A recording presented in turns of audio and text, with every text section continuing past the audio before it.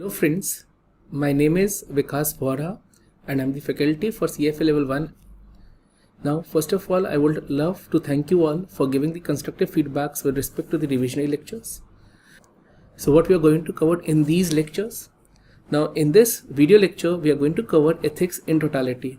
Okay, so in ethics in 2023 there are around 5 chapters in the ethics. We have covered everything in this video. Okay. Now I won't call it a revisionary lectures because I try my best to give comprehensive explanations for each and every standard. And why it is important? Because ethics has the highest weight among all the topics in CFA Level 1, and the best part is the content for ethics is exactly same in Level 1, 2 and Level 3. Okay, so keeping in mind the importance of ethics, these lectures I won't call it a revisionary one. Okay, I try my level best to give comprehensive explanation for each standards, and again I would love that if you could provide us with constructive feedbacks, then yes, it helps us to improvise the quality. Okay, and one more suggestions that we receive from your side is that to conduct the lectures in English. So in this we are going to conduct in totality the mode of communication will be in English. And yes, so now let's get started and do provide us with your constructive feedbacks. Thank you.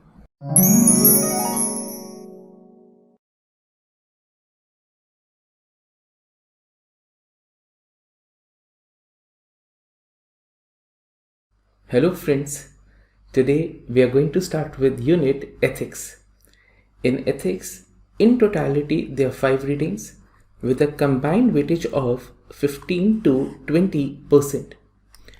Reading 1 to 3 cover professional standards. Reading 4 to 5 cover GIPS.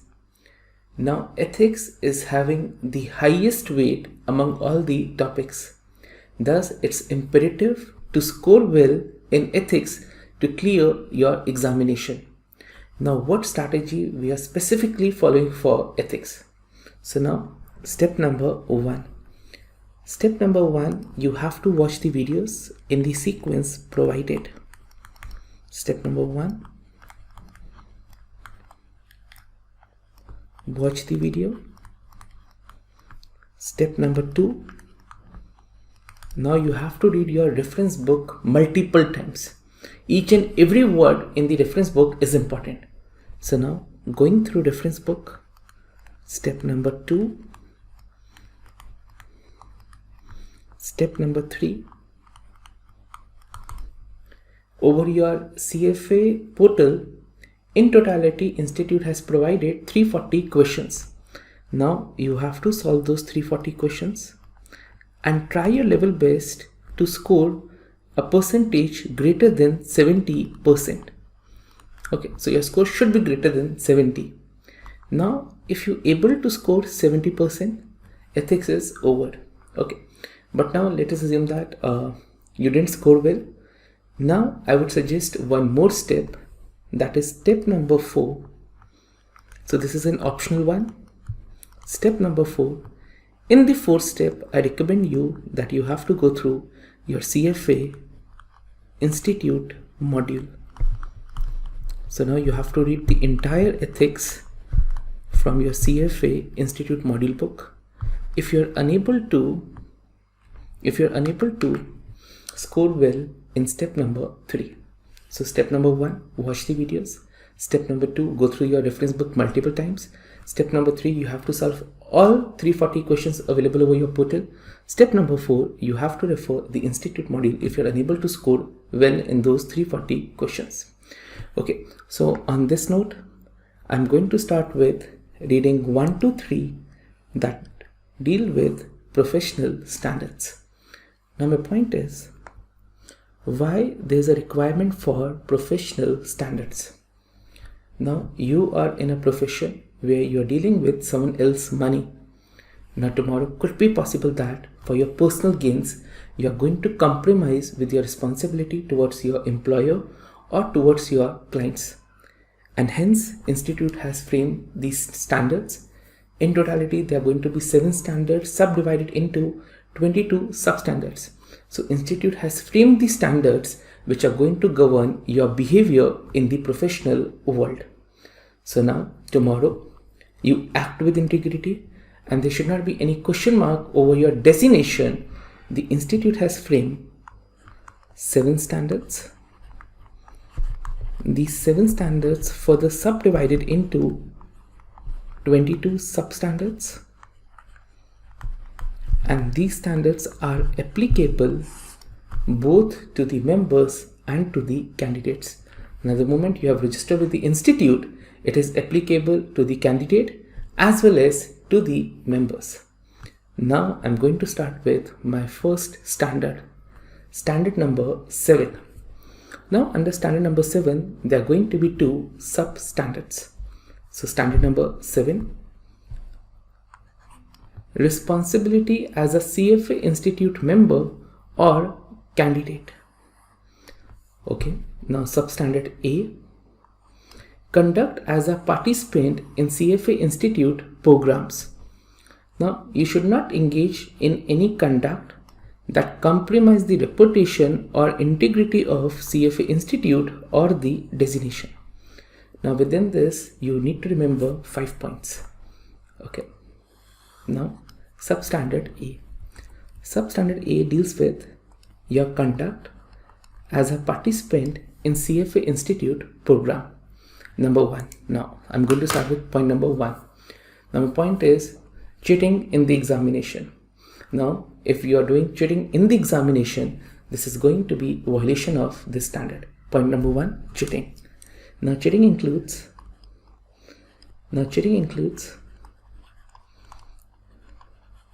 all the way of cheating. Now, for example, now your examination timing is over, still you are writing the paper. Now, it is also one form of cheating. Now, if you are doing cheating in the examination, this is going to be a violation of the standards. Point number 1. Second, revealing anything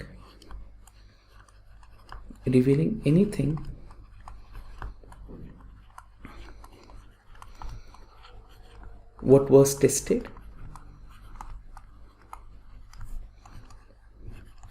or not tested in examination. So now, if you're revealing anything that what was tested or not tested in the examination, this is going to be a violation. Now, why this is a violation? Now, the CFA Institute exams conducts in 145 countries simultaneously. Now, could be possible because of timing differences. Now, you received the paper earlier. And now, if you're going to disclose anything with respect to what was tested or not tested in the examination over your social handles or in any other way, it is going to be a violation.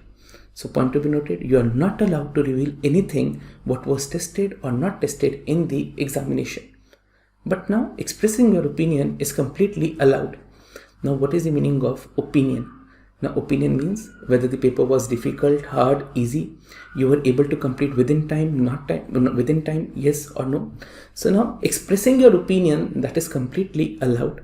But revealing anything what was tested or not tested in the examination, this is going to be a violation. So now, a sub-bullet point, expressing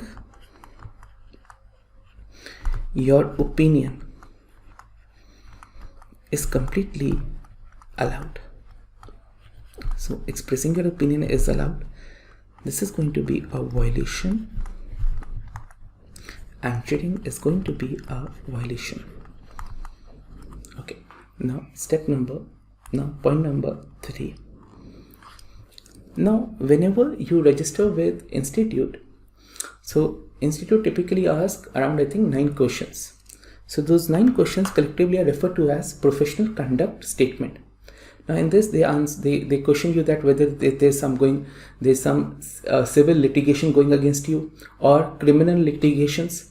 So that means if there are any question mark over your professional conduct, now the institute is going to ask some 9 questions. Those 9 questions are collectively referred as professional conduct statement. Now, typically what student does? They typically marked answer as no, that no civil litigation, no criminal investigation is going against us. So we are assuming that whatever the answers you're giving in that professional conduct statement, that answer is true. Now, if there is any misrepresentation on the professional conduct statement, again this is going to be a violation. So now when you registered, typically institute asks 9 questions. Those 9 questions are known as professional conduct statement. We are assuming that whatever the information you're going to give in that questionnaire, that is going to be a true information. Any misrepresentation, any misinformation, misrepresentation is going to be violation of the standards. So misrepresentation on professional conduct statement is going to be a violation. Okay. Point number 4, revealing confidential information about the examination, again going to be a violation. Now, for example, now what is the passing criteria for CFA Level 1? Okay. So now how institute works? Every year they decide, now every time when there's an examination, they decide minimum passing score. Now this is a confidential data which is not available in the public domain. Now could be possible that this year, this particular examination, they have settled that a student who has scored more than 65%, he has cleared the examination.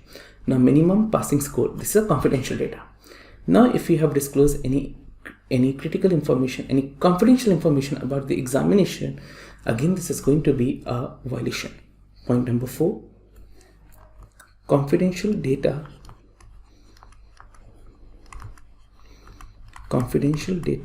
with respect to examination. If you have revealed, this point is relevant for the members, then again it's going to be a violation. Now, point number 5, improper use of your designation. Again a violation. Now what is the meaning of improper use of your designation? Now for example, you are the head of your CFA society. Now there's a CFA society India, I'm the head of that, and now every time there's an event, okay, and I'm having one investment firm as well. Now I only allow my clients to make a representation to the society. Now every time there's an event where the number of investors are attending those events, and I only allow my clients to make a presentation there. So now if you're improperly using your designation, again they're going to be a violation. So now quickly, standard number 7. Standard number 7, responsibility as a CFA Institute member or a candidate. Now substandard A deals with participation in CFA Institute program. Now point to be noted, in totality there are going to be 5 points. Cheating in the examination, not allowed. Second, revealing anything what was tested, not tested in the examination, again a violation. Point to be noted, you are allowed to express your opinion. Third, misrepresentation on the professional conduct statement, going to be a violation. Improper use of your designation, a violation. And giving confidential information on the CFA with respect to examination, going to be a violation. So now 5 points. Now let's go through. Point number 1, cheating. Revealing, point number 2, revealing anything about the broad or the specific topics, but you're allowed to express your opinion. Giving confidential information, improper use of designation, and last one is misrepresentation on the professional conduct statement. Okay, so this was your substandard A. Now I'm moving to substandard B.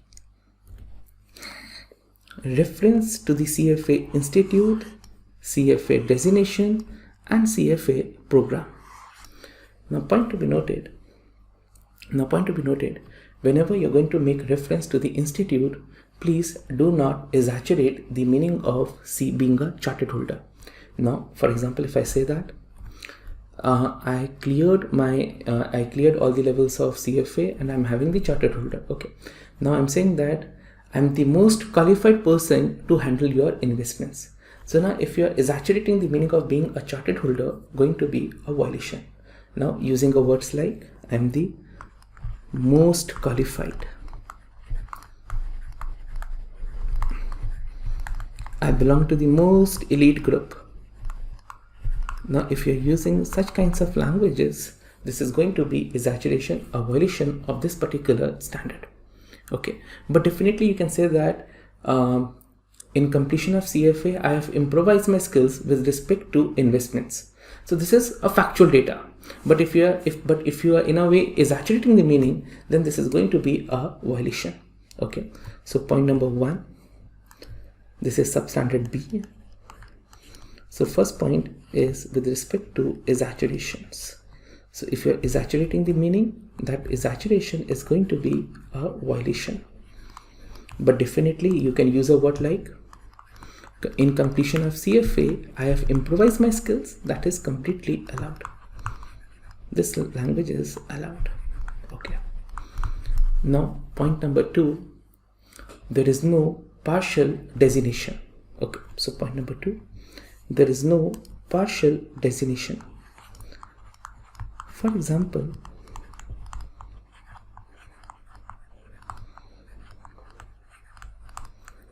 now you have cleared your level 1 examination, or you are a candidate for level 1. So now if you are a level 1 candidate, so simply you have to write that I am a candidate. I'm a candidate for CFA level 1 exam. Okay. So if you're a candidate, so simply write a candidate. If you have cleared, I have cleared level 1 examination. Now how student writes.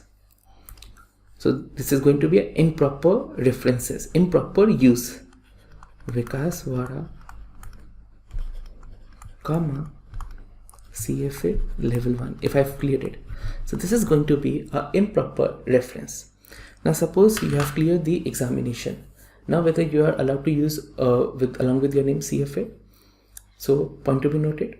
First, you have to clear all the 3 levels of examination. This is condition number 1.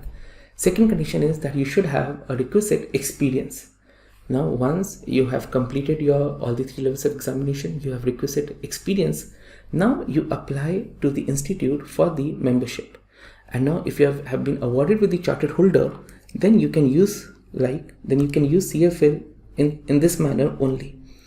Vikas Vohra, comma, CFA. Now this is the proper reference. Point to be noted.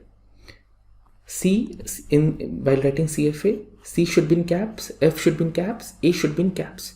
Further, there are no dots in between. Now if you're using a dots, it is going to be an improper reference. Same wise, if you're writing CFA like this, means C small, F small and A small, this is going to be improper reference. CFA, where C is in caps, F is in caps, A is in caps, and there are no dots in between. Further, you can write like this as well. Vikas Vohra, comma, chartered financial analyst. So these are the only 2 ways. These are the only 2 ways to write CFA along with your name. Point to be noted, if you have cleared the levels, if you have cleared level 1, level 2, level 3, then there's the only way that I have cleared level 1 examination, level 2 examination, level 3 examination. Okay, you cannot use CFA along with your name. CFA can only be used once you have cleared all the levels of examination, you have the requisite experience. Now you will apply to the institute, chartered has been awarded, then only you can use word CFA along with your name. Okay, so now point number 1, you should not exaggerate the meaning. This is point number 1. Point number 2, there is no partial designation. Now my point is every year, now if you want to use CFA along with your name, then every year you have to file professional conduct statement with the institute. Professional conduct statement every year with the institute, plus pay the membership fees. So membership fees is annual.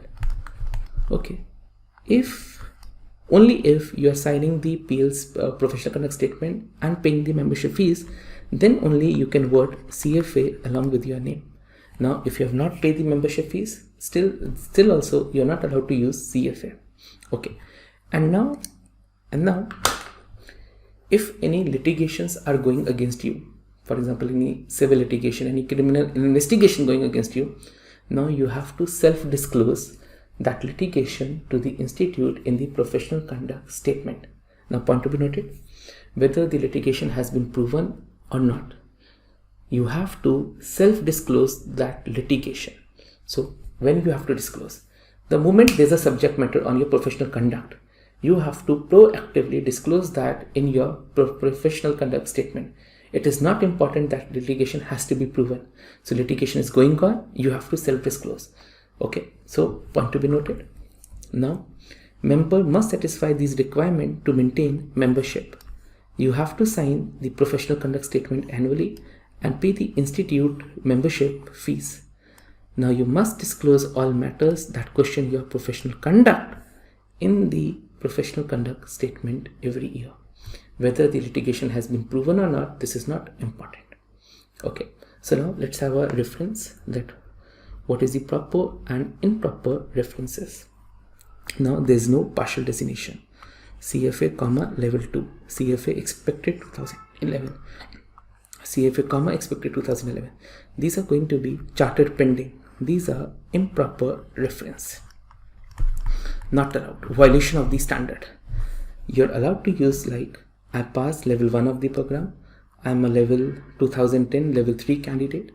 I passed all 3 levels of the program and may be eligible for the charter upon completion of the requisite experience. So these are the way that you can use. Now again, exaggerating the meaning. Among the elite, most qualified, this is going to be an improper reference. Okay, but now this point is not an exaggeration. I enrolled in the CFA to obtain the highest set of credentials in the global investment management industry. So now this is not exaggeration, this is the factual data. Now for example, in India, the number 1 B school is IIM Ahmedabad. Now IIM Ahmedabad is having a ranking of 1. Now Virat Kohli is the best player in the world. This is a factual data. This is not an exaggeration. Same wise, I enrolled in the CFA to obtain the highest set of credentials in the global investment management industry. So this is a factual data. There is no exaggeration. Okay. Further, now one more improper reference, that is going to be, you cannot make a comment over the community. For example, as a chartered holder, as a CFA chartered holder. Now you are not allowed to use you are not allowed to make any comment over the community. Now this is going to be a violation of CFA chartered holder,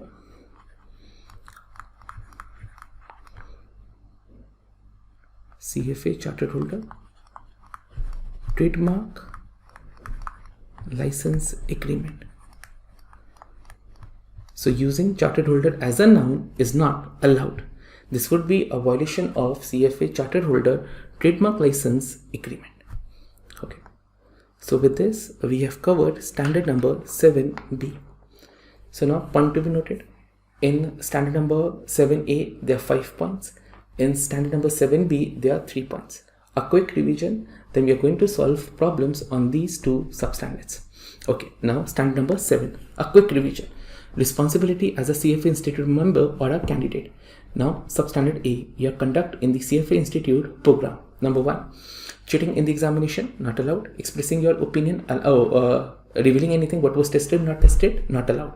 Definitely you are allowed to express your opinion. Third, giving confidential information, not allowed. Point number 4, misusing your designation, not allowed.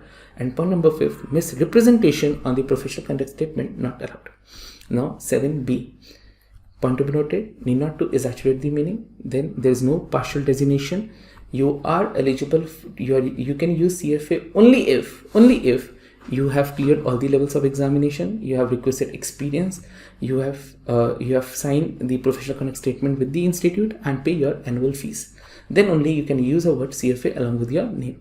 Then whenever there's any question over your professional conduct, you have to self-disclose that in your professional conduct statement every year. Further, you cannot use CFA as a noun. Okay, you cannot make a comment over the CFA chartered holders. This is violation of CFA chartered holder trademark license agreement. Now I'm moving to practice problem. Now, O CFA is the CFO at a company. O is currently the subject matter of an inquiry by the Corporate Investigation Department. The inquiry is a result of an anonymous complaint accusing O of falsifying travel expense for senior management related to government contract. According to the CFA Institute Code of Ethics and Standard of Professional Conduct, it is appropriate to disclose the allegation. Now, in your company, some allegations are going against you. Now, you have to disclose these allegations in the professional conduct statement. Answer is A. So now, when the investigation concludes or allegations proven, this is not important. If you are a subject matter, if there's a subject matter on your professional conduct, you have to disclose that to the institute on your professional conduct statement. Answer is A. Second, now A and T, who recently started their own investment advisory business, have registered to take level 3 CFA examination. A business card reads A, CFA level 2. So now A, CFA level 2. Now there's an ambiguity whether you have cleared the examination, level 2 examination, or you have registered for level 2 examination. Ambiguity. There's a partial designation. Okay.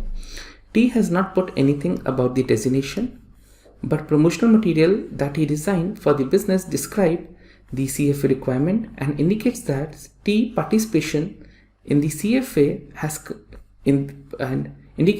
participates in the CFA program and has completed level 1 and level 2 according to standards. Who has violated? Now what T has does, T prepares some promotional material and in that he written that I have completed level 1 and level 2 of the CFA examination. Now which person has violated the standards? So definitely A has violated and T has not. So answer is A. Answer is A. There is no partial designation. This is a violation of standard 7B. Next, R has worked as a portfolio manager for a large investment management firm for the last 10 years. He has earned his chartered holder last year and decided to open his own investment firm.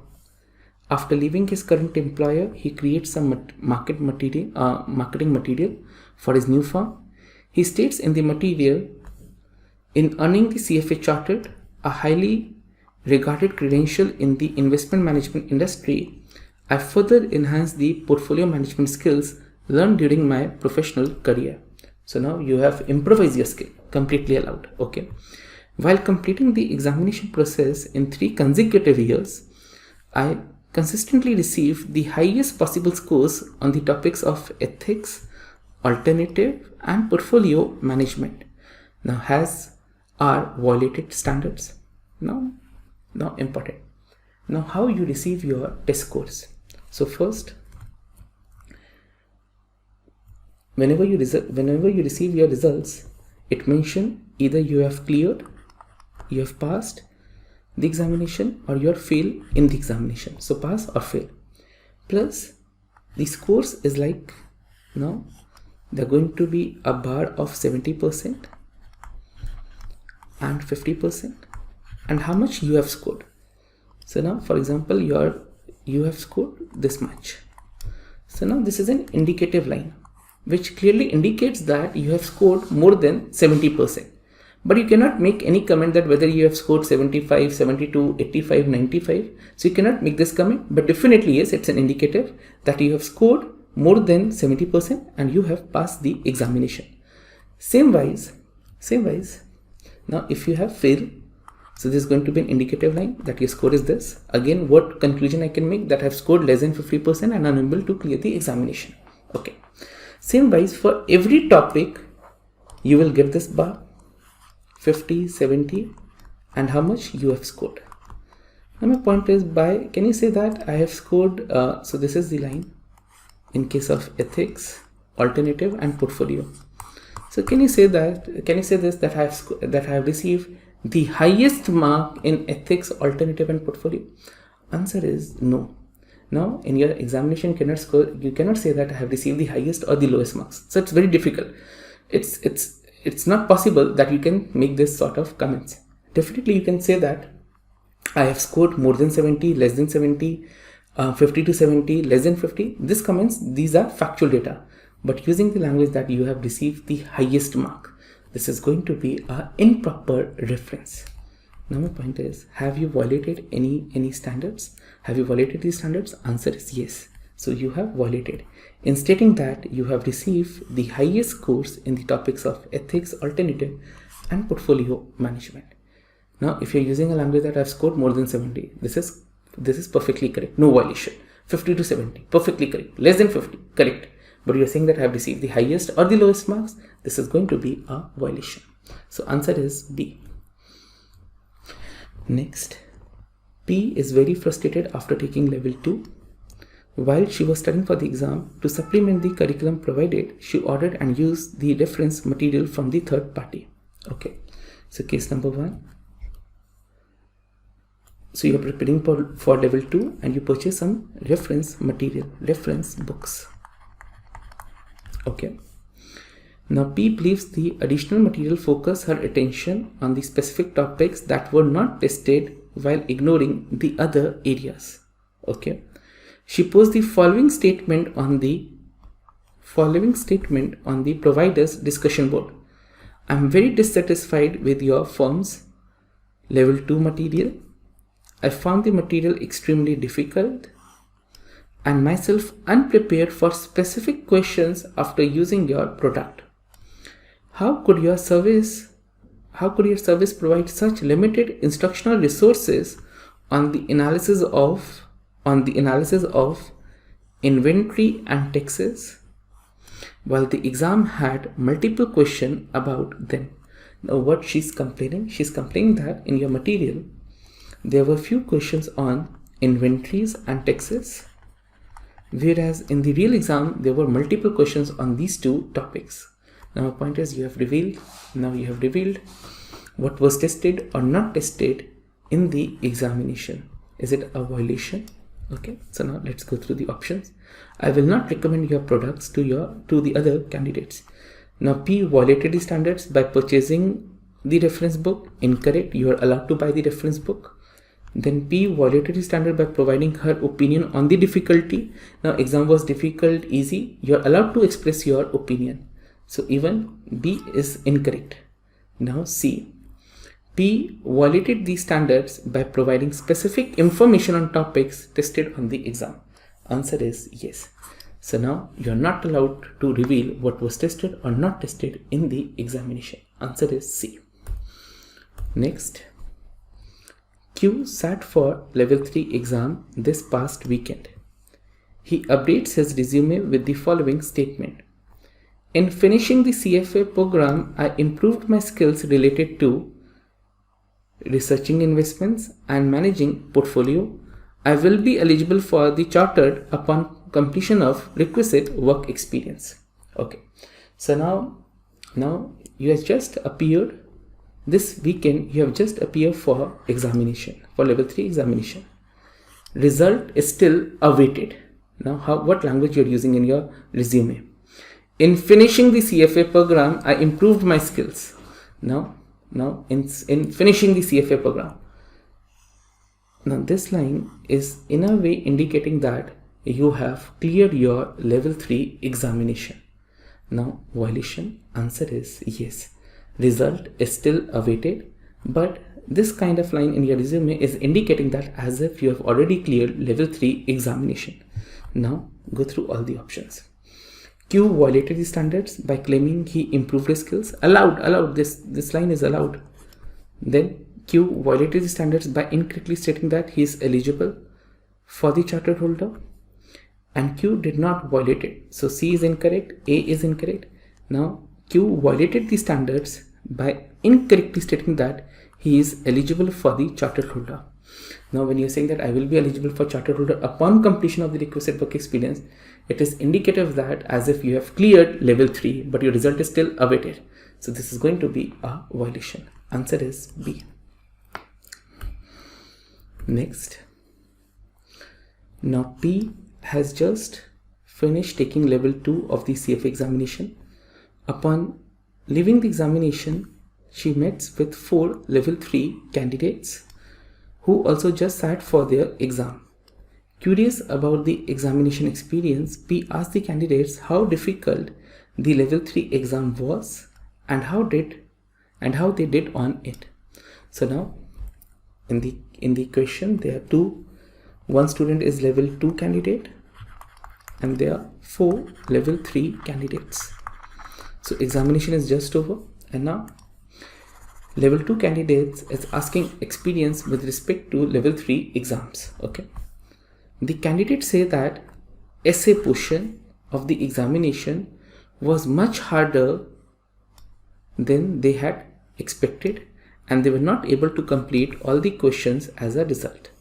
Okay, so now one comment with what they have made with respect to examination, that essay portion was difficult and they were unable to complete all the questions. Okay, the candidate go on to tell P about the broad topic areas that were tested and complained about specific formulas they had memorized that did not appear on the examination.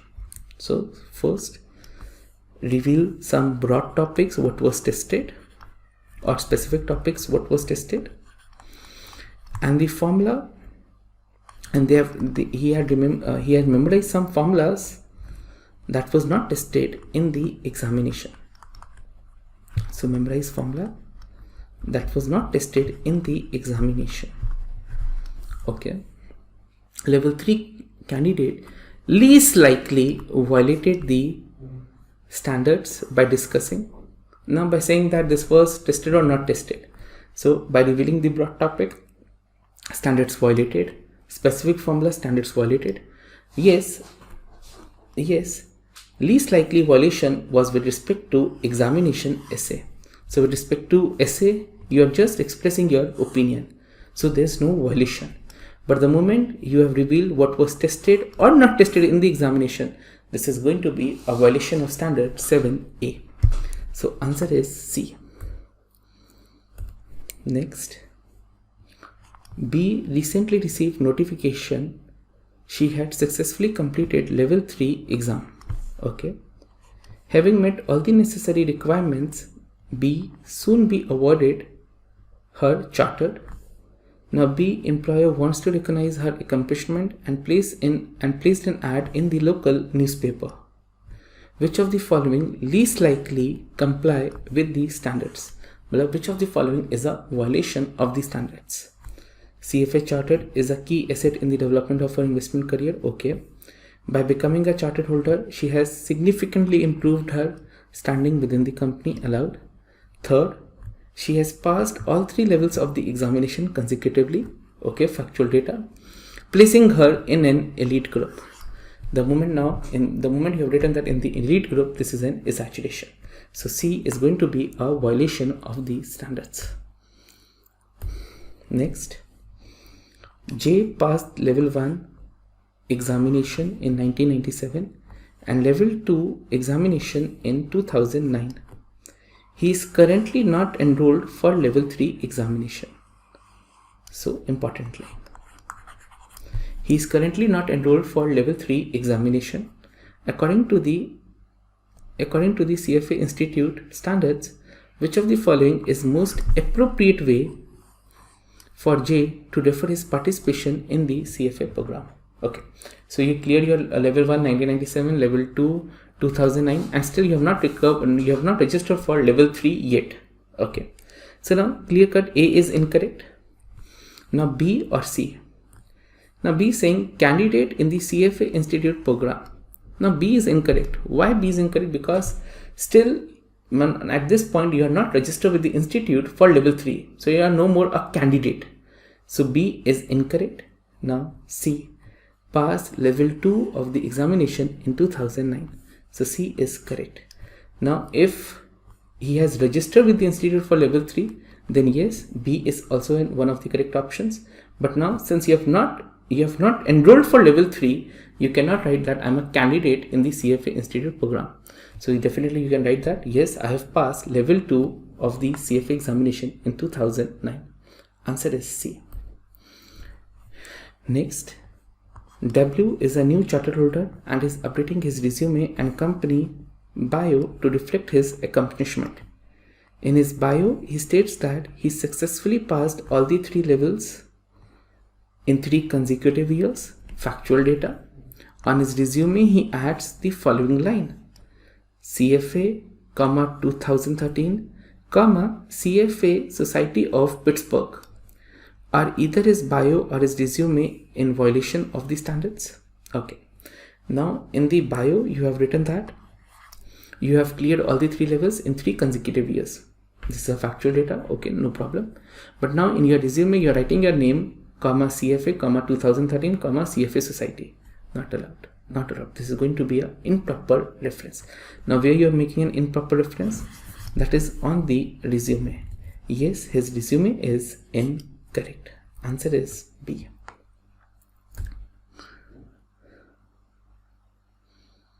Next. Now, K, CFA is preparing a brochure to advertise his firm. The brochure includes the following disclosures. Okay. Now, I am a CFA. Improper reference. I am a CFA, so I am a member of the institute, which constitutes the most elite group. So now, while referring your designation, there is an improper reference.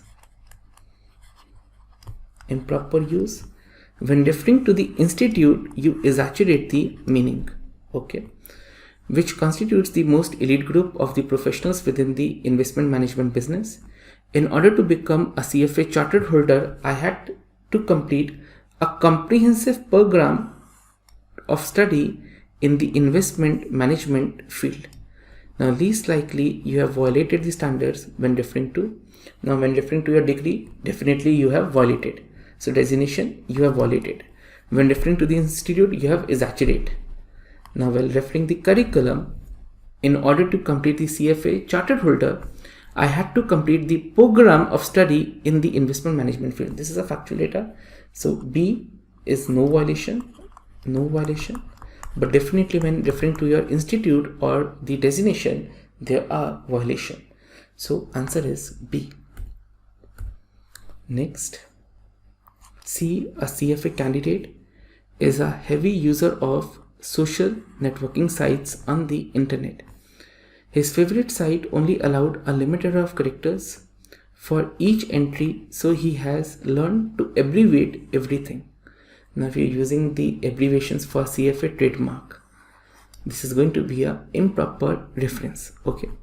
C also enjoys professional networking sites and contributes regularly to blogs that discuss the broad topical areas.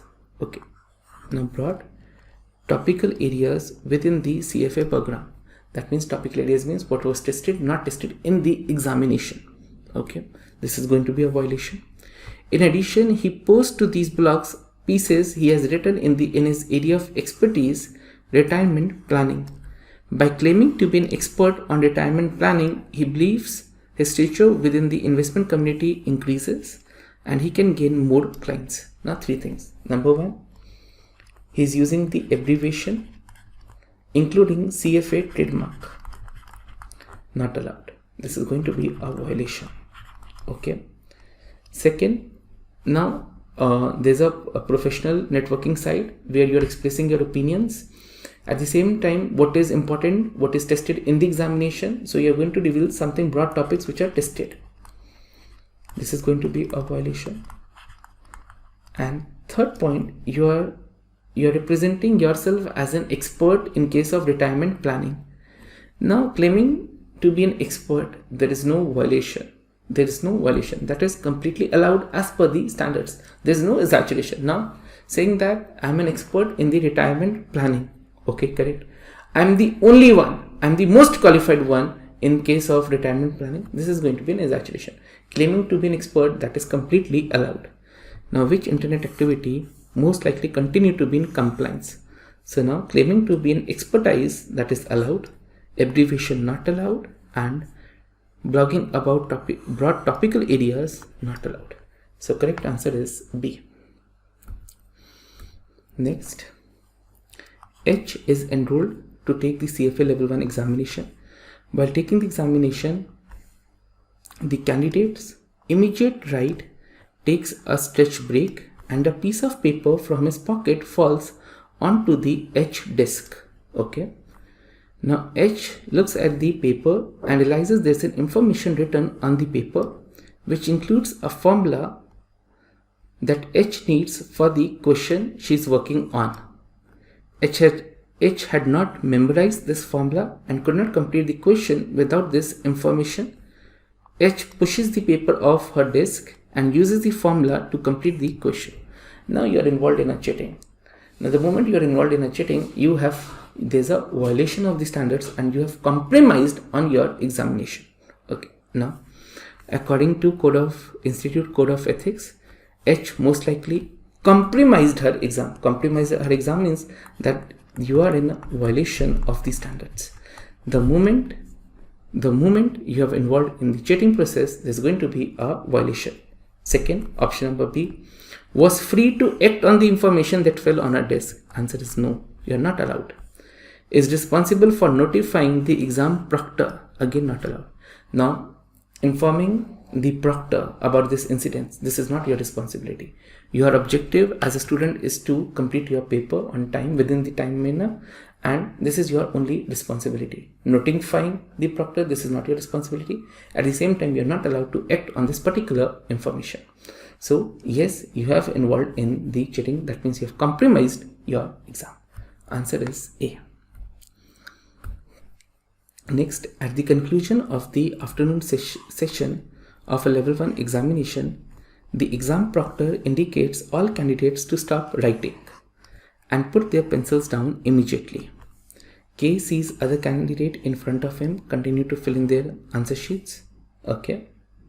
C has 2 questions left to complete, so he randomly fills in one of the ovals on his answer sheet before putting his pencil down on the table. So now time is over. Now you randomly put answers on the 2 questions which are left. Okay. Did C actions most likely violate the standards? Answer is yes. Now B and C, what justification is giving? Because the other candidate continued writing, I'm allowed to do the same? Incorrect. No, because he randomly answered. Again going to be incorrect. The moment the examination is over, you are not allowed to write anything post that. You should stop writing. The moment you are writing post the time is over, this is going to be a violation. So cheating in the examination, not allowed. Writing beyond the time is over, you still continue writing the examination whether you put answer in the random way, again going to be a violation. Next, upon receiving the notification that he has passed his level 3 exam, P updates his educational background on the social media by adding completed the CFA course. Now the moment you have write on the social side that completed the CFA course, there's an indication that you have been awarded with the chartered. Now point to be noted, when chartered is awarded, completed all the 3 levels, requested experience, signed the professional conduct statement plus pay the fees, then only you are eligible for the chartered. Now prima facie is looking like that has completed the CFA course. Prima facie is looking that you have been awarded chartered by the institute. This is going to be an incorrect. This is going to be an incorrect way, going to be a violation of the standards. Does G most likely violate the standards? Answer is yes, because it implied that he has obtained the chartered. Answer is B. So friends, with this we have covered standard 7. Now point to be noted, the standards are applicable both to the members and to the candidates. Within standard number 7, there are going to be 2 substandards. Substandard A, substandard B. Substandard A deals with when you are participating in the CFA Institute program. Substandard B deals with when you are referring to CFA Institute. In totality, we have covered 8 points, and based upon that, we have solved these problems. Now, before moving to the next part, it's important that go through the material provided by us and solve these practice problems.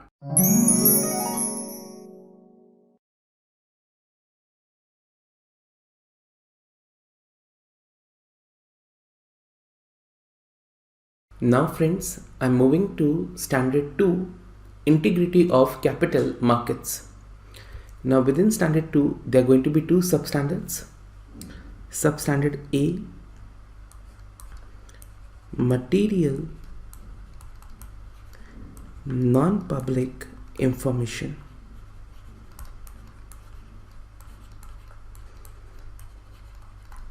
And substandard B, market manipulation. Now first, what is the meaning of material non-public information? Now material means you are having a price sensitive data. Material, so meaning of material is you are having a price sensitive data. That means any information which can have an impact over the prices of the stock. Now for example, you have the information that company has lost one of its major customer. So this is going to be a price sensitive information. Or the another price sensitive information is that auditors are coming up with a negative report, price sensitive. Then non-public. Non-public means the information, this data, this info is not available in the public domain.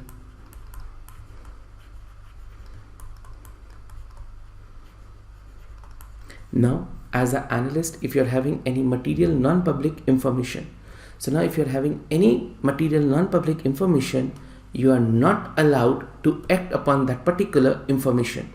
If you're acting on that particular information, this is going to be violation of standard 2A. So material non-public information. You are never allowed to act upon material non-public. That means insider trading is not allowed. But now one thing is allowed. Number one, the thing that is allowed, this is going to be mosaic theory. Now what is the meaning of mosaic theory? Now mosaic theory means material, public information plus non-material, non-public information.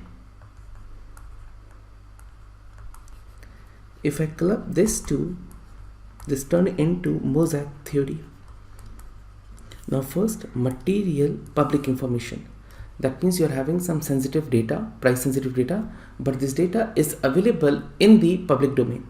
Now, for example, because of COVID, there has been a increase, there has been a surge in the demand for gold loan. Let us assume that. Now this data is available in the public domain. Now what I do, I was researching on one of the gold companies such as Manapura. Now I visit one of the branch of Manapura and I start having a word with the guard. Now guard confirmed that yes sir, during this particular period of COVID, there has been surge in the number of customers. So now first, the demand for gold loan is increasing. This is a data which is available in the public domain, material data available in the public domain. And now I start visiting the Manappuram branches and having a word with the guard. Now one of the guard informed me, yes sir, these days we have seen a huge surge in the number of customers. Now based upon that, I start updating the report. Am I allowed with this? Yes. Now this is known as mosaic. Material public data available in the public domain, non-material non-public information. Now my conversation with the guard, this is a data which is not available in the public domain, but whatever the conversation is, that conversation is anyways not material. Now based upon that, if you are updating your research, that you are acting on an information, that is going to be completely allowed. So mosaic theory is allowed. This is the first exception. Second is, whenever you are having a price sensitive data, we would suggest need not to prohibit the trading. Need not to. So you need not to prohibit the entire trading. What is restrict? That means one type of activity is allowed despite you are having a price sensitive data, and that is activity of market making. Now if you're acting as a market maker, this activity is completely allowed.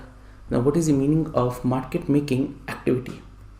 Now point is, for example, recently there is an IPO of a company by Kalyan Jewelers. Okay, so now there was an IPO of a company, Kalyan Jewelers. Now this company is into the jewelry making business. Okay, now IPO received a very weak response. Now I'm exaggerating a bit. Now let us assume that this IPO is subscribed only 70% by the public. This data is not true. Okay, assume that this Kalyan Jewelers IPO is subscribed only 70% and it is fully underwritten. Now the remaining 30% has to be purchased by. Now since it is completely underwritten, now remaining 30% has to be purchased by investment bank. Now this is in accordance with the underwriting agreement. Whenever a company is coming up with an IPO, so underwriting activities, underwriting services are provided by investment bank, and if there is any portion which is not being purchased by the public, that has to be purchased by investment bank as per the underwriting agreement. Now my point is, am I having a price sensitive data? Investment bank. Now investment bank is having a price sensitive data with respect to Kalyan Jewelers, and despite that they are purchasing the shares of Kalyan Jewelers. Will that be a violation? Answer is no. If you are providing a market making activity, you are having a price sensitive data, despite that you are purchasing the share of the company, will that be the violation? Answer is no. First. Second, now let us assume that now it is very clearly evident that the demand for IPO is weak. Demand for Kalyan Jewelers share is weak. Now the moment it will open in the share market, the moment this share will list, now high probability that share prices will start increasing or reducing. Now high probability, since there's a weak demand, high probability the moment it will list on the stock exchange, the share will start falling. Now again important. Now this happened with the Kalyan Jewelers. This is the actual case. Okay. Now the day Kalyan Jewelers open, in a single day, share fell by around 15% on the day of listing. Now if share is continuously falling, now again within the underwriting agreement, the investment bank agrees to provide price support. Now what is the meaning of price support? Now for upcoming 6 months, from the day of listing, we are going to provide you price support. Now meaning of price support is, if there is an extensive selling pressure in the market, then investment bank is going to intervene and investment bank will start purchasing the shares. Now this is written in the underwriting agreement. Now my question is very simple. Investment bank, suppose investment bank is JP Morgan. Now in this case, JP Morgan is having a price sensitive data with respect to Kalyan Jewelers, and despite that it is buying the shares of Kalyan Jewelers. Will that be the violation? Answer is no. If you're acting as a market maker, you're creating the demand for the share within your, and it is specified in your underwriting agreement, then this would not be violation. So now quickly I repeat. My first standard is standard number 2 is integrity of capital markets. Standard 2, integrity of capital markets. Within that there are going to be 2 substandards. Number 1, material non-public information. Now material non-public information means that you are having a price sensitive data which is not available in the public domain. Are you allowed to act on this information? You are not allowed to act on this particular information. If you are acting, this is going to be violation. But now mosaic theory is allowed. Material public information clubbed with non-material non-public information, and if you're acting on that data, this is completely allowed. Second, if you're providing a market making activity, then again this would not be a sort of violation. Now my point is, within a company, for example, the company name is JP Morgan. Now within JP Morgan there are going to be 2 departments. One is equity research department or equity research team, and second is and second is investment banking team.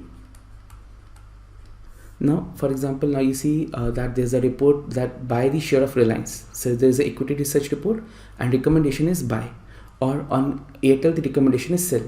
So that report is prepared by equity research team. And within JP Morgan there is one more department, that is investment bank. Now this team will help the company to arrange the funds. Okay, now if for example now if Airtel wants to come up with a QIP or they want to raise money with the help of debt, then they have to approach the investment banking team of JP Morgan. Now point is, which team do you think that is going to be having a very price sensitive data? So now investment banking team has, with respect to a company, has price sensitive data. Now JP Morgan, this is your responsibility to maintain a proper firewall between these two divisions. If you fail to maintain the proper firewall between the two divisions, then this is going to be the violation.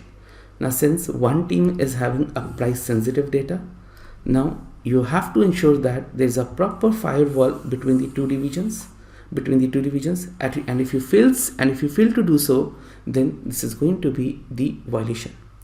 Same wise, suppose that I am a CFA chartered holder and I am the CEO of the company and I am having a very price sensitive data. Now it's my responsibility to protect this data. Now if I'm disclosing this data to someone else, or I'm being loud at the public places with respect to this particular data, then yes, again this is going to be the violation. Now with great power comes great responsibility. You are having a price sensitive data. Now it is your responsibility to protect that data as well. Now if you're shouting in the public with this particular data, then again going to be the violation. Now the last point within this standard is, now suppose there is a rumor in the market with respect to a share, that there are two companies which are planning to merge each other, because of which the share prices have started increasing. And there is a rumor. Now rumor means information, this data may or may not be true. So this is not a 100% correct data. There is a rumor in the market. Now if there is a rumor, and based upon that, for example, there is a rumor that there are two banks are going to merge, that is IndusInd and Kotak. There is a rumor. Now you perform your proper due diligence, and based upon that you concluded that yes, there is a high probability that these two banks may get merged. Will that be the violation? Answer is no. There was a rumor, may or may not be true. You do your proper due diligence and then you are acting on the information, that is also allowed. But now my point is next. Now suppose it is given in the question that there is a CEO of the company and he is suffering from a disease, and he may have to vacate his position as CEO. Now this is the news which you are well aware of. Okay. Now in this case we request you to ensure public dissemination of the data, public dissemination of information. Now what is the meaning of this? Now whenever you are having a price sensitive data, your first responsibility is not to act. You are not allowed to act on that information. Second is to ensure public dissemination of information. Now what is the meaning of public dissemination? Now important, you have to ensure that you are going to request the company. Now you are going to request the company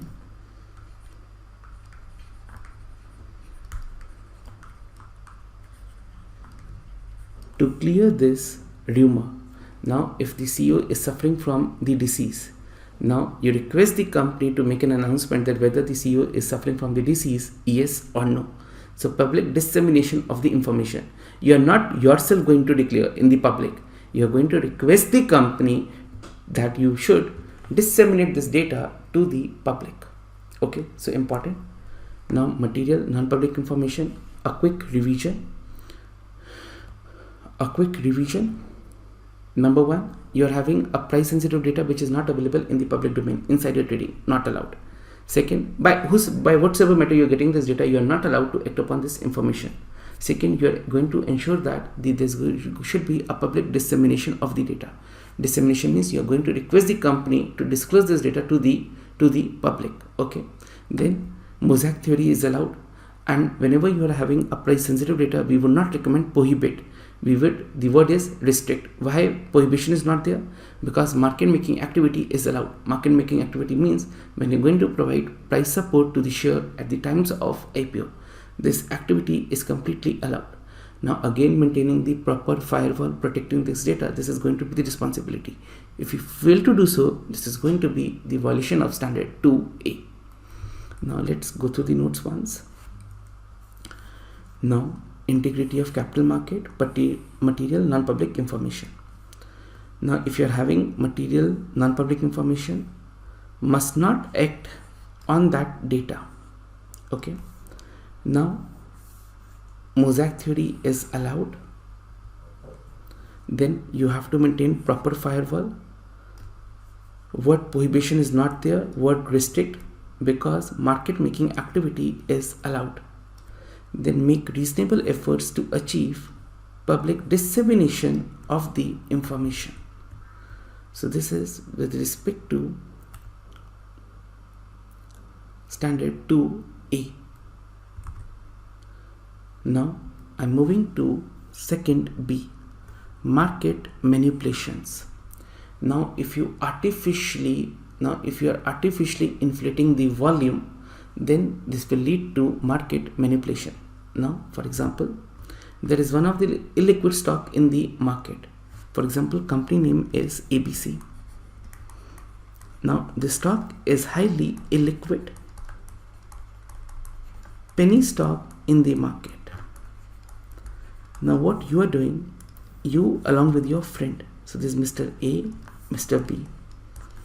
Now you start buying the share of ABC company, Mr. A. Start buying, and assuming that B is having the share, so B will sell the shares in the market. But now you are buying with the high volumes. Now you're putting up daily the high quantity that you want to purchase. B is selling less, as a result of which the share prices will start increasing. Share prices will start increasing because A puts a buy order for more quantity than B willing to sell. It is an illiquid stock, easily possible to manipulate. Now share price will start increasing. With daily higher volumes. Now share increasing. Now when the other participant will see this data, they may think that the company is performing well. Now the other retail investors may try to enter into this stock. The moment they enter, now you have inflated the price, A will start liquidating the share. Now you artificially inflated a share, or artificially you have fallen one share.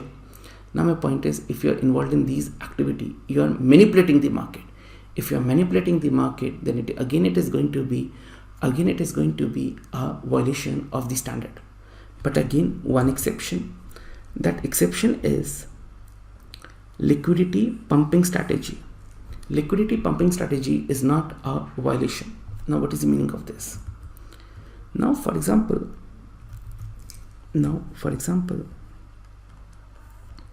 there's going to be a new product over NSE. Now whenever there's a new product,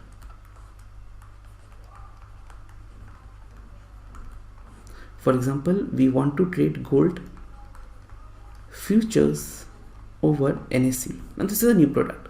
Till now there are only equity available. Now NSE says that okay, I'm coming up with a new product that is going to be gold future. Now whenever we are going to buy this, okay, or there's a gold ETF. Okay. Now one of the problems that we may face that tomorrow when we want to sell, there may not be seller available in the market. And this product, let us assume, is by SBI. Okay. Now SBI says that whenever you want to sell and seller is not available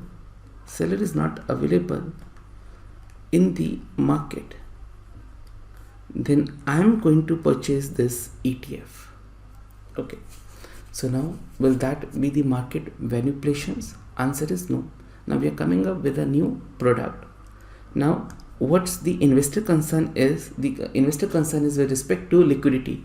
Tomorrow we may want to liquidate, but there may not be the seller available in the, tomorrow we want to liquidate, buyer may not be available. Buyer may not be available. If buyer is not available, we cannot sell the share. Now SBI says that tomorrow I will be available to buy the shares. Now what SBI is doing? They're basically providing liquidity to the share. Liquidity pumping strategy. If a firm fully discloses its agreement with the member to boost transaction over some initial launch period, then this is not going to be the violation.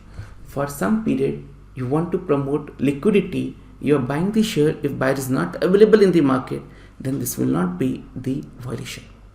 So now, standard 2, integrity of capital markets, 2 substandards. Material non-public information not allowed to act. Second is market manipulation. If you're involved in market manipulation, this is again going to be the violation of the standards. Now based upon this, now I'm moving to the questions. Now friends, what you have to do, pause the video, try to answer yourself, then again you have to play the video. Okay, so now step number 1, I'm coming up with the questions. Step number 1, pause the video. Step number 2, read the question and try to answer. Step number 3, play the video and refer to the answer provided. Okay, so this is going to be the strategy. Now my first question. The mosaic theory holds that an analyst, now what do you mean by mosaic theory? Material, public information plus non-material, non-public information. That will not be the violation. Now ABC. Answer is B. Can use material, public information, non-material, non-public information in the analyst analysis. Answer is B. Next, a investment banking department of a brokerage firm often receives material, non-public information. Now this is an example of JP Morgan. Within JP Morgan there are 2 divisions. Now investment bank will keep on receiving the sensitive data that could have a considerable value if used in advising the firm's brokerage client. In order to conform to the code and the standards, which one is possible? Now you have to maintain proper firewall. Now A is incorrect. Point to be noted, indication that A is incorrect. Permanently prohibition will not be there. So the moment it's written prohibition, the answer is incorrect. Okay, so A is incorrect. Now you have to maintain, answer is B, you have to maintain physical and informational barriers.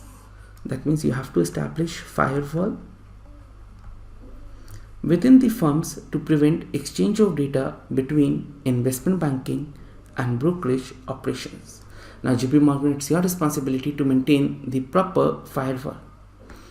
Answer is B. Next, A private wealth manager is conducting interview for a new research analyst for his firm. One of the candidates is W, an analyst with local investment bank. Okay, now in this case, A is conducting an interview and now one of the candidate is W. During the interview, W is describing his analytical skills. He mentioned a current merger in which his firm is acting as an advisor. A has heard rumors of possible merger between the two companies, but no release has been made by the companies concerned. Okay, now what is happening? Now A is having an interview, and during the interview process, one of the candidate W, who is working on the merger, revealed this data to A. Now, is B violated the standard? Answer is yes. Whenever you are having price sensitive, protecting the data, that is your responsibility. So clearly W has violated. Now A, you have received some price sensitive data. Now if you receive some price sensitive data, you are not allowed to act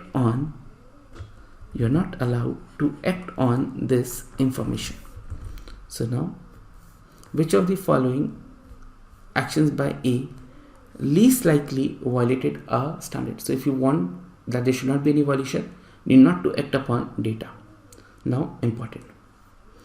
Wait until the next day before trading on the information to allow time for it to become public.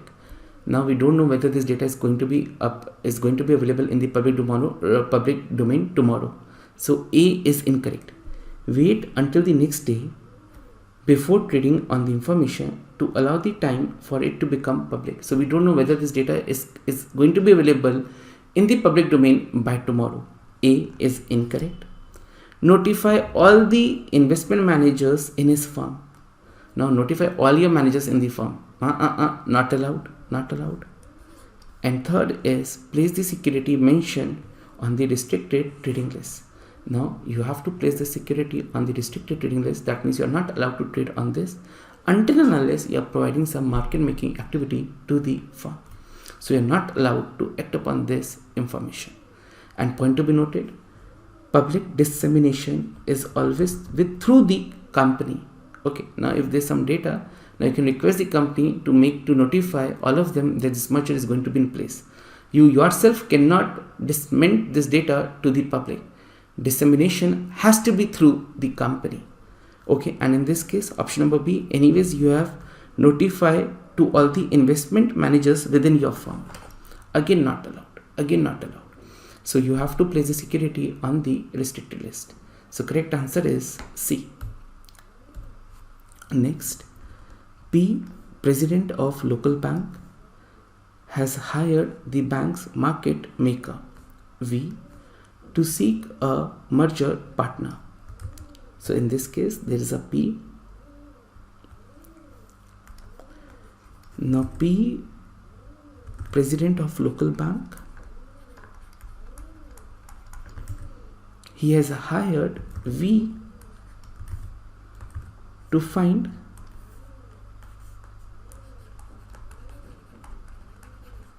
a merger party. So they want to merge, and to find the next party they have hired V. L is currently listed on the stock exchange and has not reported that it is seeking strategic alternatives. So this data is not available in the public domain that they're looking for the merger. V has discussed the possibility of merger with several firms, but they all have decided to wait until the next period financial data are available.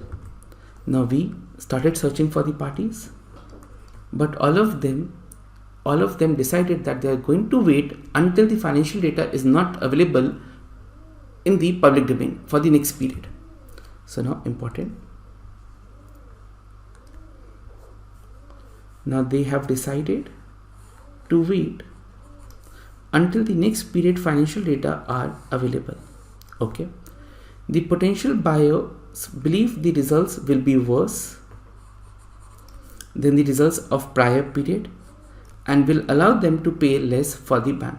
Now they anticipated that results are going to be poor and it's better to wait so that we can purchase the company at a lower price. Now P wants to increase the likelihood of structuring a merger quickly. Okay, now he wants that this deal should happen quickly. Which of the following most likely violate the standards? Okay, now number 1, P could instruct L to issue a press release announcing that it has retained V to find a merger partner, allowed. Now you're going to make a public announcement that you're looking for the strategic alternatives, or you're looking for a merger partner. Make a public announcement to this. That is completely allowed. Second, P could place a buy order for 2000 shares. Now today you place an order that I want to purchase 2000 shares of the company, or 4 times the average weekly volume. Now whatever your volume is, you're putting a buy order 4x through V for his personal account. Now if you're placing an order for such a high quantity, it is representative that in a way artificially you're going to manipulate the price. Now what will happen in the market? The moment we will place a buy order for 2000 shares, there is no seller in the market. As a result, prices will start shooting up. Now this price increase is an artificial one. You're involved in price or market manipulation. So will this be a violation of the standard? Answer is yes. So option number B is a violation. Now C, after confirming with L's CFO, P could instruct L to issue a press release reaffirming the firm's prior announced earning guidance for the full fiscal financial year. Now what is saying in the option number C? Now every company may give earning guidance. Now what is the meaning of earning guidance? How much we would be earning in the future. So this is going to be a company's estimation. Company's estimation with respect to earning for next period. Now you come up with a press release, and within that press release you are mentioning that our results for this fiscal year, for this financial year, will be more or less equal to earning guidance. This is completely allowed. If this is actually the case, this is completely allowed. Coming up with a public notification press release that we are looking for a strategic partner, completely allowed. But artificially inflated the volume, this will be the violation of standard 2B. So now which one is the violation? Answer is 2B. Now I'm proceeding to the next one. During a round of golf, our CFO of Mega Retail mentions to H, a local investment advisor and long-time personal friend, that M is having an exceptional sales quarter. So now R is there. R is the CFO of the company. He is having price sensitive data, and this price sensitive data has been disclosed to H that this year we are having an exceptional sales. So R violated the standards, clear cut. Okay. Now H is having material non-public information. Now H, you are not allowed to act on this data. Now my point is, if you're going to purchase the share of the company by XYZ medium, directly, indirectly, this is going to be the violation. Now my point is, let us assume that if I directly purchase the share of Mega Retail, H directly purchase the share of Mega Retail, will that be a violation? Yes. Now I want to purchase share indirectly with the help of ETF. Now you purchase one of the ETFs, and that ETFs will invest funds. Now one of the component of that ETF is Mega Retail. So indirectly you are buying the shares of Mega Retail with the help of ETF. Will that be a violation? Now by any medium, if you are going to purchase that share directly, indirectly, you are going to purchase the share from the open market or with the help of ETF. Directly, indirectly, this is going to be the violation. You are not allowed to act upon this particular data. Now R expects the results to be almost 10% above the current estimates. And next day, H initiates the purchase of a large stake in the local exchange traded retail fund for her personal account. Okay, now what happened? Next day, H purchases the large stake in an ETF that has Mega Retail has one of the components. Okay, now you have to say which one violated the standards. H did not violate the standards. B is incorrect because whether the share has been purchased directly or indirectly, this is going to be violation. B is incorrect. R did not violate the standards. Incorrect. With great power comes great responsibility. The moment you are having a price sensitive data, you are disclosing it to someone, this is going to be violation. C is incorrect. Now A. H violated the standards by investing in the ETF that include Mega Retail. So the moment you are buying the shares directly or indirectly, this is going to be violation. Answer is A. Next, C. CFA, a portfolio manager at Swift Asset Management Limited, calls a friend to join him for a dinner. Okay, so now this is a person C. He calls a friend for a dinner. The friend, a financial analyst at CK, declines the invitation and explains she is performing a due diligence on a company, O Electronics, a company CK is about to acquire. Okay, now what is happening? Now C invites one of her friend for a dinner. She denied the request, she denied the invitation as she is performing a due diligence on a company O which is planning to merge with CK. Okay. Now this is the price sensitive data. This price sensitive data has been disclosed by the friend to C. Friend violated the standards. Answer is yes. Definitely friend has violated standards because she has disclosed a sensitive data to some third party. Clear cut, friend violated the standard. Okay. Now C is having a price sensitive data. Now C responsibility is not to act on this information.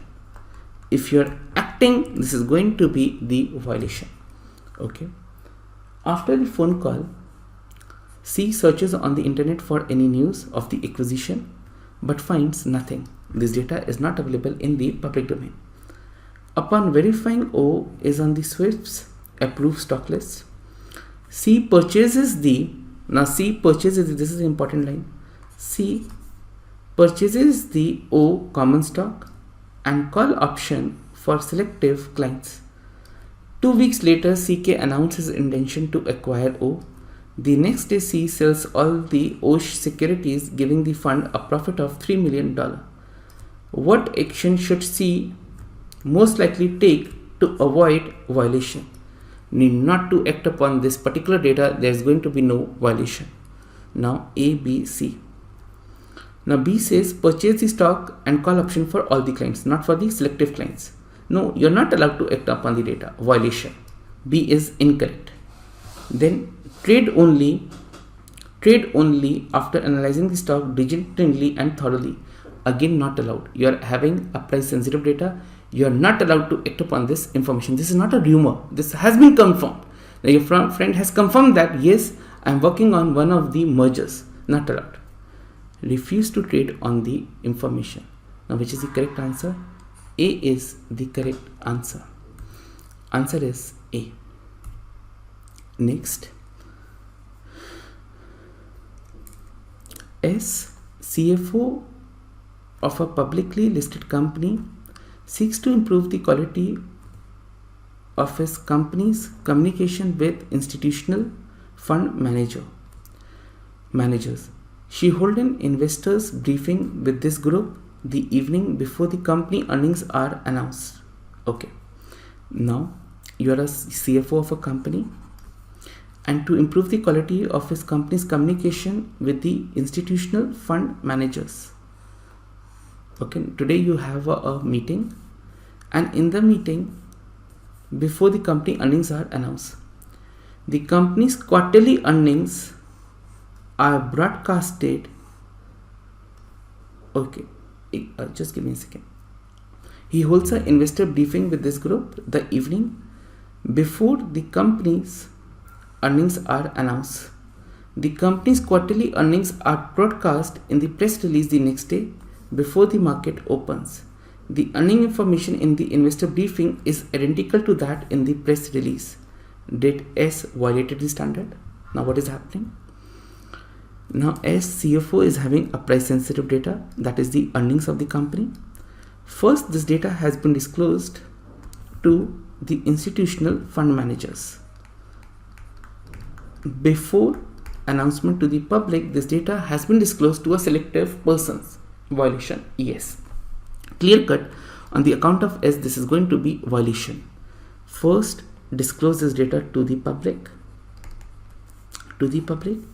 and then hold the meeting, and within that meeting, you can you're allowed to discuss the financial results of the company. So typically when there's going to be a conference, typically conference would always be after the results, not before the results. And if you want to conduct the conference before the results, not to disclose any sensitive data. Now S conducted the conference before the results are announced to the public, and in that conference he disclosed the data to the selective persons. Violation is there? Answer is yes. With great power comes great responsibility. You have to protect this data. Now you disclose this data to institutional fund managers. Clear cut, a violation. Now did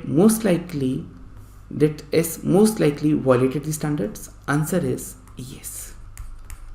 Now it is immaterial that whether the data is available next day in the public domain, because now these clients are having more time for the analysis. So first you have to disclose this data to the public, and then you have to conduct a conference and discuss with the institutional fund managers. First you disclose this data to the fund managers and now to the public. Clear cut, it is going to be violation. Why violation? Because now they have more time to analyze the data in comparison to the public, and they may take up positions. So this is going to be the violation. Yes, clear cut, there is a violation. Answer is A. Next, which of the following least likely part of CFA Institute Standards of Professional Conduct? Standard 2, integrity of capital market. Now standard 2 deals with market manipulations and non-material and material non-public data.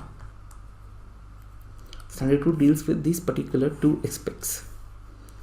Now promote the integrity and viability of the capital markets for the ultimate benefit of society. Now this is not a part of standard 2. Now whosoever is having material non-public information that could affect the value of an investment must not act on the information. Yes, this is one of the part of standard 2. Then must not engage in practice that distort the prices or artificially inflate trading volumes with the intent to mislead. This is also one of the objectives. So B and C are the part of standard 2, but A is not the part of standard 2. So answer is A. Next, Z, a sell-side investment analyst, while working at a software industry conference, Z hears rumor that Greenland Software may have falsified his financial results.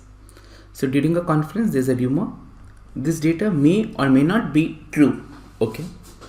When she returned to her office, Z conducts a thorough analysis. Based upon her research, including discussion with some of the Greenland's customer, Z is convinced that Green reported 50% increase in net income is completely fictitious. Now important,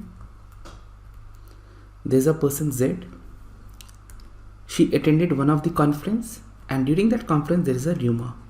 Rumor means this data may or may not be true. Okay, now she comes back to her office, perform proper due diligence, and based upon that she concluded that yes, 50% of increase in the sales is falsified by the company. That means that is an inflated one.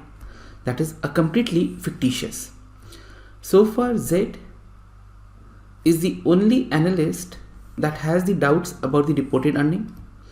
According to CFA Institute Code of Ethics and Standard, least appropriate action for Z is to, now important, when you have performed the proper due diligence. This data is not available in the public domain. Okay, this data, so first there was a rumor, you come back to your office, you do your proper due diligence, and based upon that you concluded that yes, the company has shown a fictitious sales. Now you are allowed to act upon the data.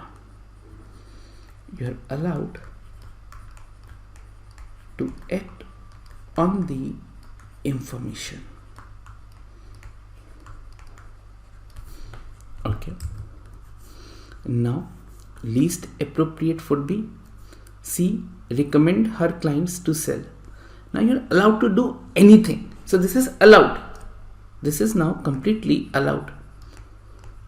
Allowed to sell the shares. Okay, now report her findings to the green runs management. This is allowed. Now what would be least appropriate? Least appropriate is if you're doing nothing. Now if you're doing nothing, this is going to be least appropriate. Okay, so there was a rumor, there was a data which is may or may not be true. Based upon your proper diligence with the help of data available in the public domain, you verify that this data is correct. Now you're allowed to act upon this information. Now if you're doing nothing, this is going to be a least appropriate. Will not be a violation, but yes, it is least appropriate if you're not doing anything. So answer is B. Next,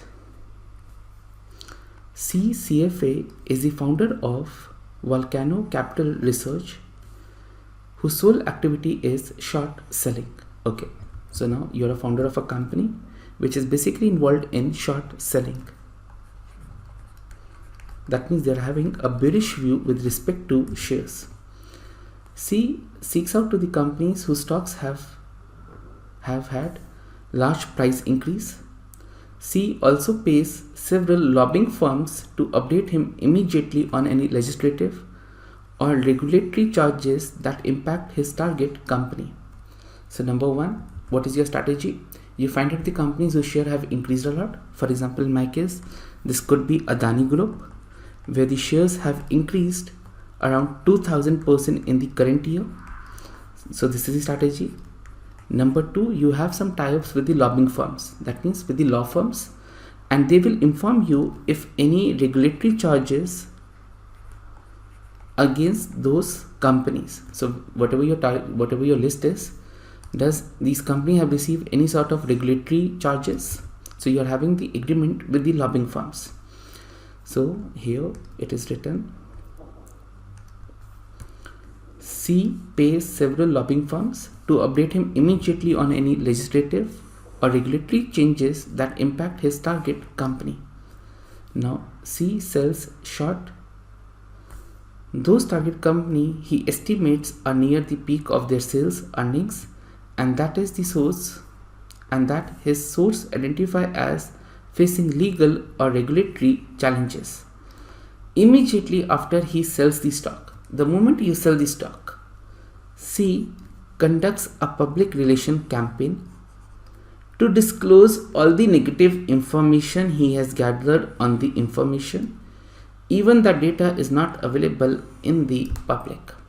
Now point is what you're doing. Number one, you're identifying those shares which have increased a lot. Then you're having a tie-up with the law firms, which will let you know that whether these firms are facing any regulatory challenges. So they will update on that. And third, the moment you short sell,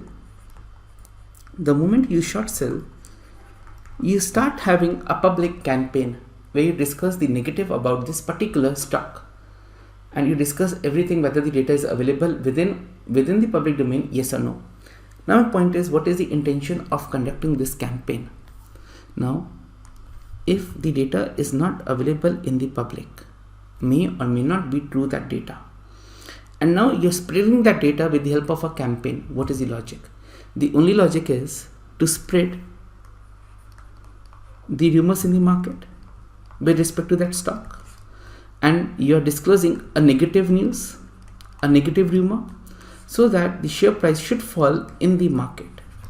Now, point is, are you artificially trying to manipulate the share? So this is one of the ways. Yes, this is one of the way. Now, which of the C's following action is most likely to be in violation?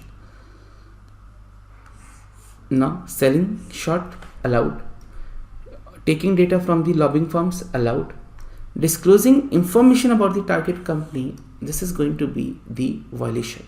Now you are spreading the rumors with an intention to manipulate the market. This is going to be violation. Answer is C. Next, if CFA is married to an auditor who is employed at large accounting firm. When her husband mentioned that a computer firm he audits will receive a qualified opinion. Qualified means a negative opinion. She thinks nothing of it. Okay, fine. Later that week, she reviews a new client account. She noticed that there's substantial holding of that computer firm. When she does a thorough internet research, now important. Now your husband informed you that the company is going to receive a qualified opinion, a negative opinion. This data is price sensitive, not available in the public domain. Now you're having material non-public data, non-public info. You should not act upon this data. Okay, the moment you're acting, this is going to be violation. Now, when she does a thorough internet research for news on the company, she did not find anything about the most recent audit or any adverse information. This data is not available in the public domain. Which of the following action concerning the computer stock should F most likely take to avoid violation? Need not to act upon this data. So answer is A. Now the company is going to receive a negative opinion. Your husband has informed you that this data is not available. Now how to avoid the violation? Need not to act upon this particular data. Answer is A. Next, when a client asks her how she makes an investment decision, we CFA tells the client she uses mosaic theory. According to we, the theory involves analyzing public and non-material non-public information, including the evaluation of statements made to her by the company insiders in one-to-one meeting where management discussed new earning projections not known to the public. Now what is happening? You are one of the charter holder. Now what is allowed? Now within mosaic theory, non-material non-public information, non-material non-public acting with material public information, that is completely allowed. Now non-material non-public, and as per you, what is non-material? Evaluation of the statement made to her by the company's insiders in one-to-one meeting where management discusses new earning projections. Now my point is, there's a COVID and now you think that your company's business is going to hit a lot. Now you have the actual projections of that. Now is it a price sensitive data? Answer is yes. Now this data is not available in the public domain. You are acting on this data. Will that be a violation? Answer is yes. So now let's go to the option. We also gather journal industry information from industry expert she has contacted. We most likely violated the CFA Institute Standards of Professional Conduct because of use of her. Now industry experts allowed, non-material non-public information allowed. But if you're using what has been discussed in one-to-one meeting, that too with respect to earning projections, this is going to be the violation. This data is price sensitive, is not available in the meeting, and if you're using that data for your analysis purpose, this is going to be the violation. Answer is B. Next,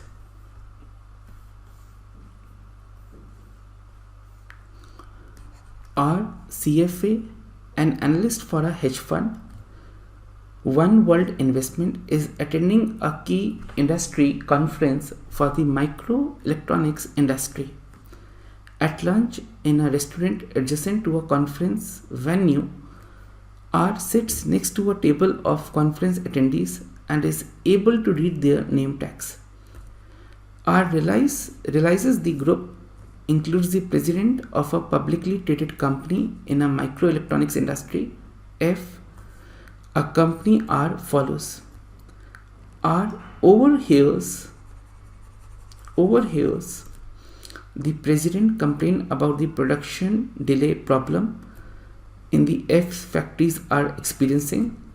The F mentions that this delay will reduce F's earning more than 20% during the year.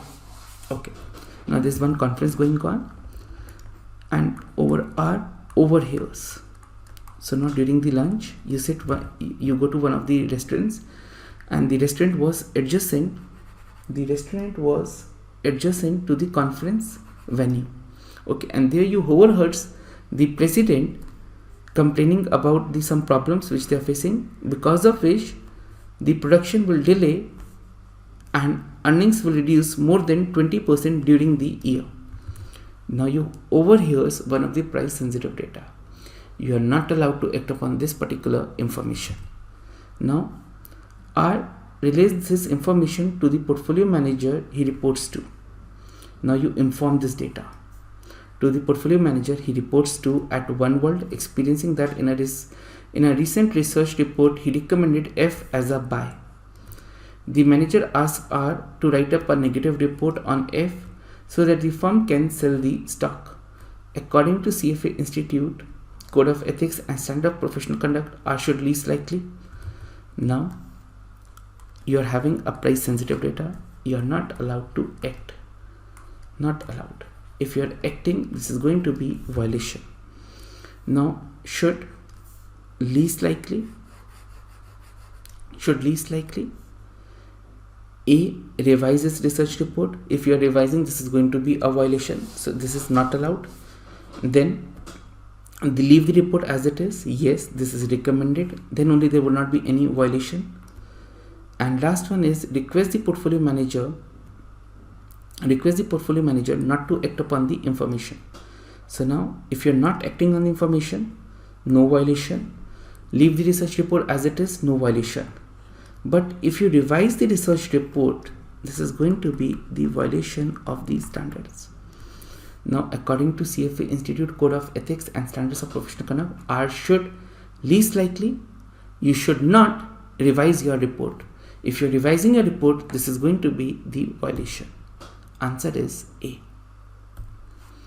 Next, O, CFA works for an independent research organization that does not manage any client money. In the course of his analysis of red ribbon mining, he hears rumor that the president of R has been diagnosed with the late stage A disease, a fact not publicly known. Okay, now the president has been diagnosed with one of the diseases. The final stage of the disease is when the individual loses the ability to respond to their environment, the ability to speak, and ultimately the ability to control movement. Now, L is the charismatic founder of Red Ribbon, and under his leadership the company grew to one of the largest in the industry according to CFA Institute Code of Ethics and Standard. Now immediately publish a sell report. Incorrect. Even if there's a rumor, then there should be a proper due diligence. Confirm the president diagnosis before publishing the research report. Okay. And third one is encourage the management to disclose the medical condition. Now what is covered under standard 2A? That is the public dissemination of the information. Now if there is a rumor, then we want that you should clarify. You should clarify that rumor. Now we are recommending you that you should encourage public dissemination of the data. That means encourage the management to disclose the president medical condition. So answer is C. Now there's a rumor. Okay. Now if there's a rumor, you're performing a proper due diligence and then acting on the data, this is also allowed. Plus you should ensure the public dissemination of the information. Now A, immediately sells, incorrect. Confirm the president diagnosis before publishing his research report, incorrect. Now you have to perform a proper due diligence on the company as well. If he's suffering from one of the diseases, this is not the reason that you should sell the stock. You should perform proper due diligence on the company. And third one is encourage to disclose the medical condition. Correct answer is C. Okay, next.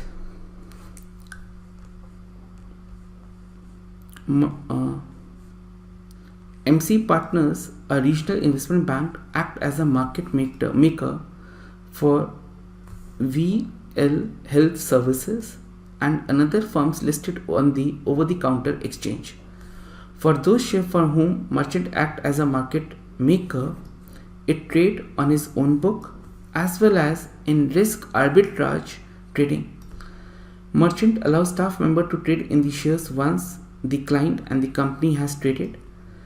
Merchant recently obtained material non-public information regarding C planned reverse takeover of a publicly listed competitor. In order to be compliance, which activity least likely to be suspended? Now that is going to be a market making activity.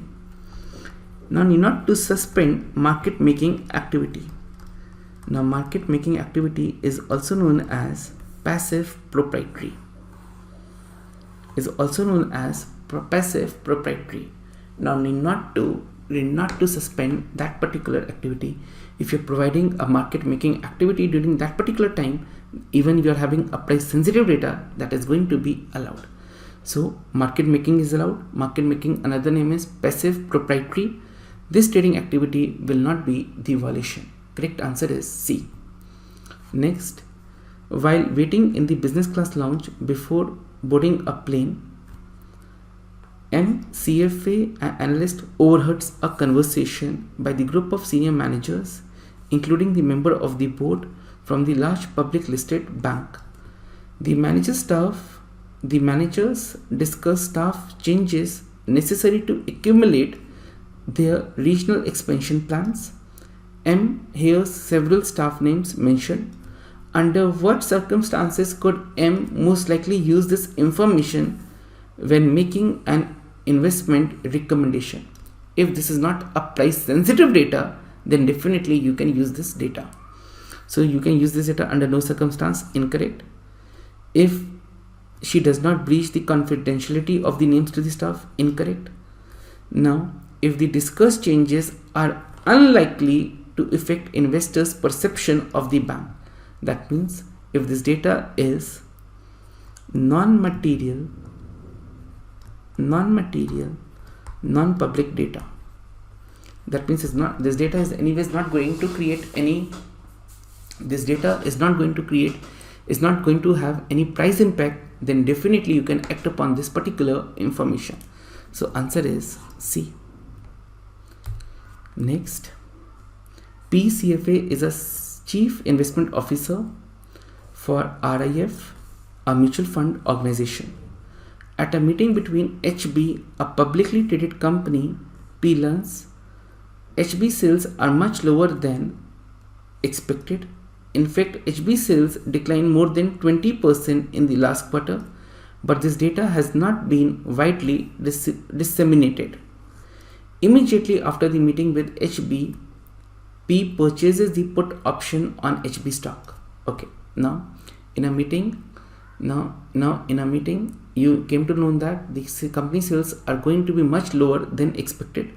This data is not available in the public domain, and you purchase a put option. If sales are lower, that means there's going to be selling pressure. You're buying a put. Whosoever buys the put, he wants the share to decline in the market. Now P purchases a put option on HB stock. Subsequently, HB issues a press release with the most recent sales figure.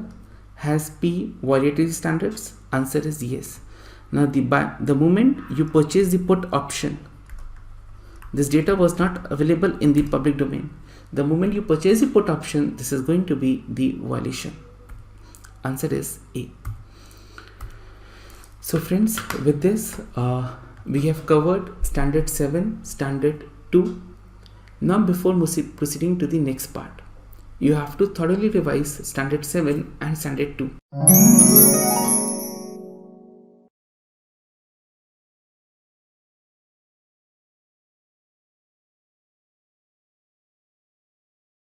Now friends, I'm moving to standard number 1, professionalism.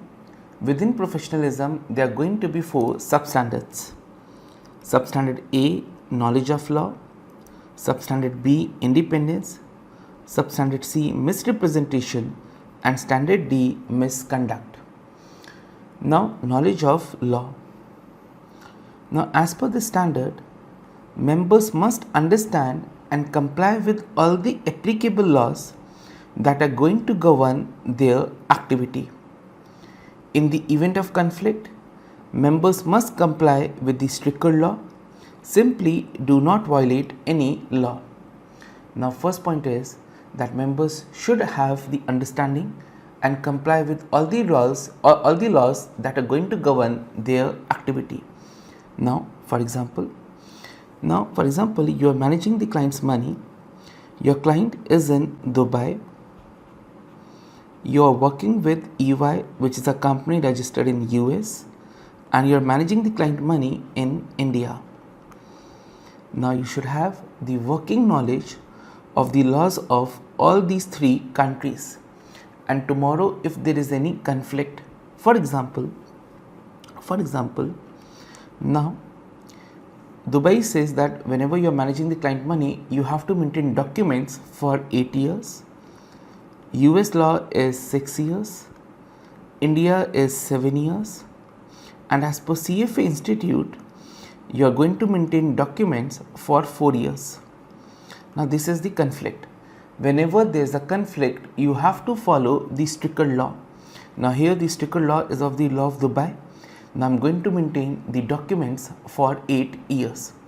So whenever you're going to manage the money, you should have the knowledge of all the laws which are going to govern their activity. Now my point is, let us assume that I'm managing the client's money, and one of the law in our country is, in India, is that whatever the portion of profit that you have earned, one portion of profit you have to deposit to the government, to the Indian government, before paying the money to your client. This is the law, and this is as per the Income Tax Act.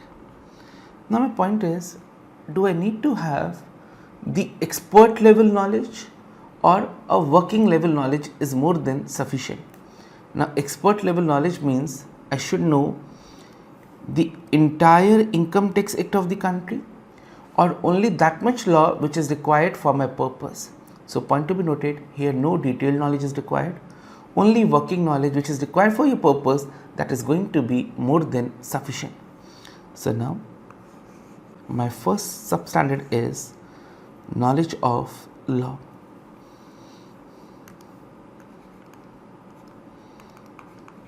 Point number 1,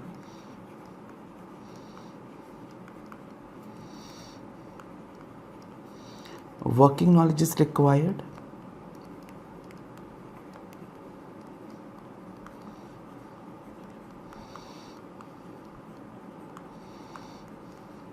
Not the detailed one. And in the event of conflict, you have to follow the stricter law. Now my next point is, suppose tomorrow if there is any violation by your co-workers, then which steps you are going to follow? Now if there is a violation, then there is a requirement under the standard that you have to report that violation. Okay. Now tomorrow, if in your organization, if there is any violation, then you have to report that potential violation. For example, now within your team, there's a person, Mr. A. You're performing audit of JK Tire, and Mr. A is involved in insider trading. So there's a violation. Now, violation by any person in your company, you have to report that violation. Point to be noted, this violation, there's no requirement under the standard to report this violation to the regulators, to the SEBI, to the police. There's no requirement. You have to report this violation, number one, to your supervisor or compliance department. First, you have to report this to your supervisor or compliance department. Now, my point is, now there is some violation. Now, your compliance department or your supervisor says that I need some time. I need some time to prove whether this allegation is correct or incorrect. Now, you're saying that Mr. A is involved in insider trading. Now, to prove this, I need some time for investigation. Now, during that particular time, you are going to disassociate yourself. Disassociate from this engagement. Now, what is the meaning of this? Now, you would not be working on this particular assignment. For that particular time, you are going to disassociate from this activity. And now my point is, let us assume that investigation concluded and eventually it has been proven that yes, Mr. A is involved in some sort of violation, and now your company decided that we are not going to take any action. Compliance department or your supervisor is not taking any action against Mr. A. Now in the extreme scenario,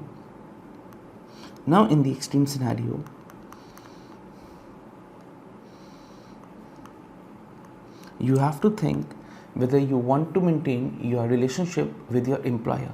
That means in the extreme scenario, we would suggest you to resign from your job.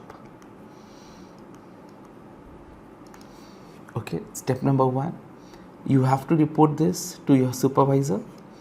Till the time investigation is going on, you must disassociate from the activity, and in the extreme scenario, you have to resign from the firm.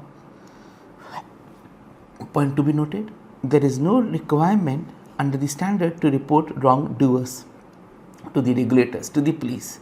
But yes, we strongly encourage, it is a recommendation, we strongly encourage to report the violation to CFA Institute Professional Conduct Program. So now let's sum up what knowledge of law is trying to say. First, before working, you should be aware of all the laws which are going to govern your activity. Now, your company is in US, you are managing the client's money in India, and your client is from Dubai.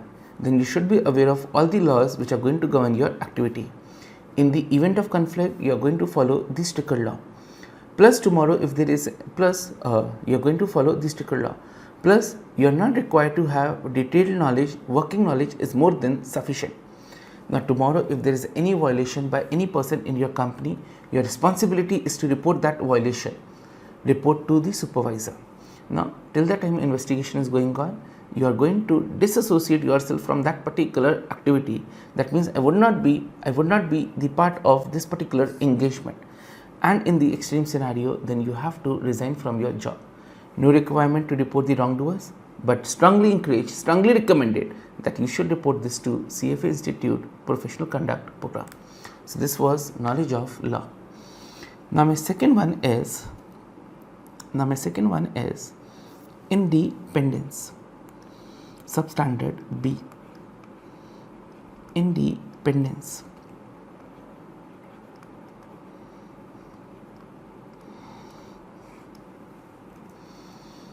Now, members must use reasonable care and judgment to achieve and maintain independence and objectivity in their professional activity. Now, you are not allowed to accept any gift from anyone that are going to create question mark over your independence or your objectivity. Now, within this, we are going to cover 4 points. Number 1 is with respect to travel. Now, whenever you are going to travel, you are going to fund this travel at your own cost. Now, for example, now I am an auditor. My client is JK Tire. Now I am visiting one of their plants that is in Rajasthan. Now we strongly recommend that if you are traveling to your client, then all this travel expense either to be bear by your company, that means EY, or to be bear by you. You should not be dependent upon your client, because the moment you are accepting the travel arrangements from your client, it is going to create question mark over your independence. So it is strong. So now whenever you are going to travel, try your level best that you should pay all travel expenses by yourself or by your employer, not by the client, else it's going to create question mark over your integrity. But let us assume that it is not possible for you to arrange travel yourself or by your company. Now, for example, you are planning a visit to some of the remote locations. In that case, if you are dependent upon your client, then that is completely allowed. But try your level best at the first chance, try your level best to arrange for your travel expenses by yourself. Now, travel funding. Best practice dictates that analysts should always use commercial transportation at their expense or the expense of their firm, rather than accept a travel paid arrangement. So hint is that whenever it is given in the question that you have accept a paid travel arrangement, this is going to be a violation. However, in the case of unavailability, they may accept a modest arranged travel to participate in the appropriate information gathering events such as property tour. Now it's not possible for you to arrange the travel, then okay, you are visiting one of the remote location. In that case, if you are dependent upon the client, that is perfectly allowed. So within independence,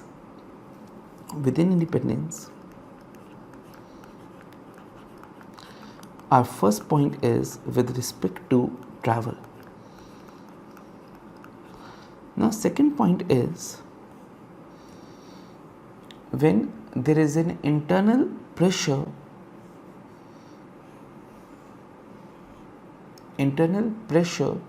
then how to avoid violation in this particular scenario. Now, for example, there is a company JP Morgan, and within JP Morgan there are two divisions, investment bank and second is equity research. Now, your equity research department currently has a sell call on Airtel, and during the same period Airtel approaches your investment banking division and they are planning a QIP of 600 crore. So now these two departments are separate divisions, where equity division is having a sell call on Airtel, and at the same time Airtel contacts you for a QIP of 600 crore. Now high probability that investment banking division may pressurize you to change your recommendation from sell to buy. They may pressurize you. Now how to deal with in this particular scenario to avoid any violation? Now first is you are going to refuse your supervisor request. First way, refuse the request that no sir, I am not agreeing to this particular change. Or second way is stop or discontinue issuing recommendation. Only disclose factual data about the company. So now if there is an internal pressure, how to deal with that internal pressure? First, you are going to refuse the request, or second, disclose only factual data, need not to express your opinion. instead of saying buy and sell, only disclose factual data. Now factual data means the company was established in this year, it is present in this segment, and make a commentary with respect to their financial performance. Need not to express your opinion.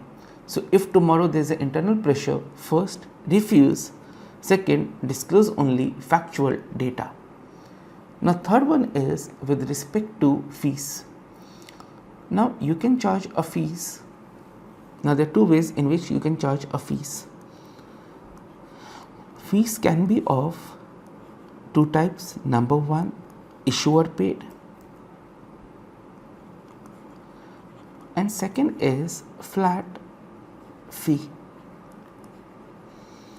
Now, which fee will create a question mark over your independence? Okay. Now, what is the meaning of flat fee? Flat fee means irrespective of the outcome, I am going to charge this much amount. Now, for example, you are one of the auditors and now you are auditing the books of ABC and company. Now, there can be two types of fees. One fee is that for the audit, I am going to charge 5 lakh. And second is based upon the opinion. Now, for example, if I am giving an unqualified opinion, then I am going to charge 6 lakh. Qualified opinion 4 lakh. Disclaimer 2 lakh. Adverse 3 lakh. Now my point is, for the auditors, which fees do you think is more relevant? Now they are allowed to charge which kind of fee? Now if you are performing an audit engagement, there can be only one type of fee, that is going to be a flat one. Now what is the meaning of flat? Irrespective of what is the conclusion, I am going to charge much, I am going to charge this much amount. Now if you are performing a service like auditor, same wise you are working with one of the rating agencies like ICRA. Now there you are going to rate the companies. Rating scales are AAA, AA, A. Now which type of fees this company should charge? Now again they are going to charge a flat fee. Irrespective of what is the conclusion, they are going to charge this much amount. Okay, flat fee. Now second is issuer paid. That means you will be paid money only if this task is completed. Now for example, there is a, now your company says, now there is an investment bank division, and now Airtel approaches that I want to raise 1000 crore with the help of fixed income. I want to issue bond of 1000 crore. Now in this case, it is responsibility of investment bank to find the buyer for the bonds. Now they will issue a prospectus. Now prospectus means what is the usage of this particular fund, how company is going to use this funds, what is going to be the repayments, what is the coupon, all the stuffs. Now point is, when I am going to prepare this prospectus, my fees will be paid only if I am able to raise 1000 crore. Now for example, my commission is 2%. This commission will be paid only if I am able to raise this 1000 crore. Now whatever I am going to mention in that prospectus, now high probability that it's going to be a biased one, biased towards Airtel. Now you have to disclose this fact. Number one, you are allowed to charge a flat fee. When you are charging a flat fee, there is no question mark over your independence. But if you are charging a issuer paid fees, then you have to disclose that it is an issuer paid one, because you will be paid commission only if you are able to raise that 1000 crore. So now could be possible that while preparing the prospectus, it's going to be a biased one. So a disclosure is required. So point to be noted. Now the point is with respect to fees. Fees can be of two types. In majority of the cases, whatever the service you are providing, you should charge a flat fee. Irrespective of outcome, this is much I am going to charge. A strongly recommendation. But some businesses where you cannot charge a flat fee, for example, you are raising money. In that case, it is going to be an issuer paid. If it is an issuer paid, then you should disclose this information. A disclosure is not good there, then it's going to be a question mark. Same wise, my question is, now you plan to sell your property. You visit one of the property dealers. Now this property dealer A, property dealer B, and you want to sell your house. You will be paying commission only if they are able to sell your property. Now whenever they are searching for the buyers, for your property, they will always say that this property is the best one, it is available at the cheapest cost. Now whenever you are using this language, you have to disclose that your arrangement is dependent upon the conclusion. If you are able to sell the house, then only you are going to get your commission. It's an issuer paid. So whenever it is going to be an issuer paid, a disclosure is required. So now point number 3. Members must prepare report for the subject firm if compensation is flat fee. Now accepting compensation that is dependent upon the conclusion and failure to disclose that the research is issuer paid, it is going to be a violation. Now majority of the service, it has to be flat fee. It has to be a flat fee. But now my business is such that I have to charge a issuer paid, then you have to disclose on the documents that it is going to be an issuer paid one. Last one is allocating shares in an oversubscribed IPO. Again, it's going to be a violation. Now oversubscribed IPO means that the demand for this IPO is very strong and high probability that the moment it will list on the stock exchange, this share is going to list, there's going to be a buying pressure. Now it would be a violation if you are allocating shares to your personal account. Now for example, a company like DMart is planning a IPO and IPO is subscribed, let us assume 350 times. Now what is the meaning of this? Against one share that company wants to sell, company has received application for 350. That means there is a strong demand for this share, and now the investment bank for this IPO is JB Morgan. Now if you are allocating shares to your personal account in an oversubscribed IPO, this is going to be a violation. Then the point is with respect to gifts. Sir, we are not allowed to accept gifts. You are allowed to accept the gifts, that is completely allowed. But that gift should not be a significant one that is going to create question mark over your integrity. And second point is, whenever you are going to accept the gift, disclosure to the member is required. A prior disclosure if possible. If not, then after accepting the gift. So this is my standard number B. A quick revision with respect to independence. You are not allowed to give gifts or accept gift from anyone that are going to create question mark over your independence. Definitely normal business entertainment expense are permitted. Whenever you are accepting a gift, a prior disclosure is required if possible. If not, then after acceptance. Now 4 double start point. First point is with respect to travel. Try your level best that you should pay for all your travel expenses, or this expense is paid by your company, by your employer. If not possible, then yes, if it is not possible for yourself to arrange this travel, then you are dependent upon your client, that is completely allowed. Second point is with respect to internal pressure. Tomorrow, whenever your investment banking team is going to create pressure to change your recommendation, number 1, refuse the request. Number 2, need not to express any opinion, give only factual data with respect to company. Third, flat fee versus issuer paid. If it is a flat fee, no problem. But if it is a issuer paid, then disclosure is required. Fourth one, with respect to allocating shares in an oversubscribed IPO. Allocating shares in an oversubscribed IPO to a personal account, this is going to be the violation. Now I am moving to standard number 3rd, that is misrepresentation.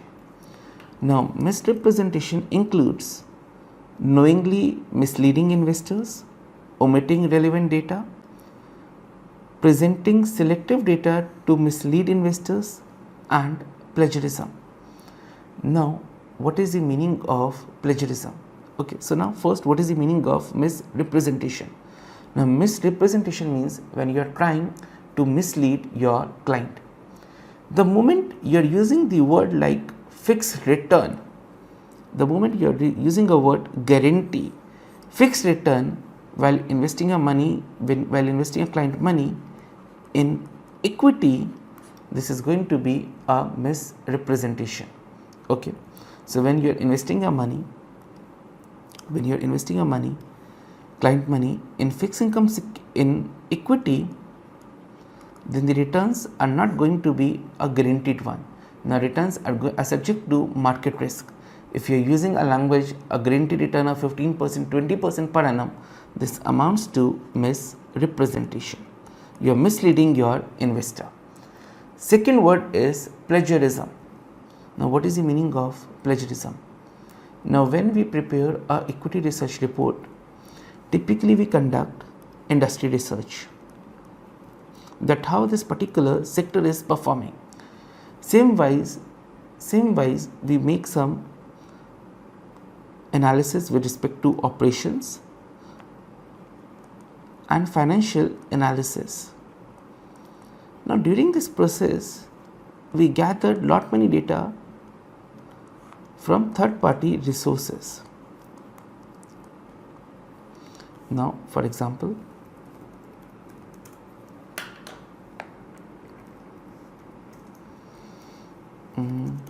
we are researching on tire sector.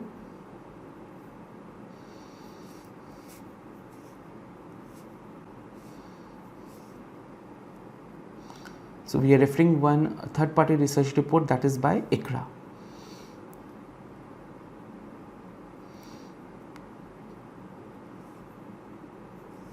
Now, there is a report on sugar sector. Okay.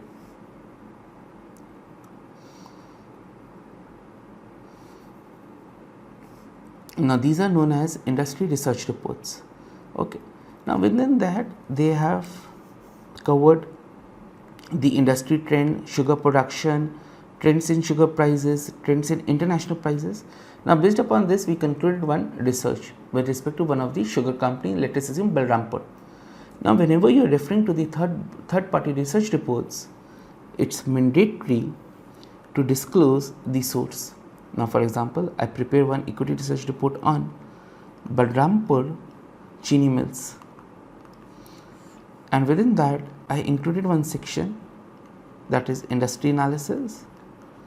Within this industry analysis, I extensively use the research report by ICRA. Now, you have to provide source within your report.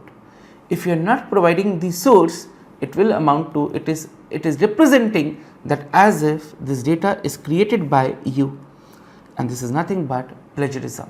So, this would be amounting to a violation of standard 1C. Important, plagiarism. Plagiarism is using reports, forecast, models, ideas, chart created by others without crediting the source. Now, if you are not giving the source, then that is going to be a plagiarism. Important point. Now, source is not required when using projections, statistics, tables from a recognized financial and statistical reporting service. Now, for example, you have one analysis on how the GDP is performing. So, Indian GDP size was 1 trillion, 2 trillion, 3 trillion, or what is the repo rate in your country. For this, you refer the RBI website. Now, if you are referring the website, now if you are gathering this data from recognized financial and statistical reporting service, then disclosure is not required. For example, you are gathering this data from the website of RBI, NSC, BSC, SEBI, then the disclosure is World Bank, IMF, then disclosure is not required. Why? Because anyways this is accessible by the third party. But whenever you are using, other than this, you are using any other source, then you have to provide with the source. else it is going to be violation of standard 1C. Same wise, let us assume that when I was working in EY, I prepared a research report on JK Tire, and in this we were 2 team members, one Dipanshu and second is Vikas.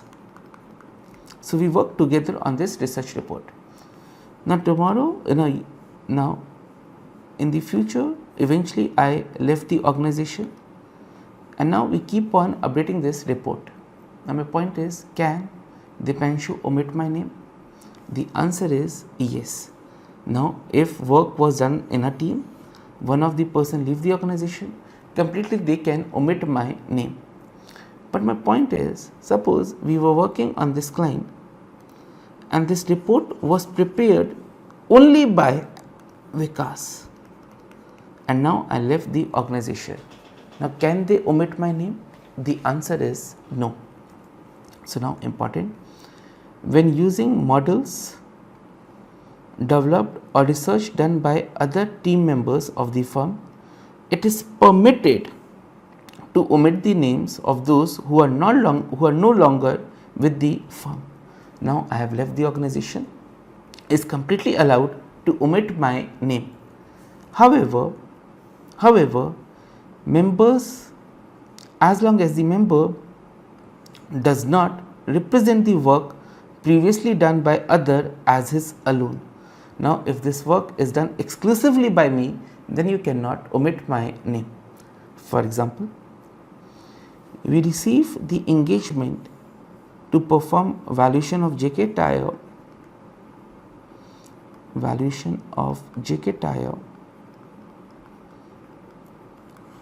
on 1st April. Okay, and this engagement continued till 31st May, and on 30th May I resigned from the organization. Now I was the only person who was working on this engagement. Now I left the organization, you cannot omit my name. I was working along with Dipanshu. Now if you are working with one of your team members, then definitely your name can be omitted. So what is misrepresentation? Now let's conclude misrepresentation. Now using a word fixed guarantee in case of while investing your client's money in equity, this is going to be a violation. Second, plagiarism is a violation. You are not giving the source, it is going to be a violation. Now the work done by your team member exclusively, you are omitting the name, this is going to be a violation. So now class quickly revise all the 3 substandards. So the heading is professionalism. Within professionalism, first one is knowledge of law. Now you must understand all the laws that are going to govern your activities. Point to be noted, working knowledge is required, not the detailed one, and in the event of conflict you are going to follow the stricter law. Tomorrow if there is any violation by any member in the company, then you are going to report that violation. Now reporting to the police, to the regulator, that is not required. Now you are going to report to your supervisor. Second, till the time that investigation is going on, you are going to disassociate yourself. And point number 3, even if it is proven that allegation is true, still your company does not take any action, then in the extreme scenario you think that whether you want to maintain your relationship with the company, that means strongly recommended that you should resign from your post. Then it is strongly encouraged that you should report this to CFA Institute. Second was with respect to independence. You are not allowed to accept gift or to give gifts to anyone that are going to create question mark over the integrity and the independence. Now within that there are going to be 4 points. Number 1, with respect to travel, try to arrange all your travel expense yourself or by the company. If you are unable to arrange because of the remote areas, then definitely you can accept from your client. Second, whenever there is going to be internal pressure with respect to change your recommendation, first refuse, second give only factual data. Third, always try your level best that you should charge a flat fee. But if flat fee is not possible, if it is an issuer paid fee, then always disclose this fact. And fourth one, allocating shares to a personal account in an oversubscribed IPO, this is going to be the violation. Misrepresentation, using a word fixed guarantee in case of equity, violation. Plagiarism, violation. Omitting the name, work done exclusively, again going to be the violation. Now I am moving to substandard D, that is misconduct. Now within misconduct there are 2 points. First is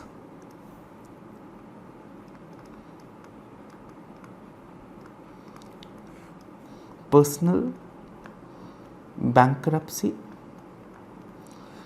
and second is investing the money without proper due diligence. Okay. Now which of the following is going to be a violation? Now for example, I am your client and you give me 10 crores to invest into equity market.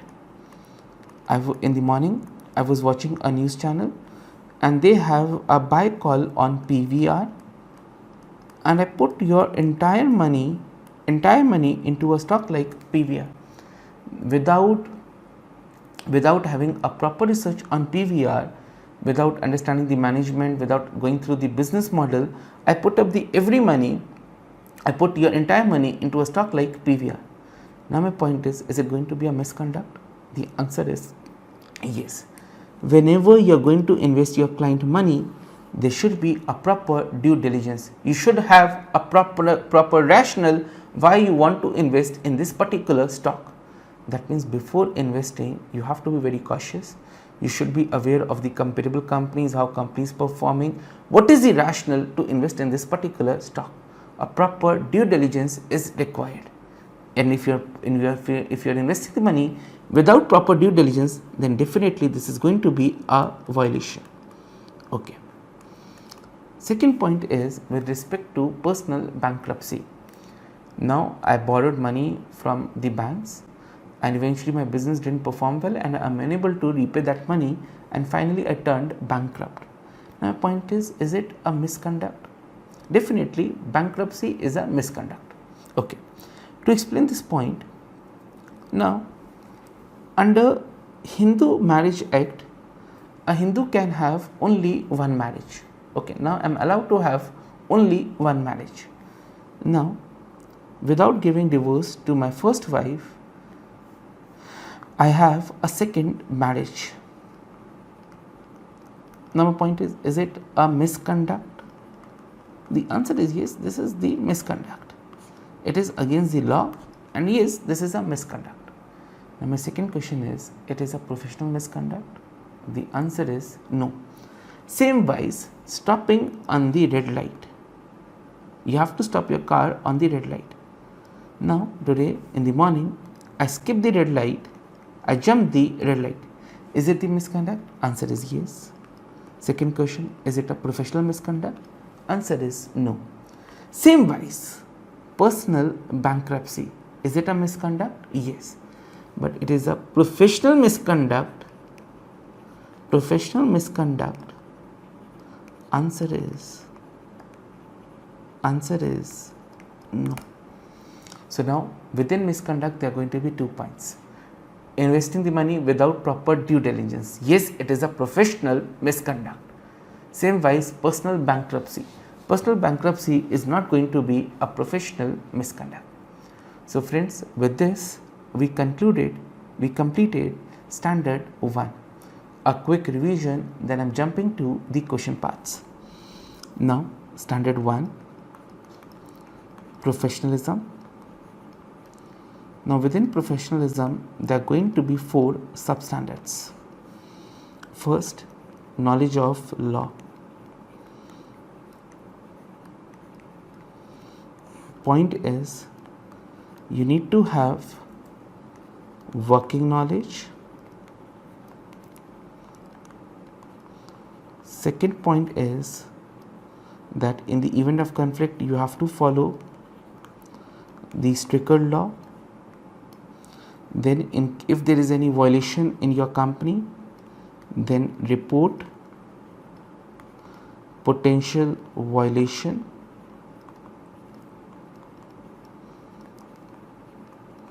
You are going to report this to supervisor. Second, disassociate. Third, resign. It is no requirement to report this to wrongdoers, but strongly encourage to inform this to CFA Institute. Then with respect to independence, You are not allowed to give gifts or accept gifts from anyone that are going to create question mark over your independence. Normal gifts are allowed, token amounts are allowed, but for that you have to disclose this. Disclosure is required. Okay. Disclosure is required to the employer. If no disclosure is there, this is going to be a violation. Now within that there are going to be 4 points. Travel, arrange yourself. Internal pressure, number 1, refuse. Number 2 is going to disclose factual data only. Always try your level best to charge flat fee. But if it is not possible based upon your business, issuer paid, then disclosure is required. Issuing shares to an oversubscribed IPO is going to be a violation. To a personal account, this is going to be a violation.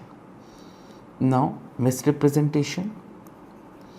Using a word fixed guarantee, fixed return, guarantee in case of equity, violation. Second, plagiarism, violation. And third one is omitting the name for the work exclusively done. Again, this is going to be a violation. Misconduct, 2 points. Investing the money without due diligence, violation. Personal bankruptcy, not a professional misconduct or not a violation. Now friends, I am jumping to the questions part. According to code and the standards regarding knowledge of law and regulations, CFA Institute members and candidate must.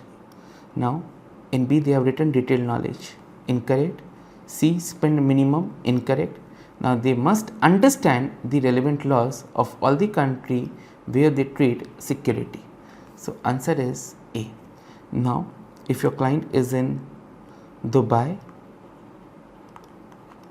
you are investing the money in Dubai, India, UK, US. Now you should be aware of all the, now you should have understanding of all the laws where you are going to trade. You should have the working knowledge. So answer is A. Next, an investment firm has been hired by ETV Corporation to work on a public offering for the company. The firm brokerage unit now has a sell call, but the head of the investment banking department has asked the head to change the recommendation from sell to buy. Now there is an internal pressure, independence. So now what you are going to do? You are only going to give the factual data about the company. Answer is B. We are only going to give the factual data with respect to company.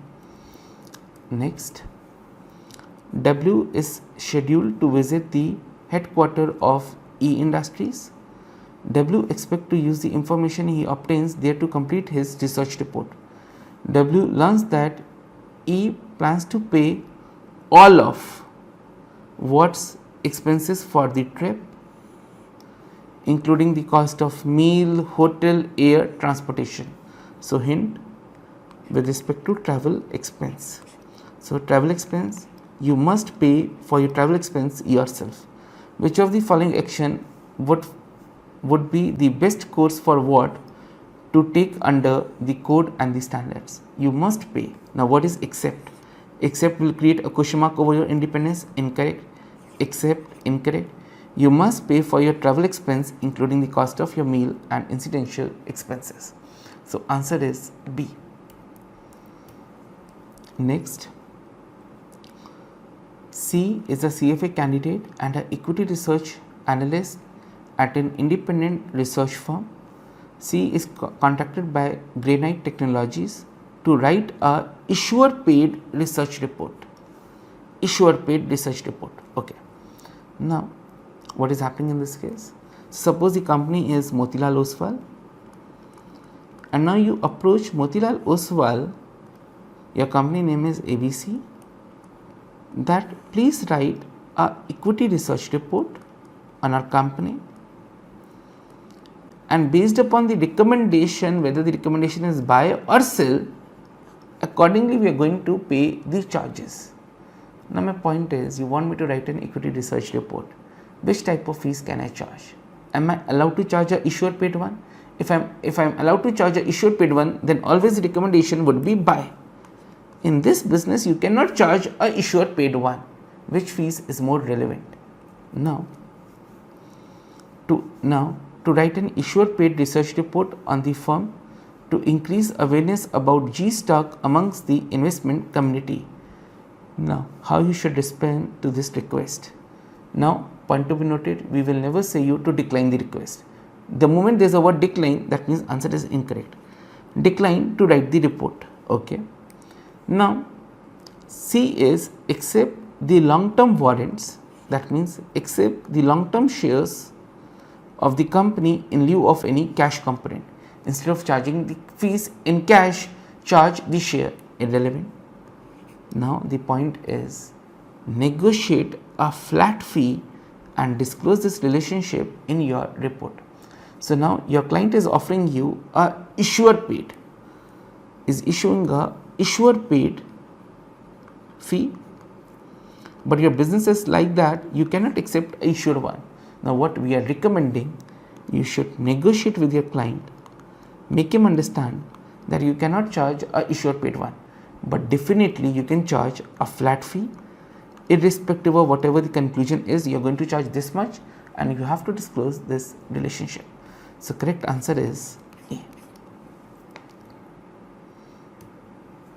Next, G recommends the purchase of a mutual fund that invests solely in the long-term US Treasury bonds, and he makes the following statements. The payment of the bond is guaranteed by US government, therefore the default risk is virtually zero.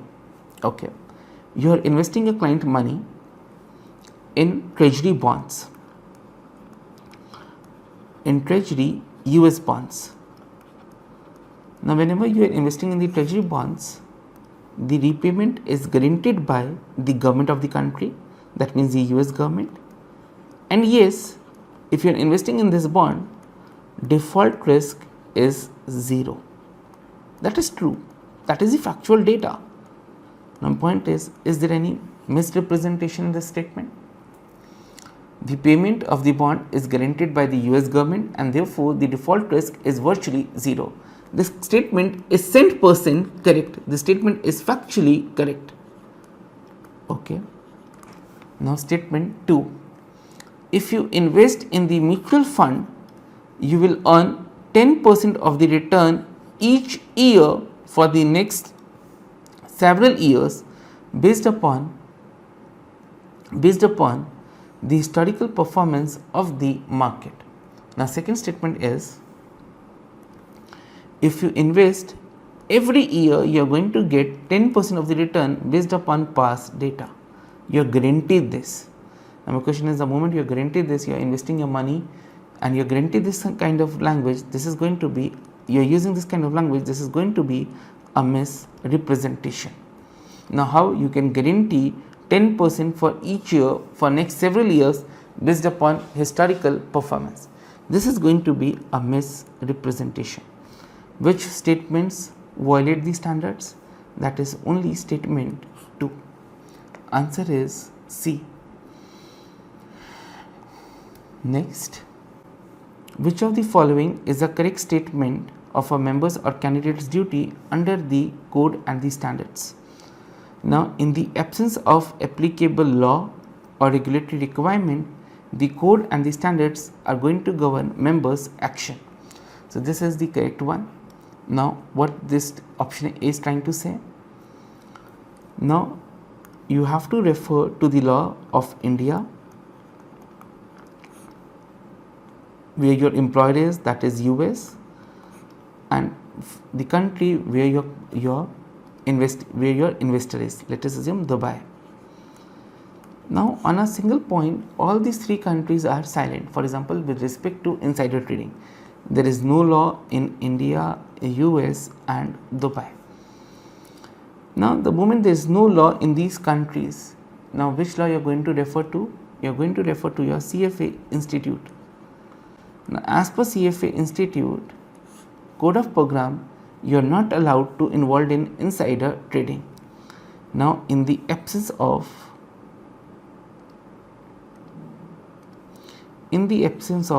applicable law or regulatory requirements, the code and the standards of the institute are going to govern members' action. So, correct answer is A. Why B is incorrect? Member is only required to comply with the applicable local laws. Incorrect.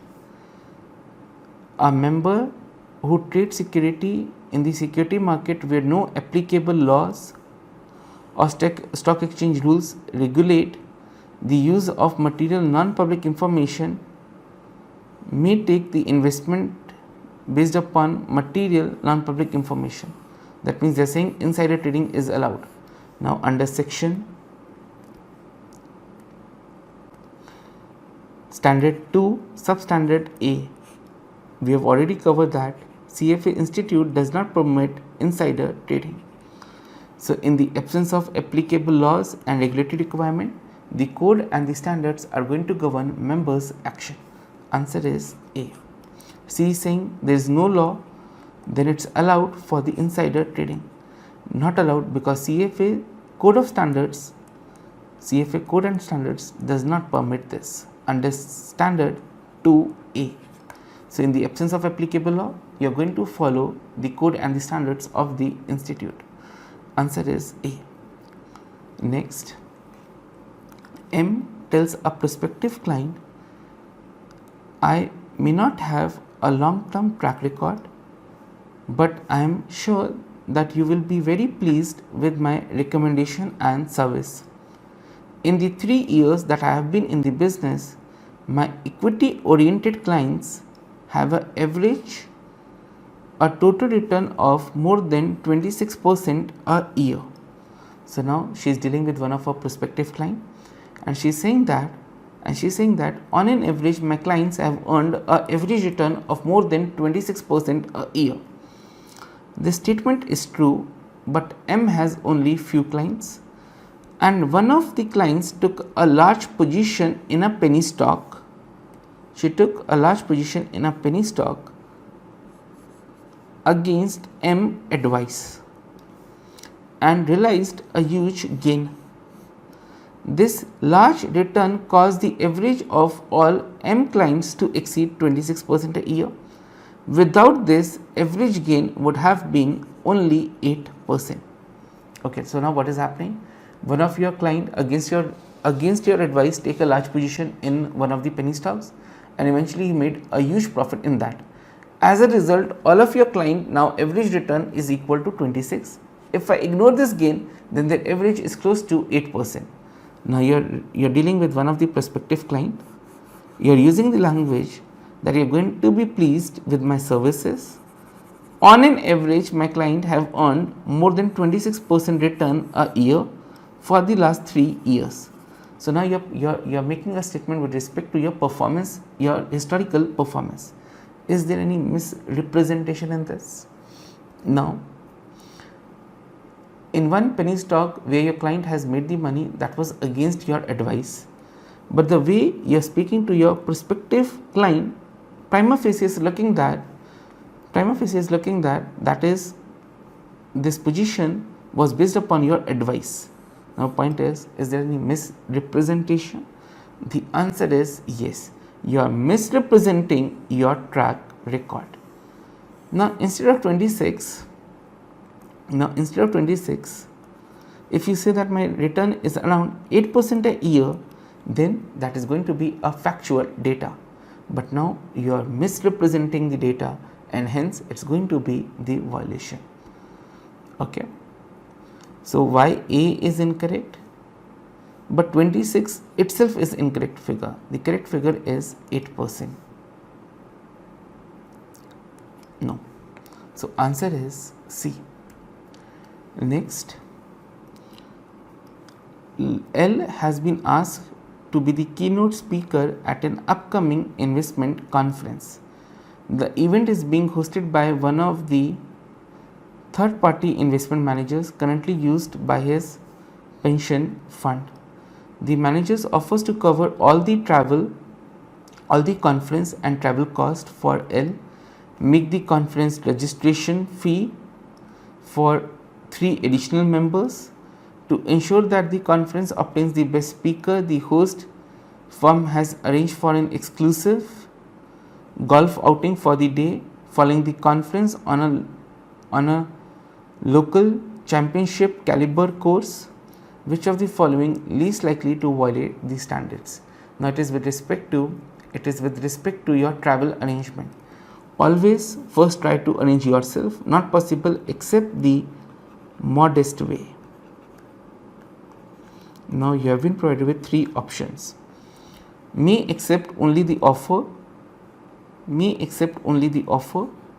to conference related expenses paid by the host.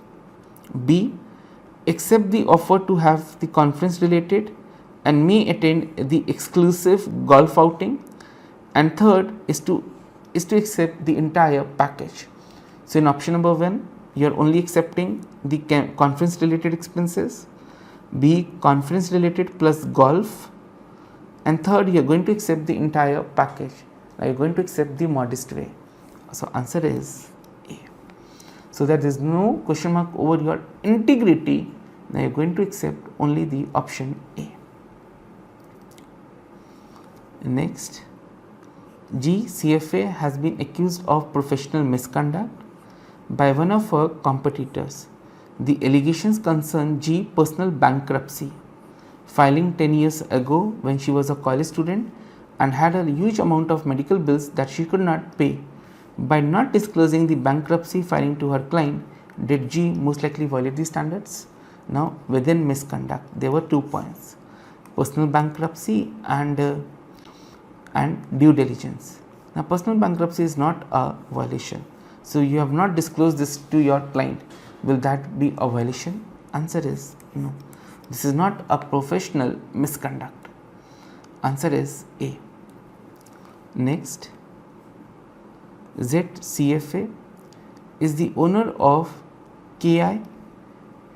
K promise investors return of up to 12% per year. So what is promise? 12% per year, and claims to achieve this by investing in non-investment grade. That means the rating of the bonds is BB and below, or in simple words, these bonds are very risky ones. So now you are claiming that I can earn 12% of the return by investing in the risky bonds. Over the next 12 months, the bond yields have been very low, and Z finds it impossible to achieve the returns she expected. No investments are made and clients are completely paid back their original investment. So now what is happening? I promise you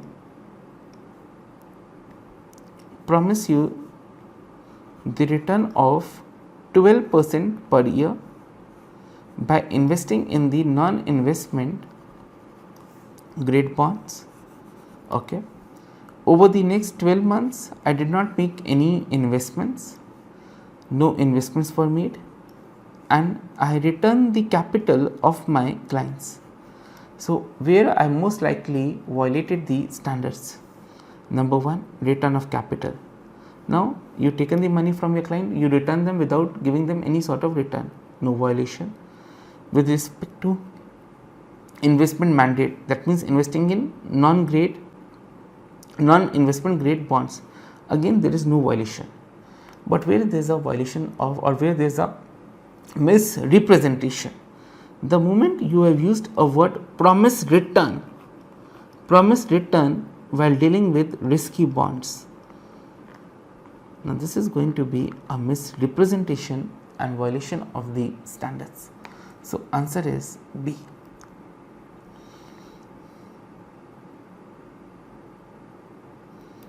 Okay. Next,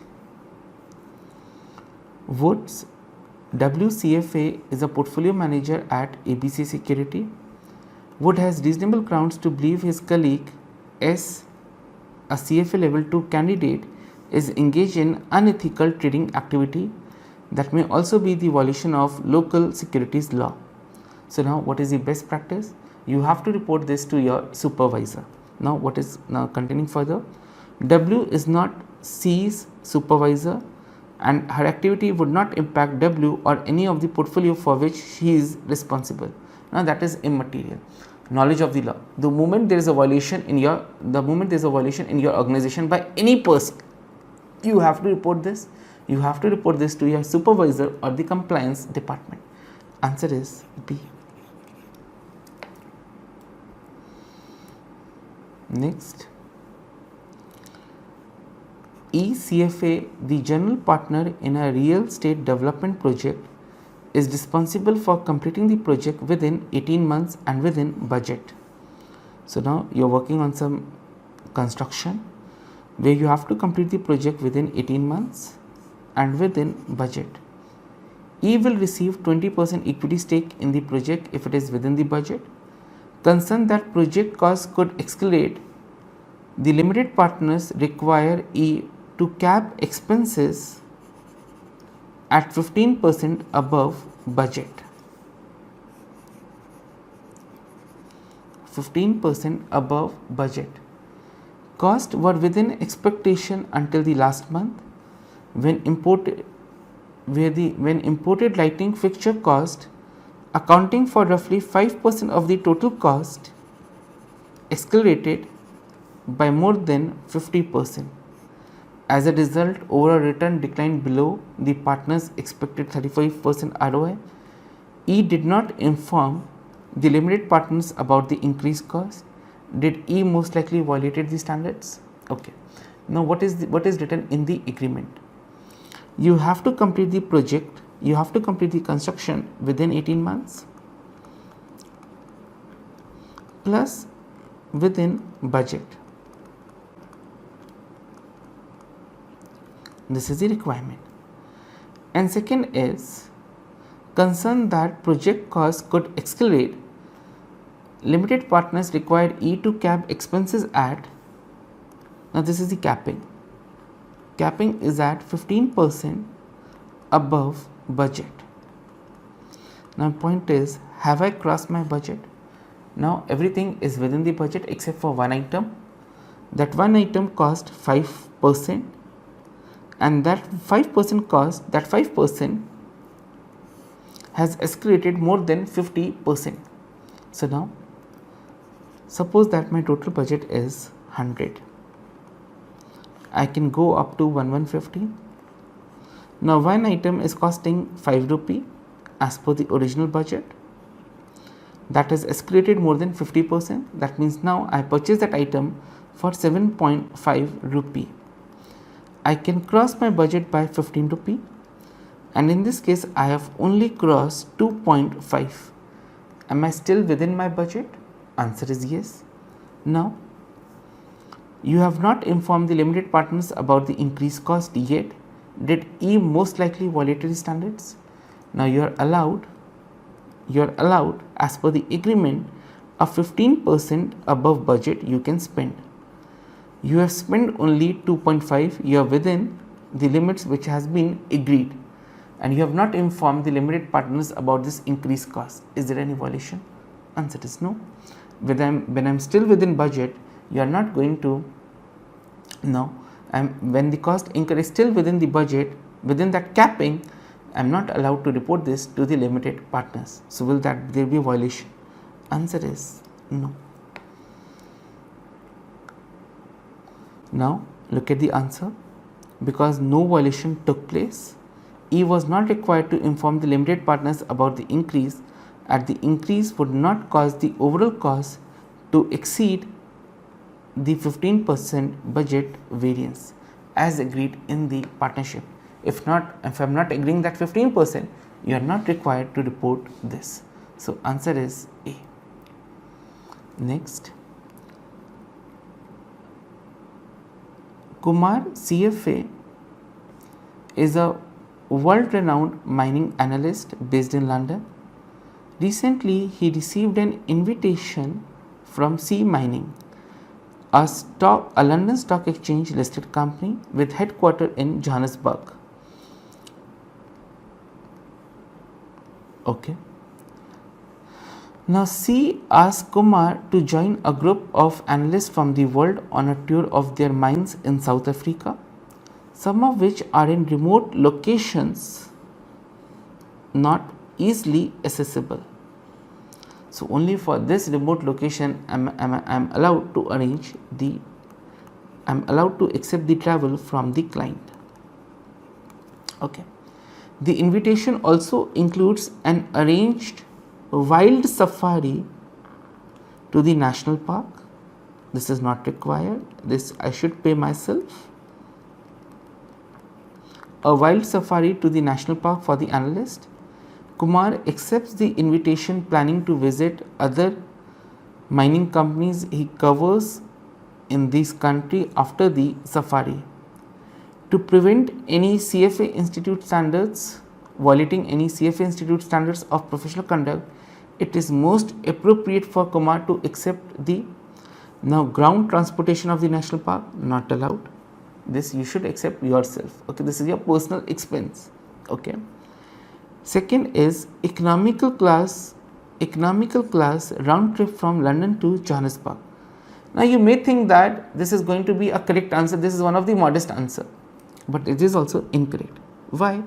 Because tickets from London to Johannesburg is easily available. Arrange your travel yourself. You are only allowed to be dependent upon your client for which the travel is not possible for you to arrange. Last one is flight on a private airplane to the remote mining sites in South Africa. Now for me it's not possible to arrange travel there, and now I am dependent upon client to arrange the travel. He arranges the airplane. Now very obvious that now if you are visiting the remote areas, he has to arrange a private airplane. If he is arranging that, this will not be the violation. No violation. Now if you are visiting the national park, you should pay for that national park. This is your personal expense. Second, economy class round trip from London to Johannesburg. Now this ticket is easily available. You should pay for this travel expense. And third one is the flight. Now this flight is to the remote location. Only this we are going to accept from the client. Answer is C. Next, K, CFA, a US citizen, works as an analyst for a subsidiary of a US investment firm on a small island that attracts offshore investment accounts. Local laws allows insider trading. Local law says insider trading is allowed. While having dinner with the CFO of the company, K learns that firm is in negotiation to be acquired for a significant premium. Would Kim most likely comply with the CFA Institute if she purchased the shares of the company? Answer is no. This would be amounting to insider trading. And now as per CFA Institute, insider trading not allowed. As per the local laws, it is allowed. Now you are going to follow the stricter law. The stricter law is CFA Institute. If you are involved in this would be a violation of the standards. Answer is A. Next, M is a research analyst and a level 2 CFA candidate. Recently, friends of M organized a party for her birthday. At the party, M received an inexpensive gift from a friend who is the CFO of a publicly listed company. So you have to disclose this to your employer. M recommends to his clients. Okay. Now M also received gifts from some of the firm's best clients. Aware of her employer policy requiring to report all the gifts received within 1 week, M declares the gift she received from the firm's clients 2 days after the party. So she has disclosed all the gifts. So now she received 2 gifts. One from the CEO of the company and second from the firm's clients. Now important, aware of her employer policy requiring to report all the gifts received within 1 week, M declares the gift she received from the firm's clients 2 days after the party. But she failed to disclose the gift that she received from the CEO of the company. Will that be the violation? Yes. So now, does M most likely violated the standards? Answer is yes. Why yes? Because she didn't disclose the gift that she received from the CEOs of a publicly listed company, and this is going to be, on account of this, there is going to be a violation. Whenever you receive a gift, you have to disclose that. A non-disclosure will amount to violation. So since you have not disclosed the gift that you received from the CEO, this is going to be the violation of the standards. Answer is A. So friends, with this we have covered standard 1, standard 2, standard 7. Before proceeding to the next part, you have to thoroughly revise all these standards. Thank you.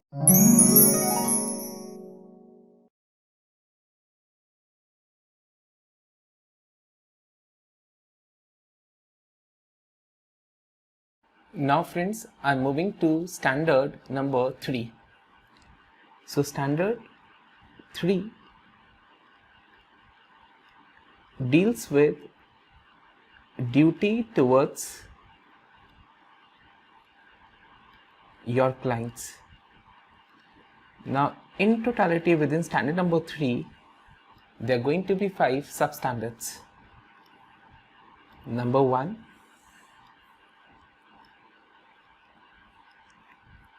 loyalty, prudence and care.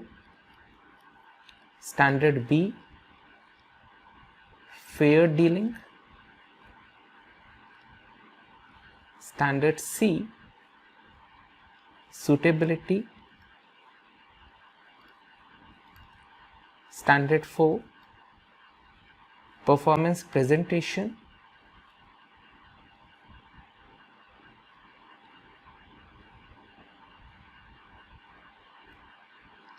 And last one is preservation of confidential data. So now, standard is a duty towards your client. Within this, there are going to be 5 substandards. Substandard A, loyalty, prudence, care. Substandard B, fair dealing. Substandard C, suitability. Substandard 4, substandard D, performance presentation. And substandard E, preservation of confidential data. Now I'm starting with first one, substandard A, loyalty, prudence and care.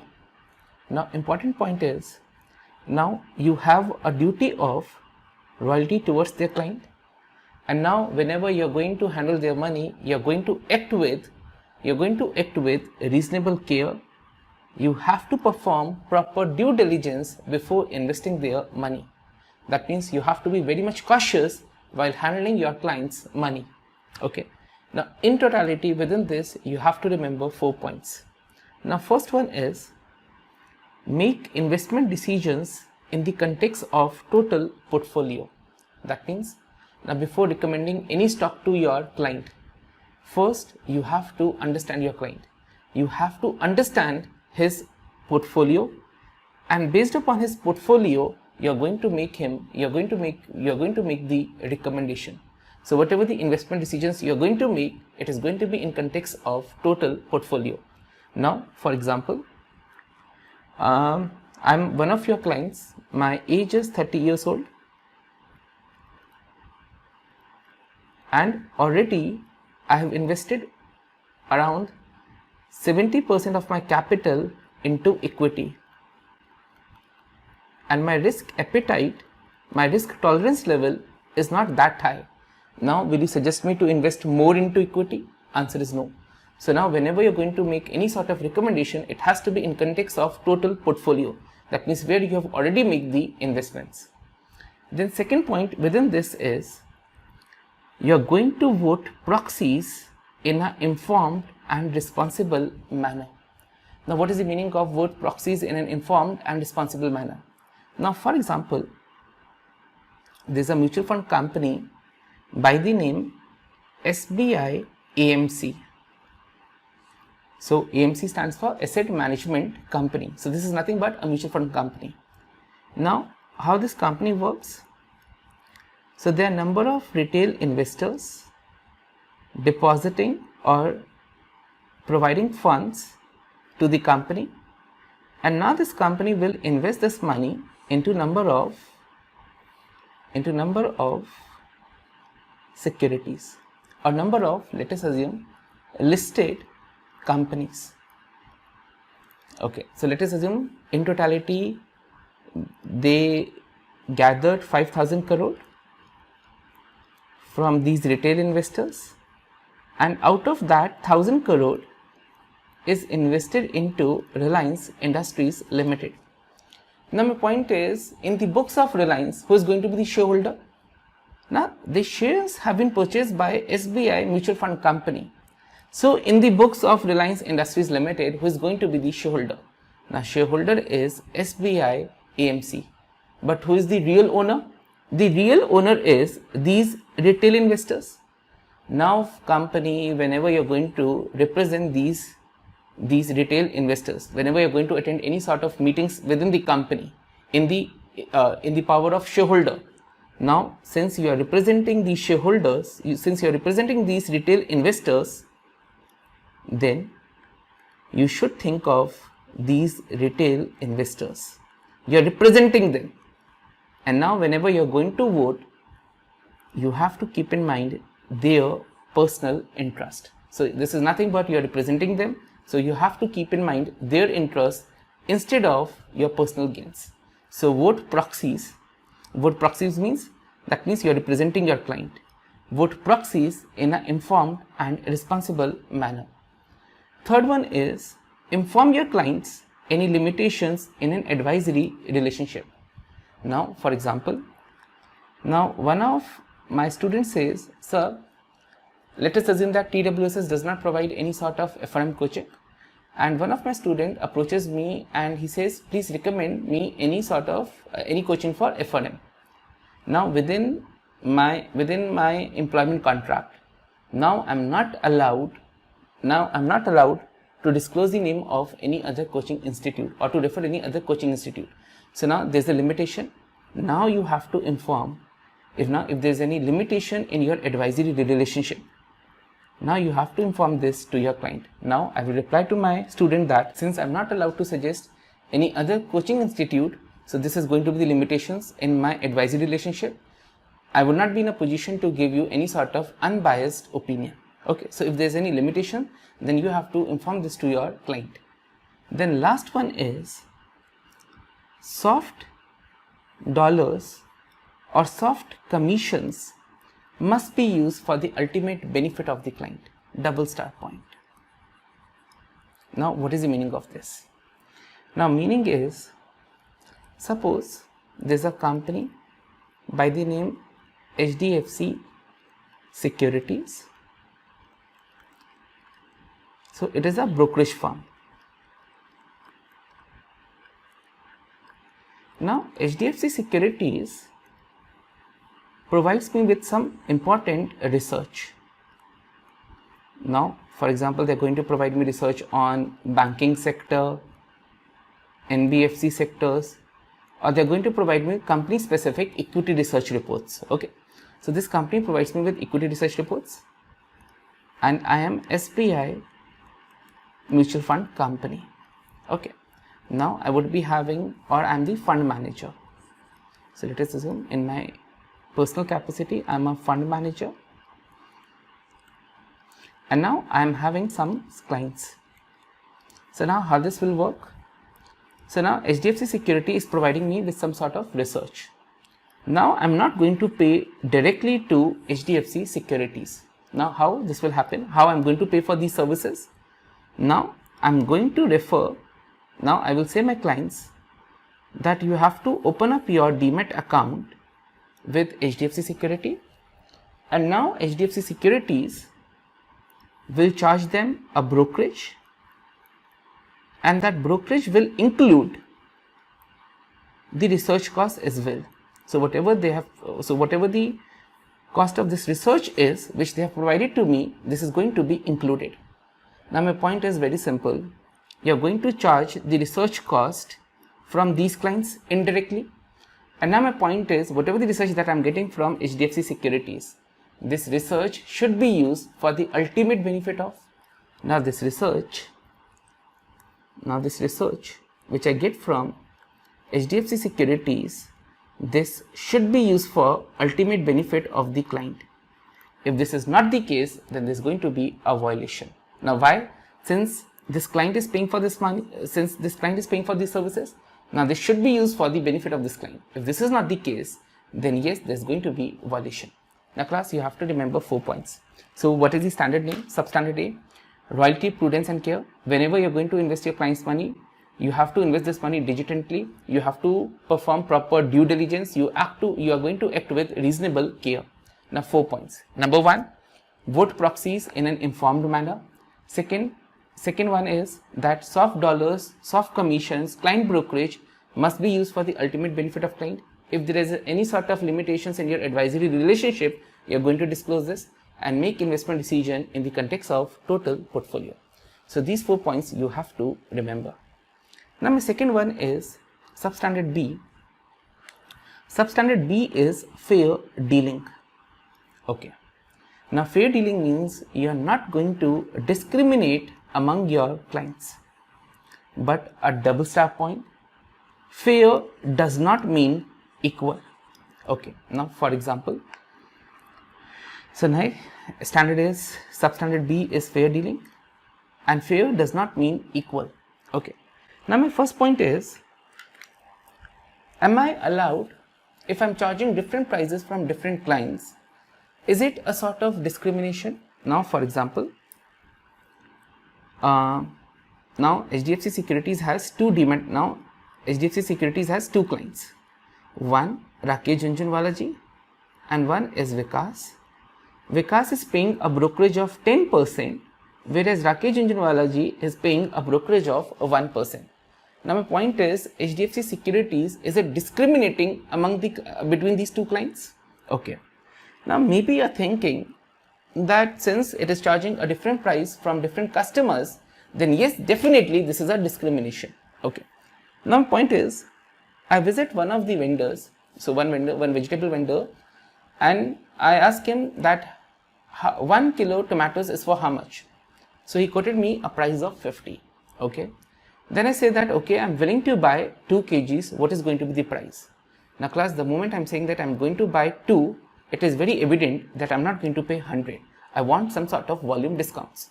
Now the vendor says, okay, I'm ready to charge 90 rupees. Now why he has given me a discount of 10? Because I'm buying more quantities. Now same logics apply here. Now Rakesh Jhunjhunwala's daily volume is way high than Vikas, and giving any sort of volume discount, that does not amount to be discrimination. You're allowed to charge different prices from different customers. Same wise, HDFC Securities, within HDFC Securities there can be two clients. One, institutional clients, and second one is going to be retail clients. Definitely institutional clients are having way more volume than the retail. So charging different price from the different customers, that is completely allowed. Then what is not allowed?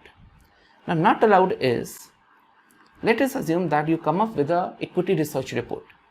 Now if I name some of the global brokerage firms, for example, JB Morgan, Morgan Stanley, Jefferies. Now these are very good, these are the global brokerage firms. And if they come up with a research, then these research has the power to have the price movement in the share. Okay, now let us assume that today Reliance is trading at 1900 and Jefferies come up with a research report that our target price is 2500. Now the moment this report is leaked, there's going to be a significant increase in demand for the share of Reliance, and could be possible that within a single day share price may increase to 21. So this happens practically. Okay. Now my point is, now Jefferies prepared one equity research report. Now my point is, now you cannot discriminate whether it is a institutional client or retail client. Now both of them should receive the report at the same time. Now important, giving preference to the institutional clients by giving them the report earlier, then yes, this is going to be discrimination and this is going to be the violation of the standards. Now ideally when you're going to mail them, then the report should be sent via email to both the clients at the same time. There should not be any sort of discrimination. Now the moment the report is ready, they should be sent simultaneously to all the clients. Now if you're sending the report late to the retail and giving preference to the institutional, this is going to be a discrimination. So class, important. Definitely you are allowed to charge different prices, you are allowed to give them different services, but that different service should not come at the cost of the other client. Okay, giving institutional clients report earlier than the retail, this is one of the example of discrimination. Okay, now my next point is, suppose now Jeffries is having, now earlier Jeffries was having a buy recommendation on a stock like Bata India. So it is a company into the footwear business and they have a buy call. But now because of COVID, the demands for footwear have reduced a lot, especially office wears, the demand have reduced a lot. And now Jeffries, because of the weak quarterly numbers, now Jeffries changed the recommendation from buy to sell. And now next day your client calls you and he give you the instruction that I want to buy Bata India. Now you have to make him aware that earlier our recommendation was buy. Now we have changed the recommendation from buy to sell. So you have to make him aware before executing this trade. So this is one of the example of fair dealing. So important. Now fair does not mean equal. Different services are acceptable. They must not negatively affect or disadvantage any client. Then clients who are unaware of change in recommendation for a security should be advised of the change before an order for the security is accepted. So now if the recommendation has been changed, you have to advise him, and then whatever the decision is, you have to follow the client's instruction. Then another example is, the next example is, if it is an oversubscribed IPO.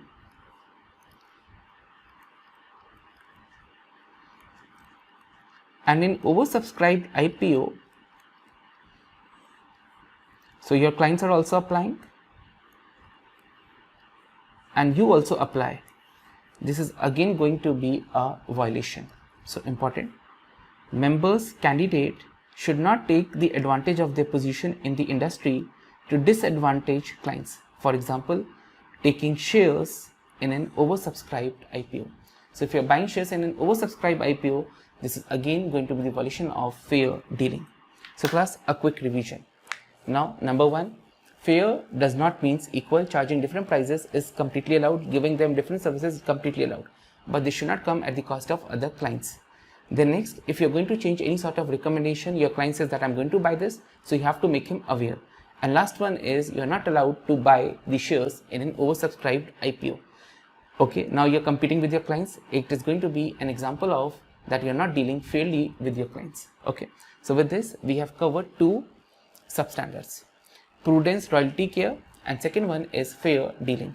Now I'm proceeding further. Now next one is suitability.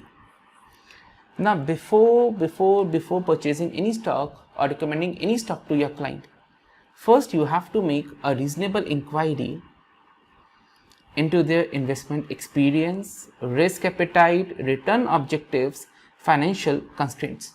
So now, for example, now they will give you in the case study that you met your client, and the moment you met your client, you recommend him that you are going to buy Reliance shares. So this is going to be a violation. Now first is suitability. Suitability means you have to make reasonable inquiry. You have to understand your client. You have to understand your client's investment experience, risk appetite, return objective.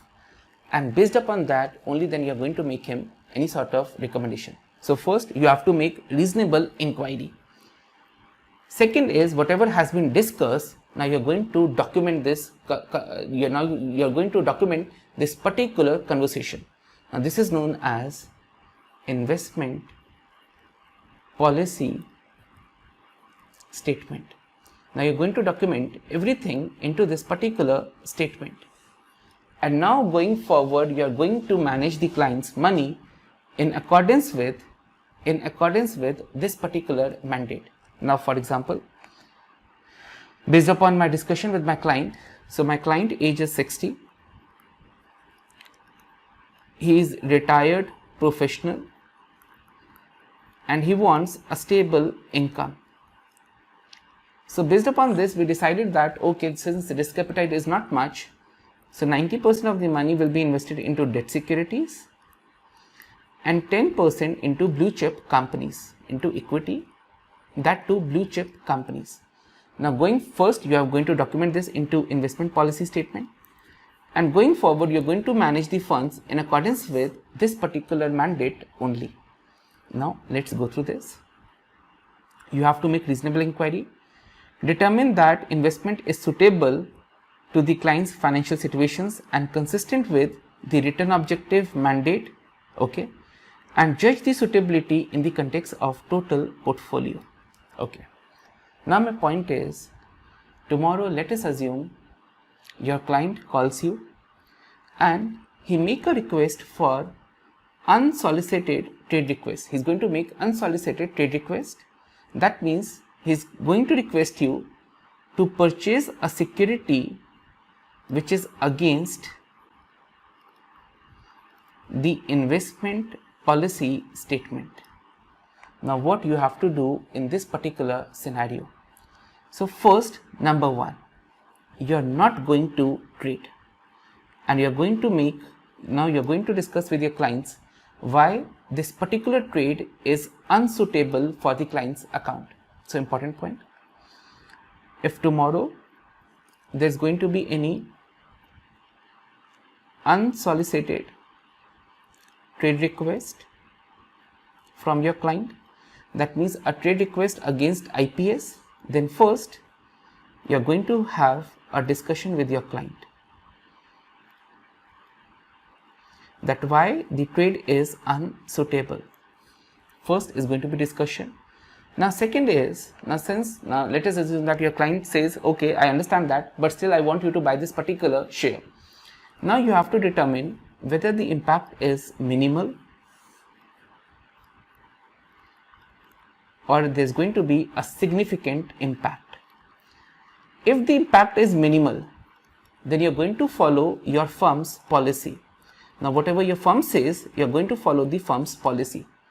And if the impact is going to be significant, then you request your client that please sign the revised IPS, or we are going to open a new account for which you yourself is responsible.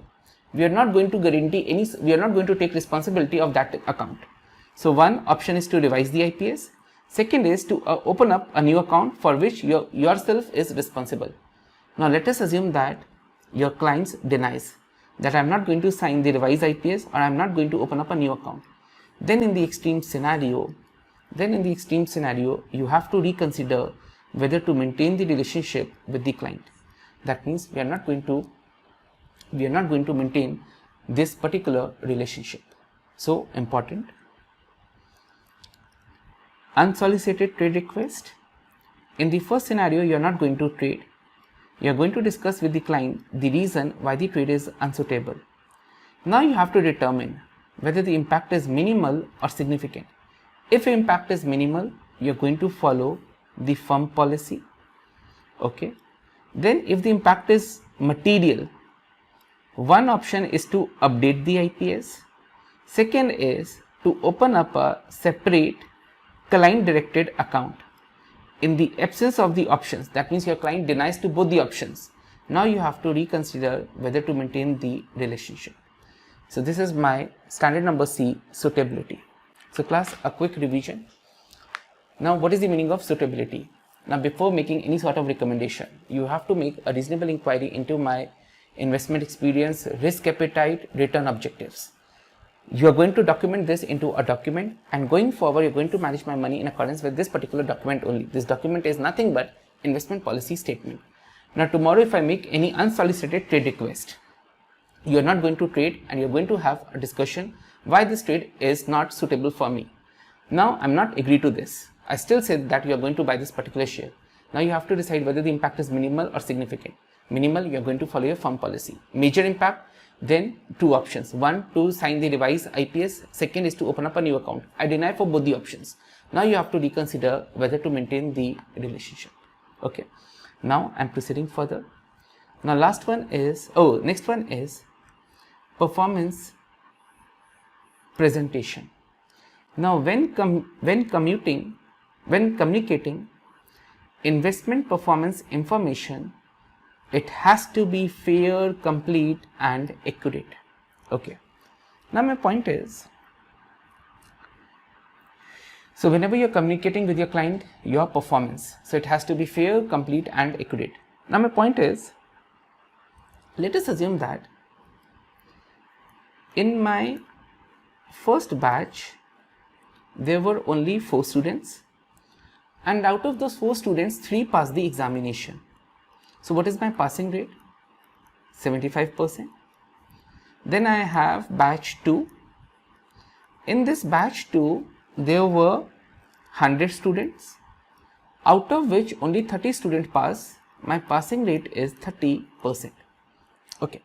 Now one of the students asked me, sir, what is your passing rate? What is the passing percentage of your TWSS institute? Okay, so what I does, 75, 30 and I simply takes the average. And if I takes the average, since I have only 2 batches, now average comes out to be 52.5%. Now my question is it the correct way to show your performance? I'm saying that my passing percentage is 52.5%. Is it correct? Now answer is incorrect. Why the answer is incorrect? Now very carefully. In totality, the student number is 104.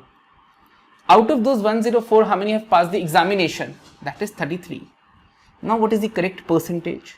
33 divided by 104, this is 31.73%. Now why this answer is incorrect? 52.5. 52.5, in case of 52.5, you have given equal weight to batch 1 and batch 2. Is it the correct way? In batch 1 there were only 4 students. In batch 2 there were 100 students. Giving equal weight, it is going to be correct? No. You have to give weights. You need not to give equal weight. You have to give weights as per the number of students. Now ideally, in totality there were 104 students. So weight of batch 1 is 4 divided by 104. This is going to be 3.84%, and weight of second batch is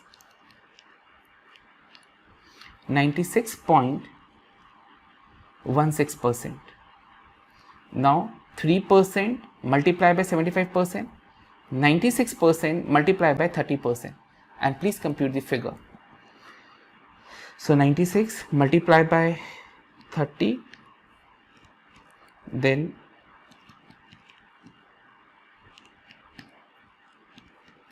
so if you calculate, your calculator will display 31.73%. Same wise, let us assume that I invested my client's money into 2 stocks. One stock is Reliance, second stock is HDFC Bank. In Reliance I invested 100 rupees, and in totality there is a capital appreciation of 75. So a return of 75%. In HDFC I invested 1000 rupees and there is a return of 300. This is 30%. Now my question is, what is my average return? 1 is 35% plus 30% divided by 2. 52.5, one way. Second way is that I'm going to give, now in totality I invested 1100. Over that 1100 I have earned 375. Now my return is 34%. Now this way of computing return is known as weighted average. Now please class, which is the correct way? Now the correct way is always you have to present the performance using weighted average instead of simple average. Then we strongly recommend you that when you are disclosing your results, you have to comply with GIPS. So these are going to be the standards which we are going to learn in reading number 4 and 5. But point to be noted, presenting your results in accordance with GIPS, this is only a recommendation. It is not a mandatory provision. It is only a recommendation. And then last one is that you are going to include the terminated accounts as well. Now terminated accounts means, now let us assume that I am managing two clients' money. There are two clients, client A and client B. And now client B, no longer I am going to manage clients B money. Okay, so earlier there were two clients. So this is going to be the terminated account. And now client B has stopped availing the services. So I have given him extraordinary return or extraordinary losses. Now since he has terminated his account, then high probability is that I have given negative returns to client B. Now when you are going to show your performance, you are going to include the terminated accounts as well.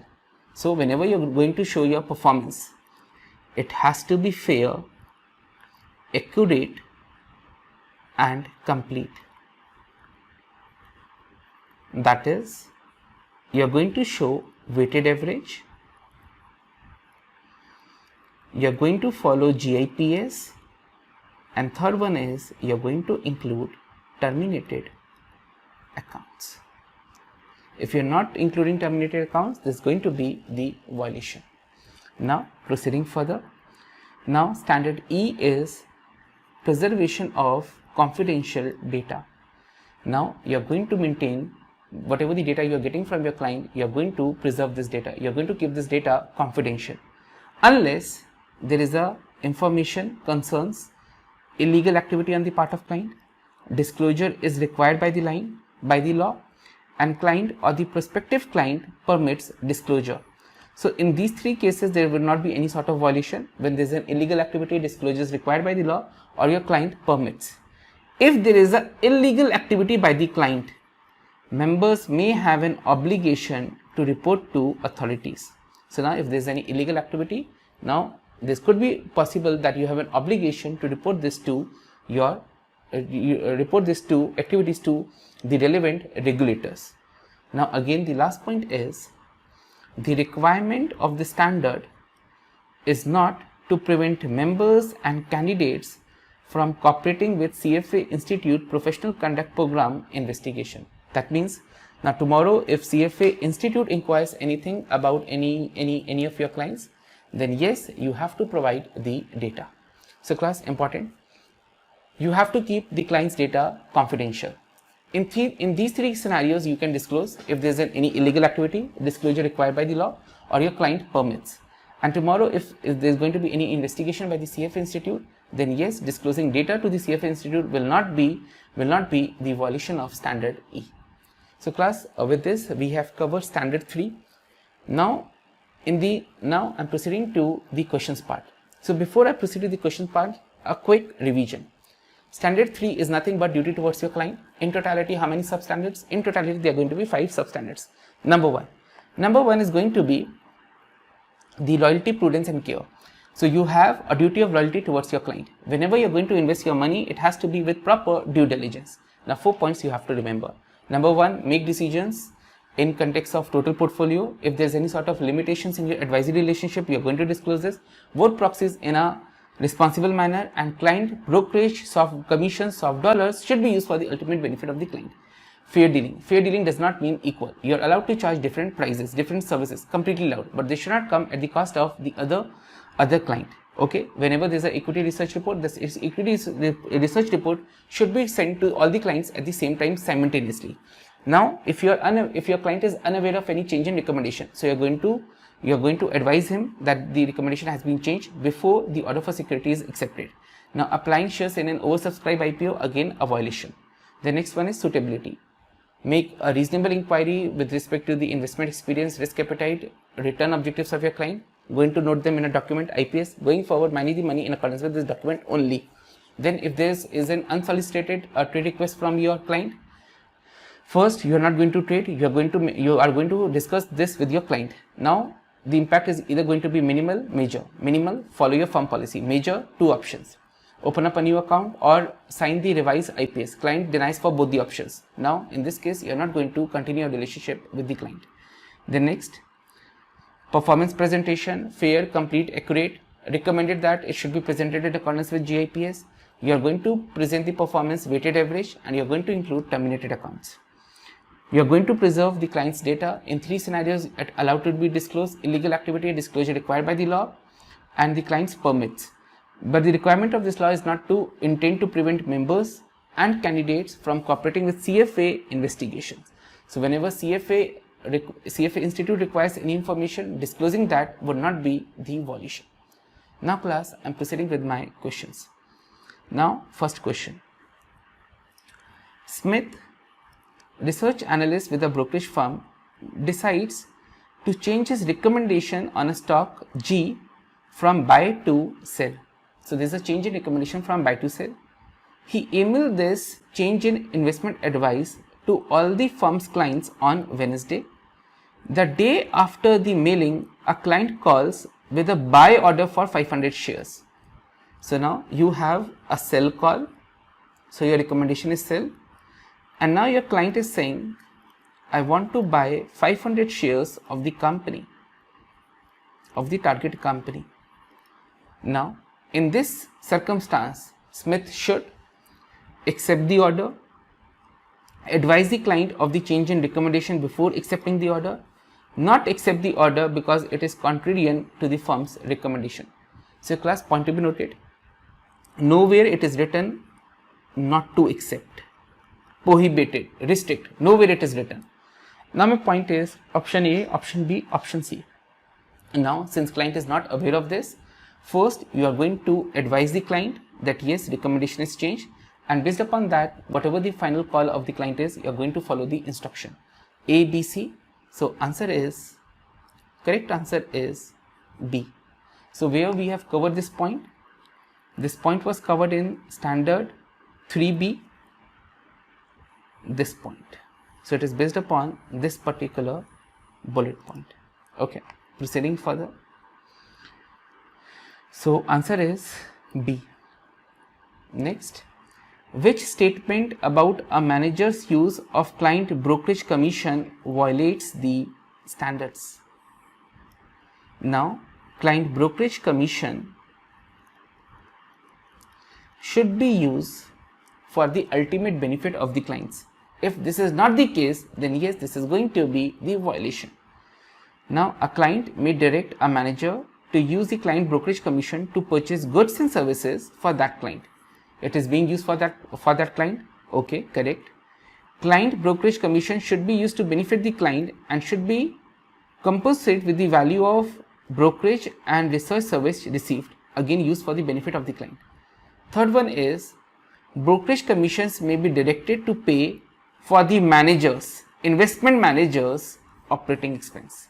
Now which is going to be the violation? Violation is going to be option number C. Now class, next, B works for an investment counseling firm. G, a new client of the firm, is meeting with Brown for the first time. So now here my client is G and fund manager is B.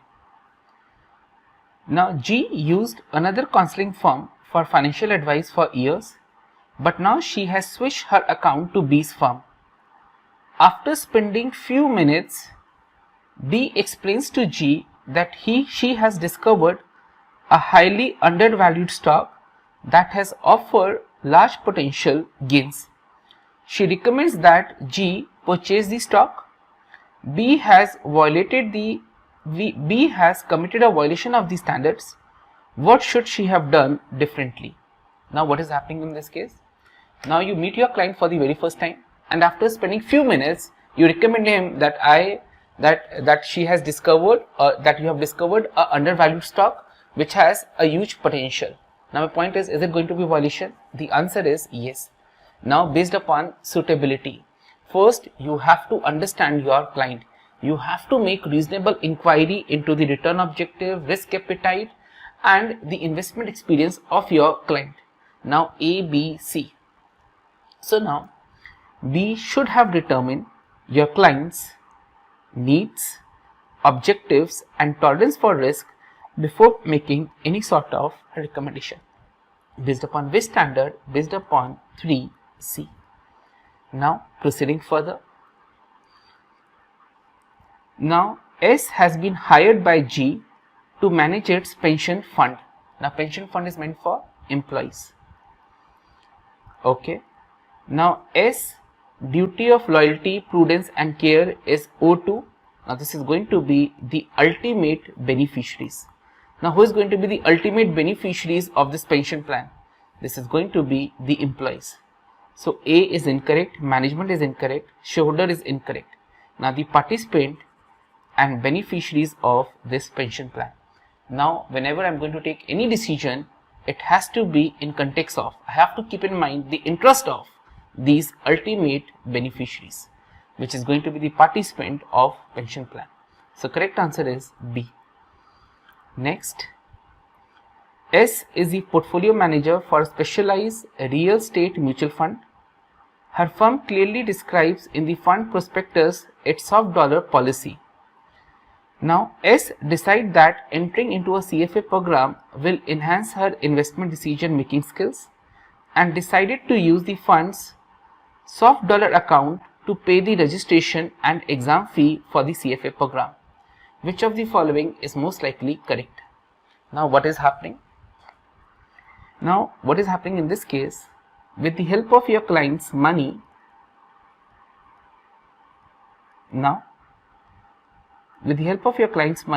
class, is it allowed to purchase the research which is used in managing their money? The yes. So with the help of client's money, it is completely allowed that you are going to purchase the research because it's going to improve your investment skills. Okay. But now what happened in this case? In this case, with the help of your client's money, you pay your CFA registration fee and you're trying to convince that since you're pursuing CFA, this is going to improvise your investment skills. Now with the help of client's money, is it allowed to pay your CFA registration fee? Now this is the case. A, B, C. S did not violate the standards because prospectus informed investors of the fund's soft dollar policies. S violated the standard because improving her investment skills is not a reasonable use. Now definitely, if any expense which is going to improvise your research, this is allowed. But now my point is, paying my CFA registration fee, is it a expense spent for the benefit of client or it is the personal expense? Now it is my personal expense. So now what is going to be the correct answer? S violated the standards because CFA program does not meet the definition of research allowed to be purchased with brokerage commission. Now this expenditure is not for the benefit of client, this is your personal expenditure, and since if you are paying your CFA registration fee with the help of your client's money, this is going to be a violation. Now with the help of your client's money, if you are purchasing any research which is used in managing their money, that is completely allowed. But now you are paying your own CFA registration fees. Now this does not meet the definition of research. So yes, this is going to be violation. This is your personal expense. This is not for the purpose of your client. Answer is C. Then next, P was recently terminated as one of the team of 5 members of an equity fund. The fund has two value focused managers and terminated one of them to reduce the cost. In a letter sent to the prospective employer P presents with written permission of the firm the performance history of the fund to demonstrate his past results. Now, has he violated the standard? Now class, my point is very simple. In your last firm, now you are terminated as one of the member of 5 managers. The fund has 2 value focused managers and terminated one of them. Okay. Now whatever the fund that you are managing, is it solely managed by you? Answer is incorrect. Now it was managed by, you are a team member, so it was managed by 5 managers. And the moment you are disclosing your performance history, it is giving a sign that this performance history belongs to your sole performance. But this is not the case. You are one of the members, and hadn't been this performance belongs to you, then why company has terminated you? Now A, B, C. A did not violate the standards, incorrect. P did not violate the standards, incorrect. P violated the standards by claiming the performance of the entire fund as his own. Yes, with the help of these statements, you are trying to convince them the entire performance is of your own. So B is correct answer. C, P violated the standards by including historical results, incorrect. It is completely allowed to include your historical performances, but now you have violated the standards by claiming the performance of the entire fund as its own. So what is the correct answer? This is going to be B. Next, T was recently appointed to the board of directors of a youth golf program that is the local chapter of a national not-for-profit organization. The program is beginning a new fundraising campaign to expand the number of annual scholarship. T believes many of her clients make annual donation to the charity. Next week, in her regular newsletter to the clients, she include a small section discussing the fundraising campaign and a position of the organization board. Now, T did not violate the standards. T violated the standards by soliciting donations from her clients through the newsletter. T violated the standards by not getting approval of the organization before soliciting her client. Okay. Now class, my focus is over point number C first. So now what is given? You are appointed as board of director to the youth golf program.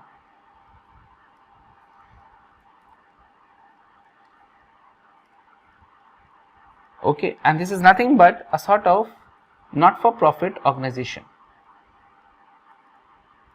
And now you approach your, now in one of your newsletter to your clients, you included a small section discussing the fundraising campaign.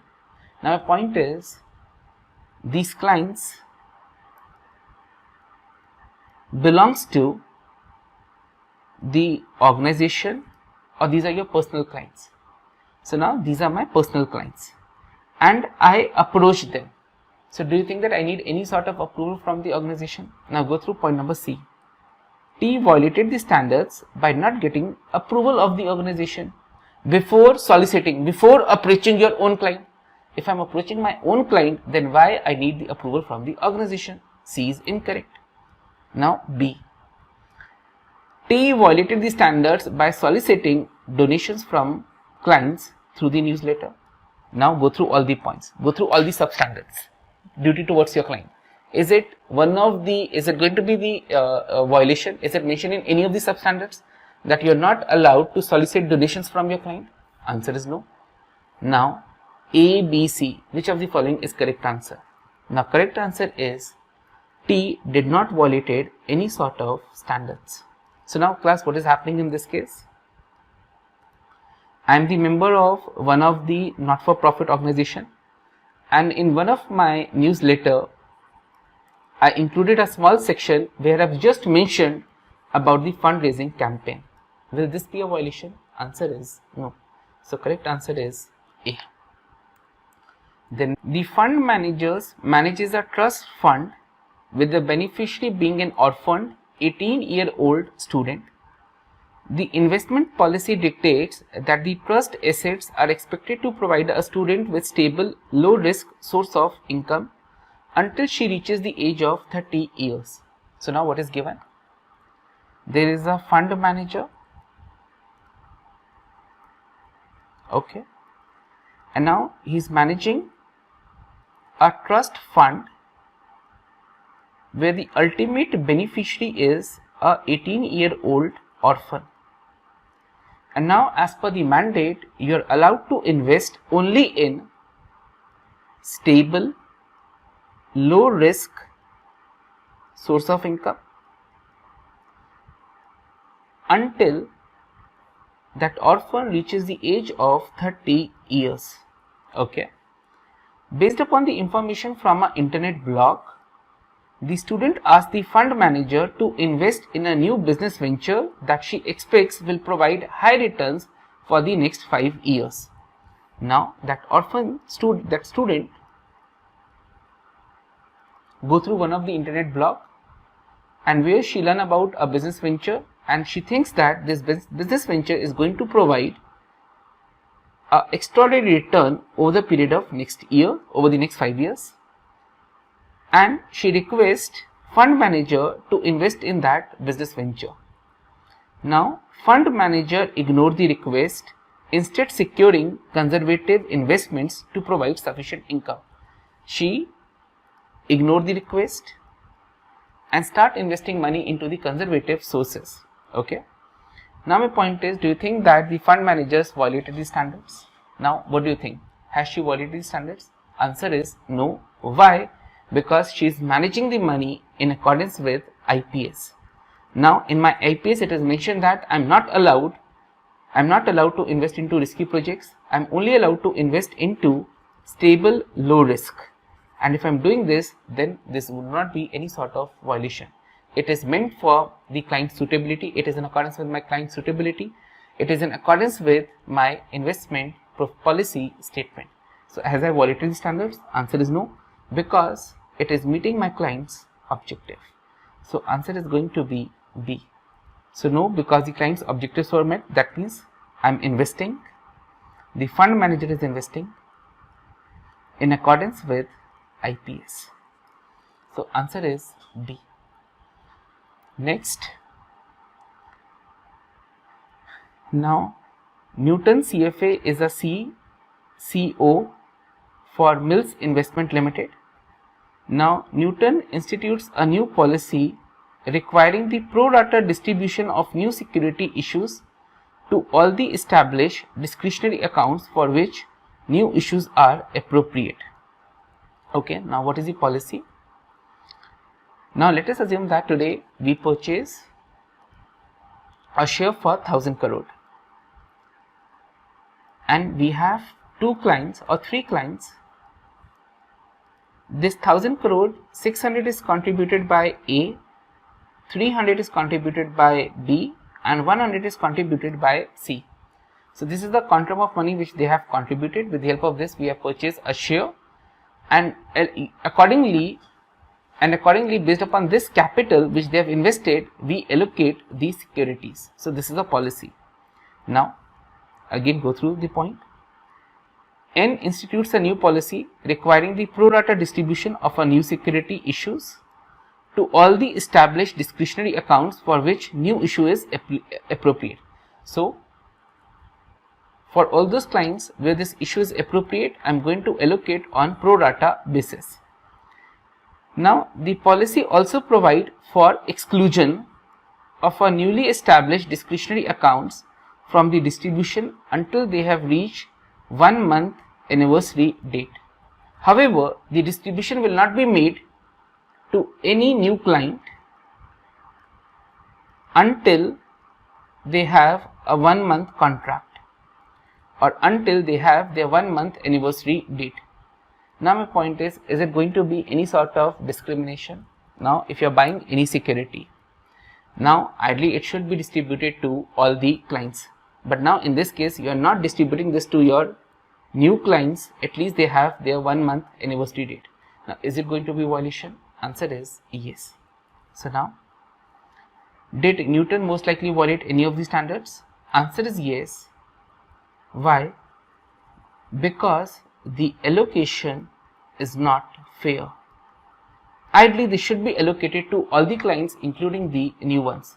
Now, excluding the new clients for a period of 1 month, this is going to be the discrimination, and yes, there is going to be violation of the standards. So correct answer is A. Then, so class, it is immaterial that whether you have disclosed this policy, yes or no. If there is a discrimination, yes, there is going to be violation despite being disclosed. So answer is A. Next, B provides investment advice to the board of trustees of a private university endowment fund. So here there is a fund manager. He is providing services to board of trustees. Now the trustees have provided B with the fund's financial information including the planned expenditure. B receives a phone call on Friday afternoon from M, a prominent alumnus, requesting B fax him the comprehensive financial information about the fund. According to M, he has a potential contributor but needs the information that day to close the deal and cannot contact any of the trustees. Based upon this information, the fund manager should disclose this information. Now class, I be contacted by one of the alumni of the university and he is requesting for the fund's financial statement. He is not one of the board of trustees. Am I allowed to share the financial statements of my client? Answer is no. In accordance with which standard? In accordance with standard number 3, substandard E. You have to keep client's data confidential. Now I am not going to disclose any of my client's data. So A, B, C. So correct answer is B. Next, which of the following action will help to ensure a fair treatment of brokerage firm clients when a new investment recommendation is made? That means when a new research has been done. So what is going to be the fair treatment? Now the fair treatment is, the moment research report is ready, it should be sent to all the clients.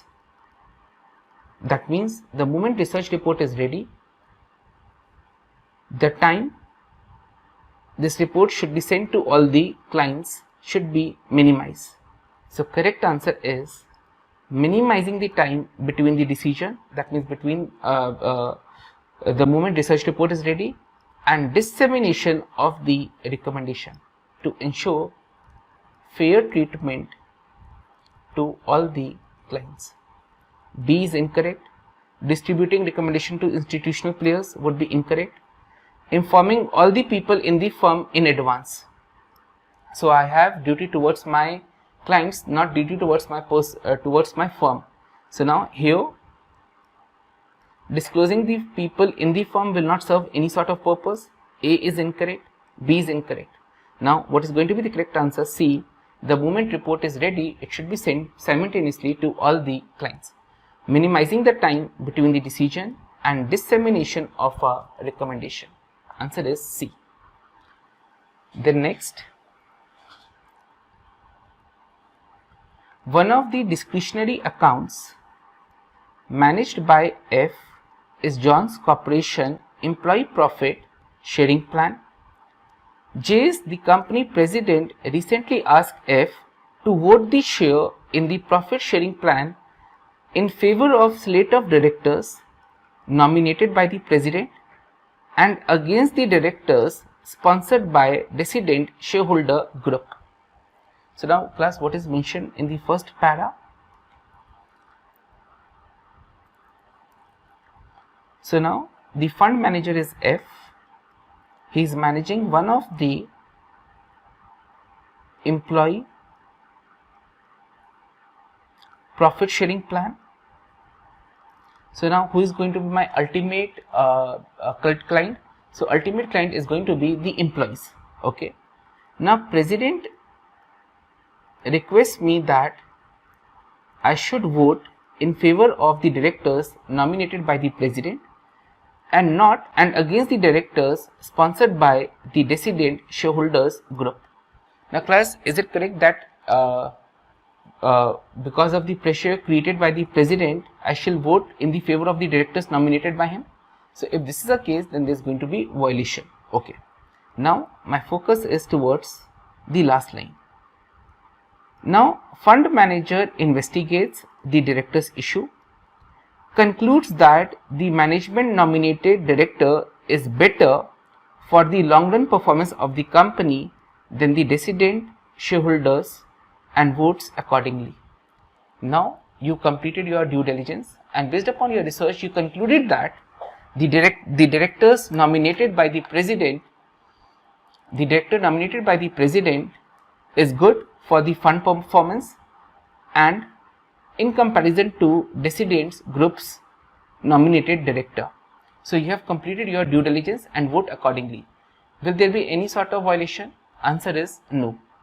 Now my focus is towards this para. F does not want to lose this account because he directs all the accounts trade to a brokerage firm that provides F with the useful information about the tax-free investment. Although this information is not of value in managing the John's Corporation account, it does help in managing several other accounts. The brokerage firm providing this information also offers, so important line, also offers the lowest commission for trade and provides best execution. Okay. Now class, what is given in this line? Now my point is, now I can recommend you two brokerage firms. One is HDFC Security and second is ICICI Security. Now HDFC Security is charging 20 rupees per order as brokerage, whereas ICICI is charging 100 rupees per order. Now my point is, which broker shall I recommend to my clients? So now the one which is charging less, and this is going to be HDFC Security. Okay. Now I further conclude that out of the two brokers, HDFC Security is providing the best execution and is charging lowest commission. And based upon this, you concluded that you should recommend, ideally you should recommend HDFC Securities to your clients. Perfect. Now my point is, in return, since I am referring the clients to HDFC Security, now HDFC Security is providing me with some sort of research. Now ideally this research should be used for the ultimate benefit of client. But now I am not using this research for the benefit of this client. However, I am using this research for managing my other clients' investment. Now my point is, again I have two options, HDFC Securities, ICICI Securities. Now which broker shall I recommend to my clients?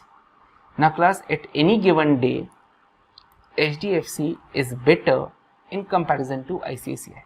Now ideally I should recommend HDFC Securities to my broker. Now since HDFC is providing me any sort of research which I am not using for this client, will this reason is sufficient enough that I start recommending ICICI Securities? Answer is no. So now when soft dollar commissions not used for the benefit of client will not be a violation. So there is only one exception. This will not be a violation if the broker is providing lowest cost and best execution. And in this particular scenario, if you are not using soft dollar commission for the benefit of the client, this will not be the violation. Now class, my point is very clear. If this line is not there, the brokerage firm providing this information offer the lowest commission for trade, then yes, there is going to be a violation, since you have not used the research for the ultimate benefit of the client. But now here, since this broker is providing me with the lowest cost, will this be the violation? Now answer is no. So you have not violated the standards in both the cases. So answer is A, B, C. So answer is going to be B. Now A is trying to say violated the standards in voting the shares in the manner requested by the Johns. Incorrect. I have completed my due diligence, I have completed my investigation, and based upon my investigations, I have voted.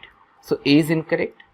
Then C, violated the standards in directing trades to the brokerage firm but not voting the shares as requested by the Johns. Now, in directing the trade to the brokerage firms, this brokerage firm is offering me the lowest cost. Again, there is going to be no violation. So, correct answer is B. Okay. So, friends, with this, we have covered standard number 3.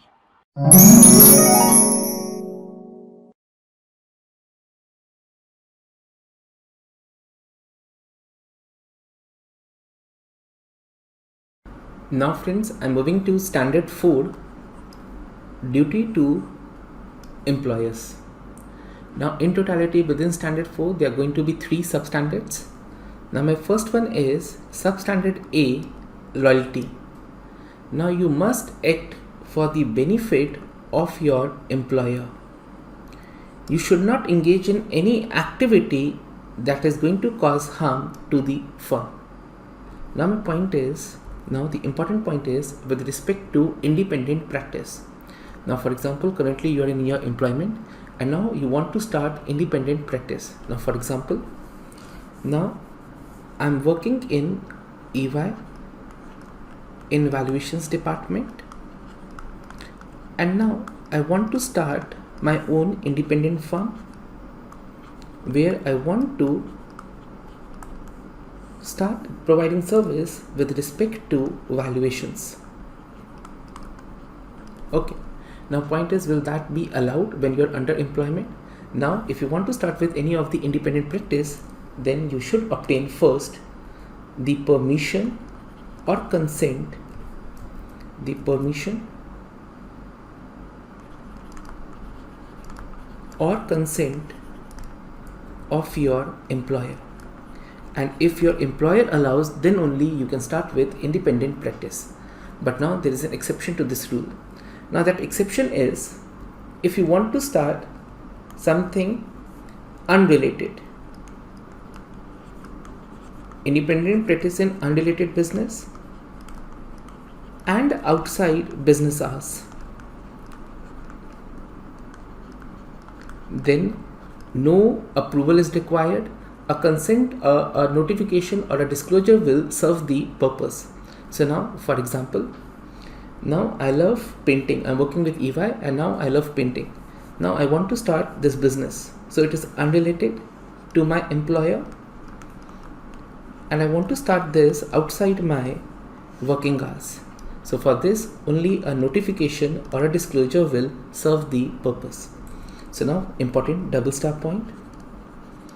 Independent practice for a compensation is allowed if the employer consents to all the terms of the proposed independent practice before it begins. However, if it is an unrelated and outside business hour, then no approval is required. A disclosure will serve the purpose. Same if you have lied about passing the CFA examination. Now let us assume that you have failed CFA level 1, but you told your employer that you have cleared the examination. Now again this is going to be a violation of this standard. Then again within this standard, you are not allowed to solicit the employer's client. Now what is the meaning of solicit? Soliciting means needing any sort of help, requiring any sort of support, help or money. Then if you're soliciting your employer's client with the help of data gathered during the course of job, again will be the violation of this standard. Now for example, currently I'm working with HDFC AMC mutual fund company. Okay, or I'm working with okay, now let us assume that I'm working in one of the hedge funds. So what is the meaning of hedge funds? It is similar to mutual funds, but here instead of retail investors, they are high net worth individuals. Okay, so now, so similar to mutual fund. Okay, and now here what happens? I'm working with one of the hedge funds, and my role is to bring investors to the company. Okay. Now my point is, tomorrow I join new employer, and now I solicit these employees that you start investing your money with this hedge fund. Now my point is, will this be the violation of the standard? Answer is yes. Now you are not allowed to solicit your previous employer clients. If you are doing this with the help of data gathered during the course of job, this is going to be violation. However, approaching them, soliciting them, approaching them with the help of memory or publicly available data, then this is allowed. However, members can solicit clients from former employers through memory or publicly available data. Then whatever your records, now whatever the records that you have got during the course of your job, that records belongs to your employer, and these are the property of the firms. And when you're going to leave the organization, if you want to take these documents, then you need to take the approval from your employer. So class, this was with respect to royalty. Number 1, so what points? You must act for the benefit of your client. If you want to start off with any sort of independent practice, a prior approval from your employer is required. However, in case of in case of unrelated non-competitive business and outside business, disclosure will serve the purpose. If you have lied about that you have cleared the CFA examination, whereas in practical life you have not, then this is going to be a violation. Soliciting the employer's client with the help of data gathered during the course of job will be the violation. However, you can solicit them with the help of memory or publicly available data. And again, any sort of records which you have gathered during the course of job that belongs to your employer, irrespective of whether that data is stored in your home computer, tablet, cell phone. This data belongs to the employer, and before leaving the organization, if you want to take this data, then you have to take a prior approval. Now I'm moving to my substandard B. Now my substandard B is with respect to additional compensation arrangement.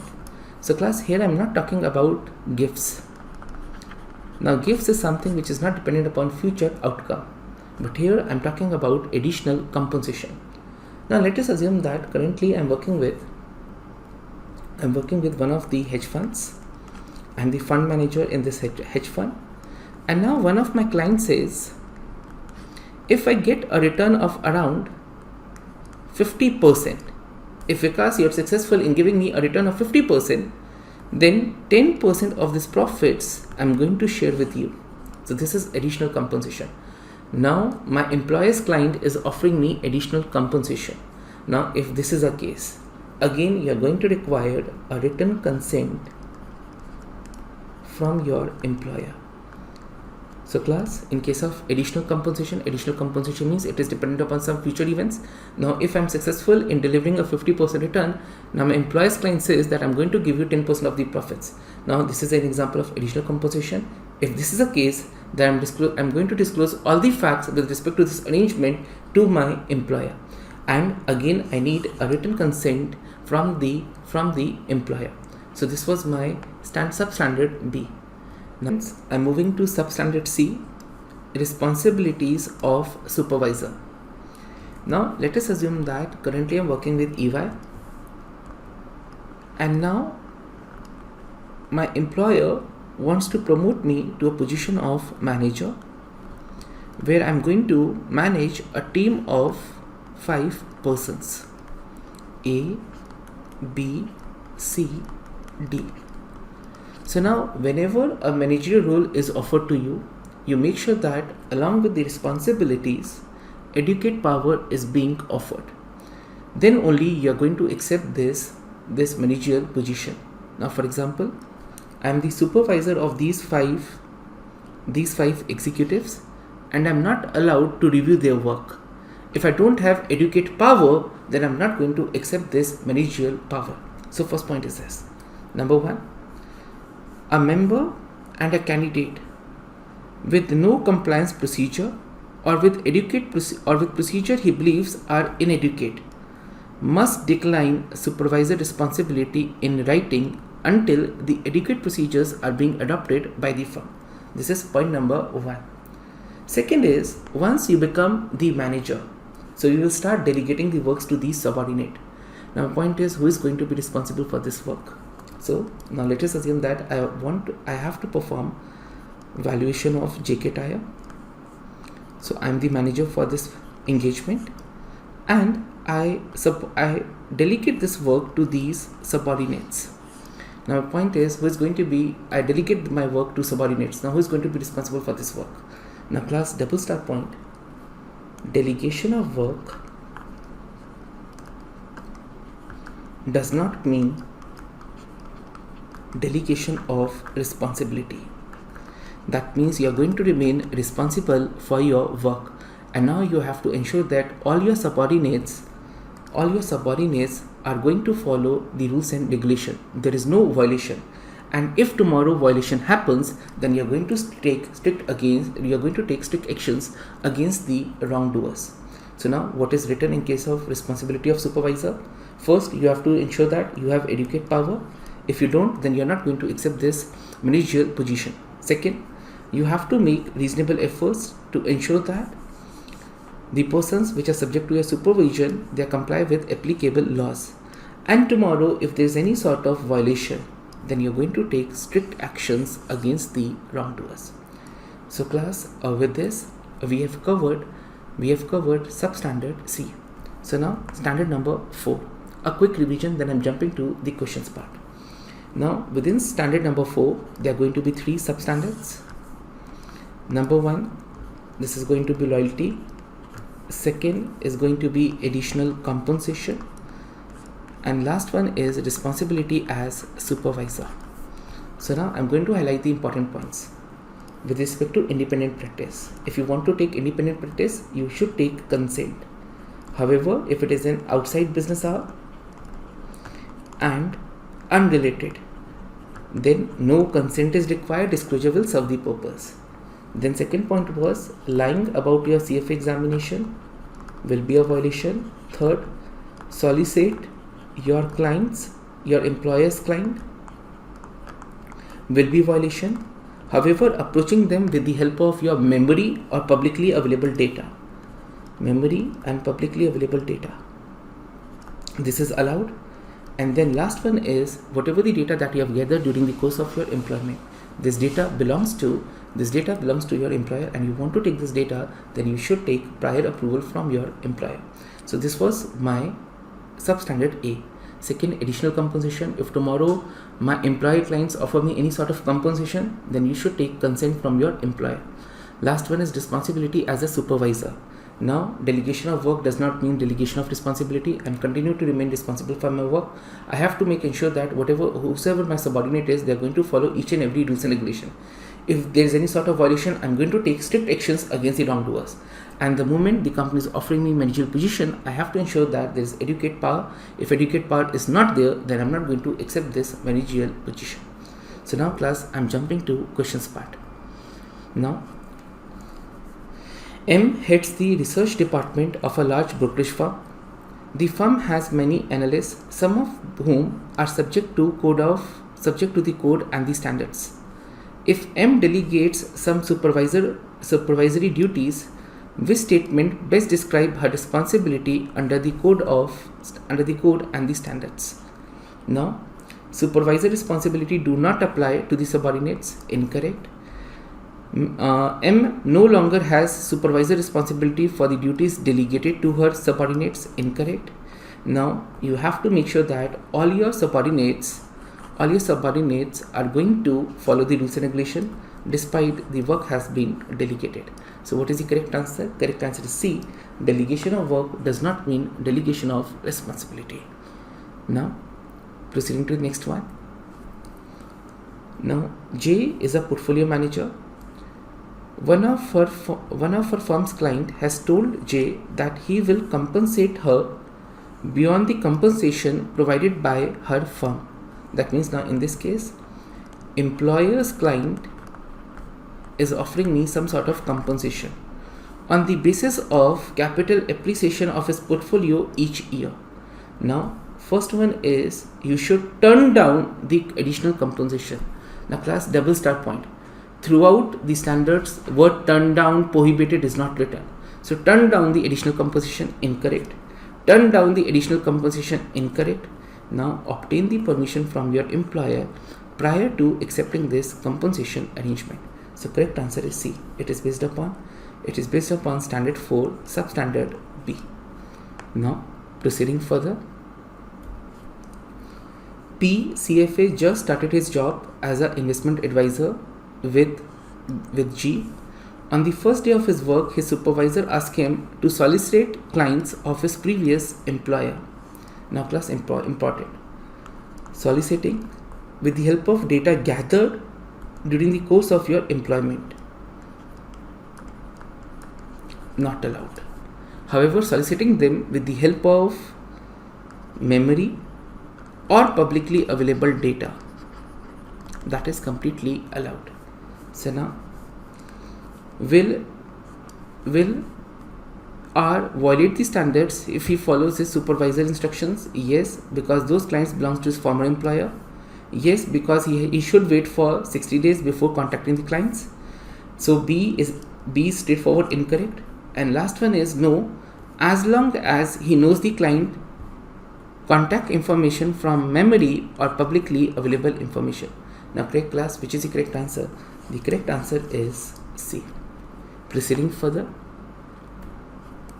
Which of the following statement is correct under the code and the standards? CFA Institute members and candidates are prohibited, so important word is prohibited, from undertaking independent practice in competition with their employer. Incorrect. Nowhere the word prohibited is written. Second, now with respect to independent practice, you should take a written consent from your employer. Now B, written consent from the employer is necessary to permit independent practice that could result in compensation or other benefits in competition with a member or candidate's employer. So class, is it the correct answer? Answer is yes. C, again the word is prohibited. Proceeding further. Now P, a CFA candidate is an asset manager employed by a fund management company managing very large segregated pension funds. So basically you are managing pension funds. In her spare time means outside business hour. In her spare time outside working hours, S likes to provide management consultancy service to small companies to help grow their businesses, focusing on strategic planning. Now class, who is your employer? Now I'm employed by a fund management company where I'm managing very large pension funds, and now I'm providing in my spare time outside my business hours, I'm providing consultancy services to the small companies to help their business grow, focusing on planning part. Now you have been paid for the consultancy service and has also provided her employer information about these outside business activity. So now you have not taken any consent, but you have already informed your employer. Does S most likely violated the standards? So answer is, so this is a sort of independent practice. So class, can I say this? This is outside business hour and non-competitive with respect to my employer. Now my employer is into the business of pension, and now I'm providing the consultancy service to small companies, that too focusing on planning. So is it non-competitive? Yes, outside business hour, and I've already provided the notification. Disclosure is already given. So do you think that I have violated any standard? Answer is no. So if it is a related business, then definitely I should take a consent. Okay, but since it is non-competitive and outside, so a notification or a disclosure will serve the purpose. Answer is A. Next, a former hedge fund manager has decided to launch a new private wealth management firm. From his prior experience, he believes that the new firm needs to achieve $1 million in assets under management in the first year. So now you are planning to start a new company, new hedge funds, and you think that in totality in first year your company needs $1 million. Okay, now Jackman offers a $10,000 incentive to any advisor who joins his firm with a minimum of $2 lakh capital in committed investments. So now I come up with a job opening, and now any advisor is going to join me with a minimum capital of 2 lakh. I'm going to offer him an incentive of 10,000. Okay, but my condition is you have to solicit the clients and you should bring $2 lakh to the firm. Then I'm going to pay you 10,000 as commission. Okay, now Jackman placed notice of the opening on several industry web portals and career research sites. Which of the following is correct according to course and the standard? Okay, so in this you have to solicit your employer's client. A member or a candidate is eligible for the new position and incentive if he or she can arrange for enough current clients to switch to the new firm. Now class, important line is enough current clients. So important word is current clients. That means previous employer clients to switch to the new firm. Is it allowed? Answer is no. A member or candidate is eligible for the new position incentive if he or she can arrange for enough current clients to switch to the new firm. Incorrect. Soliciting current employer's client, previous employer's client, not allowed. A member or candidate may not accept employment with the new firm because Jackman incentives offer violates the code and the standards. Okay, and last one is a member is not eligible for the new position unless he or she is currently unemployed, because soliciting the clients of the members or candidate's current employer is prohibited. Now class, look at the option number C. If currently I am unemployed and now I start searching for the investor for this particular firm, will this be a violation? Answer is no. I understand that this position is not for members who are currently working. This position is not for them, but definitely it is for those members who are currently unemployed and they can arrange $2 lakh. So now what is going to be the correct answer? The correct answer is C. Now yes, soliciting the current employer clients is prohibited, but if you are unemployed and yes, you can approach new investors and then definitely you can join this company. So answer is C. Next, now I'm moving to standard number 5, investment analysis, recommendation and action. So class, again within standard number 5 we are going to have 3 substandards. So number 1 is diligence and reasonable care. Now what is the meaning of this? Now before investing your client money, there should be a proper due diligence, there should be a proper research. Now for example, now one of my client is, let us assume Akash, and now I have to manage his funds, and based upon our discussion I understand that I'm going to invest 100% of his money into equity. Now my point is, I just watching one of the news channel, and in the news there's a recommendation to buy Bata India, and based upon that information I start accumulating Bata India. Is it correct? Now my point is, whenever you're going to invest your client's money, there should be a proper, thorough, detailed research. There should be a proper rationale why you're investing your client's money in that particular stock. So now important, you have to exercise diligence. You have to conduct proper due diligence, you have to conduct proper research, you have to conduct proper peer comparison analysis, and based upon the relevant, genuine reasons, rationals, only then you're going to invest in that particular stock. Okay, so this was the point number 1. Then within this, now important point, simple and quick does not mean he was not diligent. Okay, so if there's a question mark over your diligency, then yes, there's a violation. But quick and simple does not mean that you were not diligent. Now important point is, what are the factors that we have to take into consideration?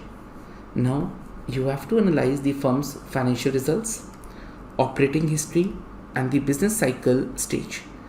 Then you have to conduct the peer group comparison. Okay, then you have to go through global and national economic indicators.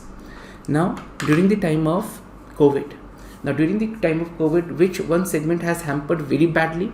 Now this is going to be a cinema business, PVR, INOX. Now point is, before investing my money, you have to take into consideration the current economic indicators, global economic indicators. You have to perform the proper peer comparison analysis. You have to analyze my financial statements. Then only you're going to invest. You should have a reasonable and adequate basis for investing into a particular stock. Then now let us assume that you are referring some sort of third party report. Now for example, let us assume that I want to value JK Tire. So typically we are dependent upon sector research reports, like how the sector is performing. So now I start purchasing a report by third party such as CRISIL, ICRA. Now class, my point is, the moment I am purchasing third party report, my responsibility now transfer to CRISIL, ICRA? The answer is no. Now if you are buying a third party report, now conducting a quality review of those third party research report, this is going to be your responsibility. Now for example, if I go to a website, ICRA Research, okay, and now I want to buy a research report on tire sector, and within this report, let us assume that these are paid ones, okay, and let us assume that within these research reports, they mentioned that the profitability is going to be 10% for the upcoming year for the tire companies. Now class, my point is very simple. Based upon this research report, can I conclude my investment decisions? Now answer is no. Now you have to verify why ICRA is saying that the profitability is going to improve or deteriorate in upcoming years. Now simply you are buying third party research report, your responsibility will not be transferred. You have to verify each and every assumption, each and every forecast using this particular reports. So simply what they are trying to say, that you have to evaluate the quality yourself. Simply if you are buying a third party research report, that does not transfer your responsibility. And now if you have sufficient reason that the research report lacks sound basis, then you must not rely on that particular information. So what basically it is trying to say, reviewing the quality of third party research report, this is going to be your responsibility. So class, this was my substandard A, which was basically trying to say, whenever you're going to invest the money, there should be a proper rationale. Now next one, this is going to be with respect to communication with clients and prospective client. Now whenever you're going to invest your client's money, now here the meaning of communication is, you have to explain what is your strategy to analyze the investments. Now for example, how you pick up Bata India, what is the process? You have to communicate these all steps with your client. Now definitely you have to apply a reasonable judgment in identify which factors are important, but definitely you have to communicate with him how you have analyzed investments, select securities, construct portfolios. This all you have to communicate with your clients. Now within your communication, two important factor is that you are going to communicate with respect to potential gains and losses. Now my point is, let us assume I'm managing my client money and I only talk about potential gains. Now let us assume I'm very bullish on Reliance and I keep on talking about potential gains only. Do you think that my communication is complete? No, the communication is incomplete. You are not going to talk only about potential gains. You are going to talk about potential gains and losses. If discussion on losses is not there, that means your communication is incomplete. And two risks you are going to communicate to your client. Now, number one, this is going to be liquidity, and second one is going to be capacity. Now what is the meaning of liquidity and capacity? Now liquidity. Now for example, you invested your client's money into a real estate. Okay, you purchase one land, and that land will cost you around 2 crore. And now one day your client calls you and says, what is the value of the property? And you reply, the value of property is 3 crore. And now your client says, okay, I want to sell off this property and I want 3 crore. Now class, my point is very simple. Is it easy? The investment in real estate, is it liquid? The moment I go to the market, I will get the funds? Answer is no. Now to liquidate this property, I need some time. So this is an example of liquidity. So investments in real estate is illiquid. So you should, before investing, you should communicate this to your client. So this is an example of liquidity. Second is capacity. Now for example,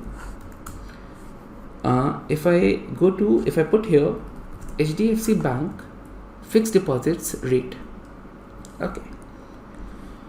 So now I will get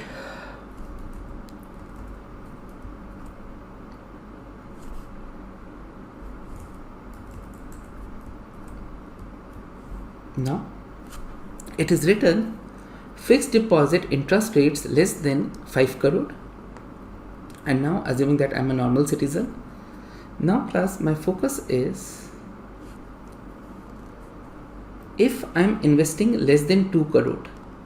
So if you are investing less than 2 crores and you are investing your money for 1 year, then you will get a return of 4.90%. Okay. Same wise, if you are investing 2 crore to 5 crore, then you will get 3.75%. Now point is very simple. You communicate to your client that if you invest in fixed deposits, return is going to be, for 1 year, return is going to be 4.90%. Now my question is very simple. This communication is complete? No. Now you have to communicate him that this 4.90% return is only if you're going to invest less than 2 crore. If your investment is greater than 2 crore and up to 5 crore, you're investing for 1 year, then return will reduce to 3.75%. Now this is the example of capacity. As you start investing more, returns will start reducing. So this you have to communicate. Same wise, if I want to have an FD for, let us assume, more than 5 crore. So now fixed deposit greater than 5 crore, again for 1 year. Now return is going to be 3.75, provided that the amount is up to 5.25. Now if I want to invest up to 5.50, then this is going to be 3.20 and so on. So now this you have to communicate to your clients. So important, we were discussing with respect to communication. You have to discuss with respect to the way you are going to select the investments. You are going to communicate with respect to potential gain and losses, and you are going to talk about limitation. Now limitations is liquidity, capacity. Liquidity refers to the ability to exit an investment without experiencing a significant extra cost. Capacity refers to the investment vehicle ability to absorb additional investment without reducing the return it is able to achieve. Now you are saying that in FDs the rate of interest is 4.9%. This 4.9% has a capacity of 2 crore. But if you want to invest more, then return will keep on reducing. So this you have to mention to your client. Okay, you have to apply the reasonable judgment. Then next point is with respect to distinguish between facts and opinion. Now class, my point is, I think that Reliance today trading at 1900 and after 1 year it will turn into 2500. It is a factual data or opinion. Now this is my opinion.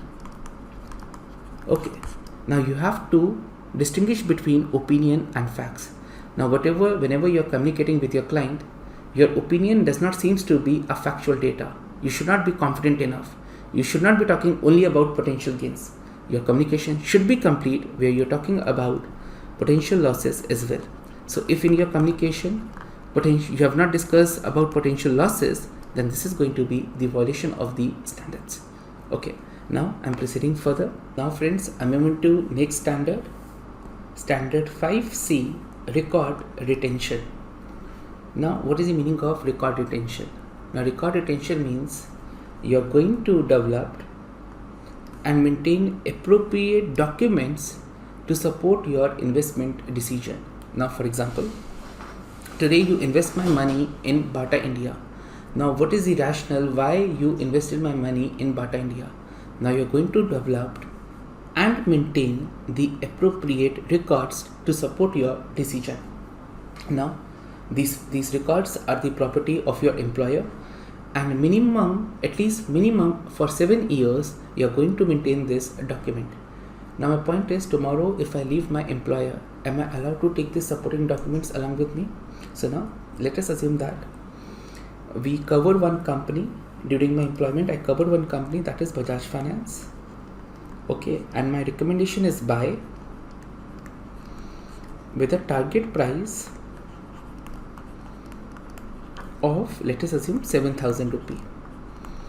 Okay, now my point is, I want to take the research along with the supporting documents. Am I allowed? So now the supporting documents is the property of your employer. So first, consent is required. If you have a recent consent from your previous employer, then yes, you can take this document. And now my next question is, the moment I leave the organization and I've joined new company, in that new company, am I allowed to use this research report and supporting documents? I have the approval from my employer. Now point to be noted, the consent is only to take this document. Consent is not to use this document.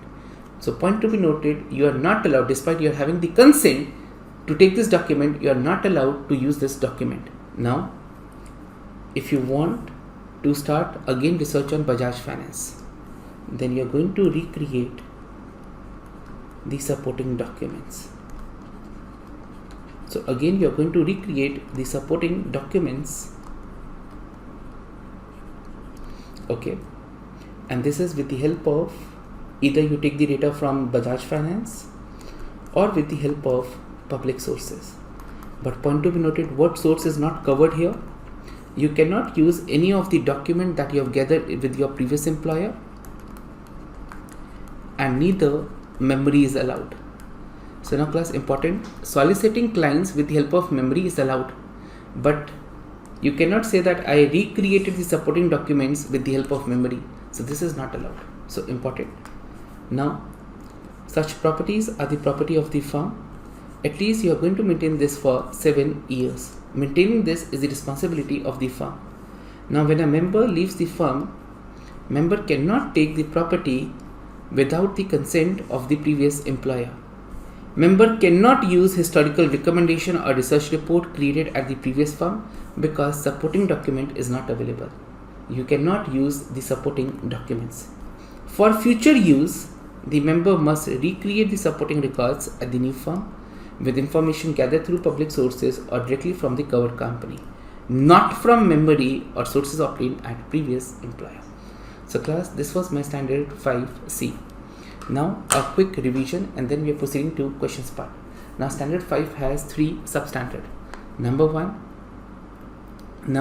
is going to be diligence and reasonable basis. Second is going to be communication with clients, and third one is record retention. Now my point is, before you're going to invest my money, there should be a proper diligence, there should be a proper research, there should be a proper peer comparison analysis, then only you're going to invest my money. Now I understand that during this process you're going to use third-party research reports. Now evaluating their quality, this is going to be your responsibility. Okay, this was my substandard A. Then second, whenever you're going to communicate with your clients, the communication has to be complete. You're going to discuss how you select the securities, how you create the portfolio.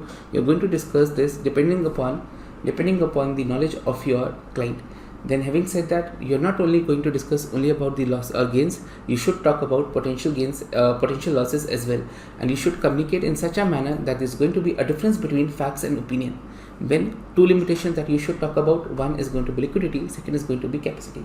Then third, record retention. Now since you are going to invest your client's money, what is the rationale for that? You are going to develop and maintain this document for how many years? For at least for 7 years. It is responsibility of firm, and these records are the property of the firm. Now suppose tomorrow you leave EY, you want to take this document, you have to take the private approval. Can I reuse this property? Can I reuse this report? Answer is no. Now you are going to recreate the supporting documents with the help of public sources or with the help of data from the covered company, but not with the help of memory or from the sources or from the documents obtained from your previous employer.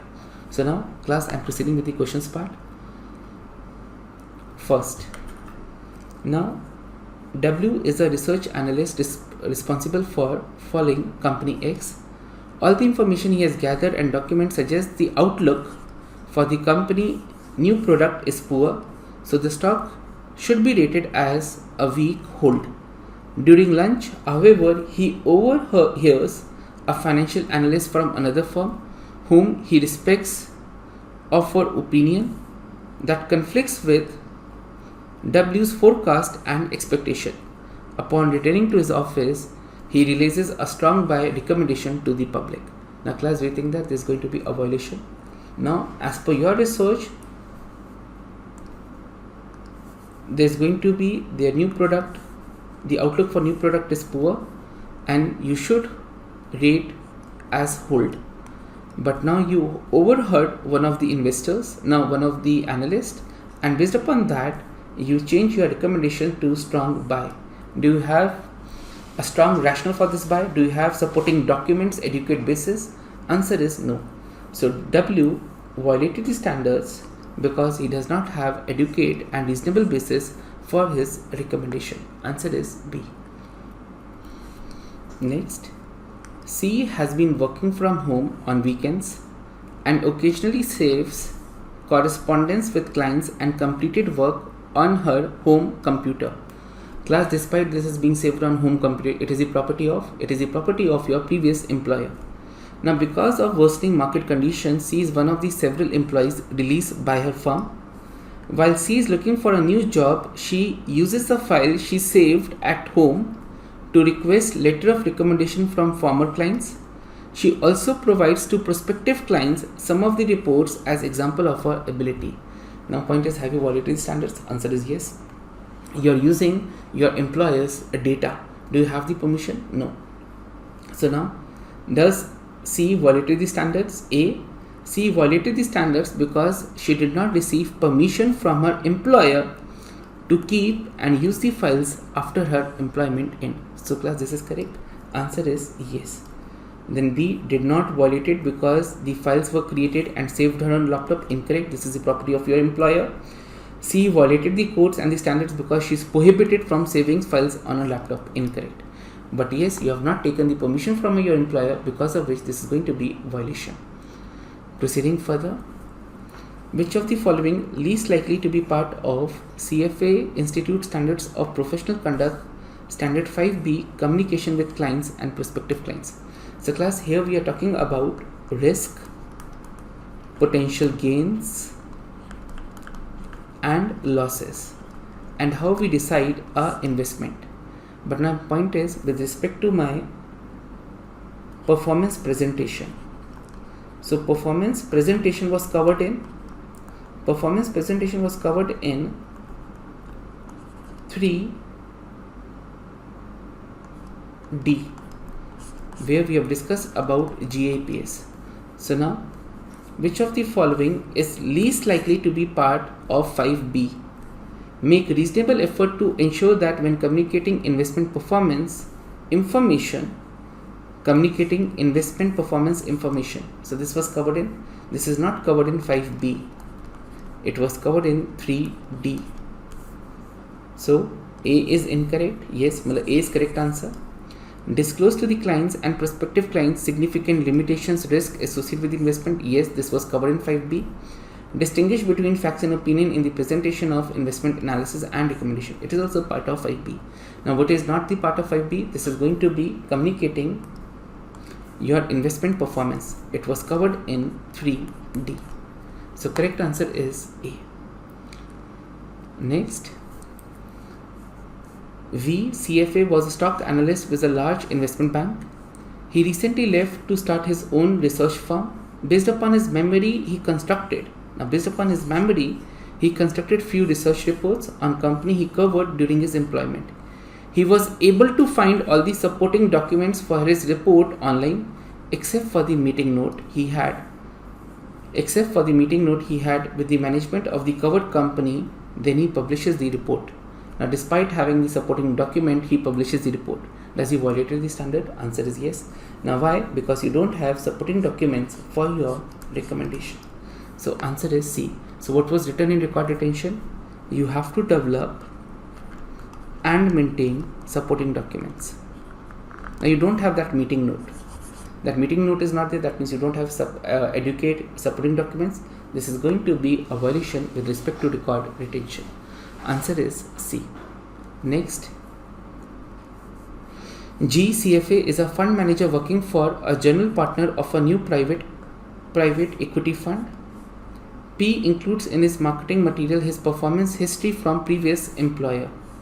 He received permission from his previous employer to take his historical return figures and supporting research reports he used to make the related investment decision. Did P most likely violated the standards? Now again, answer is yes. Now why answer is yes? Because no doubt you have taken the permission from the employer to take the historical return figures and supporting research reports, but you are not allowed to use these research reports. So if you are using this research report, this is going to be a violation. So now important, in the fund marketing material, his performance history from his previous employer is included. Now how you are going to justify this? So to justify this, you have to show the research reports. Now you are not allowed to show any sort of research reports. This is going to be the violation of record retention. Answer is C. Now important, C is correct because even though P had his former employer permission to take the performance report and supporting research documents, he does not have the underlying performance data to support those historical returns and is therefore violation. Now to support your historical return, you don't have the supporting documents. Answer is C.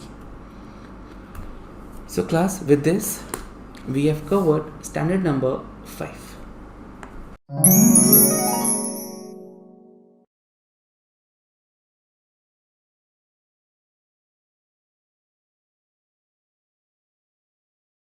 Now friends, I'm moving to standard number 6, conflict of interest. Now within standard 6, we are going to have 3 substandards. Substandard A, disclosure of conflict. Substandard B, priority of transactions. And substandard C, referral fees. Now my first one is disclosure of conflict. Now members must make full and fair disclosure of all matters that are expected to impair their independence and objectivity. Now, for example, I'm working with EY and now there is an engagement to perform valuation of JK Tyre.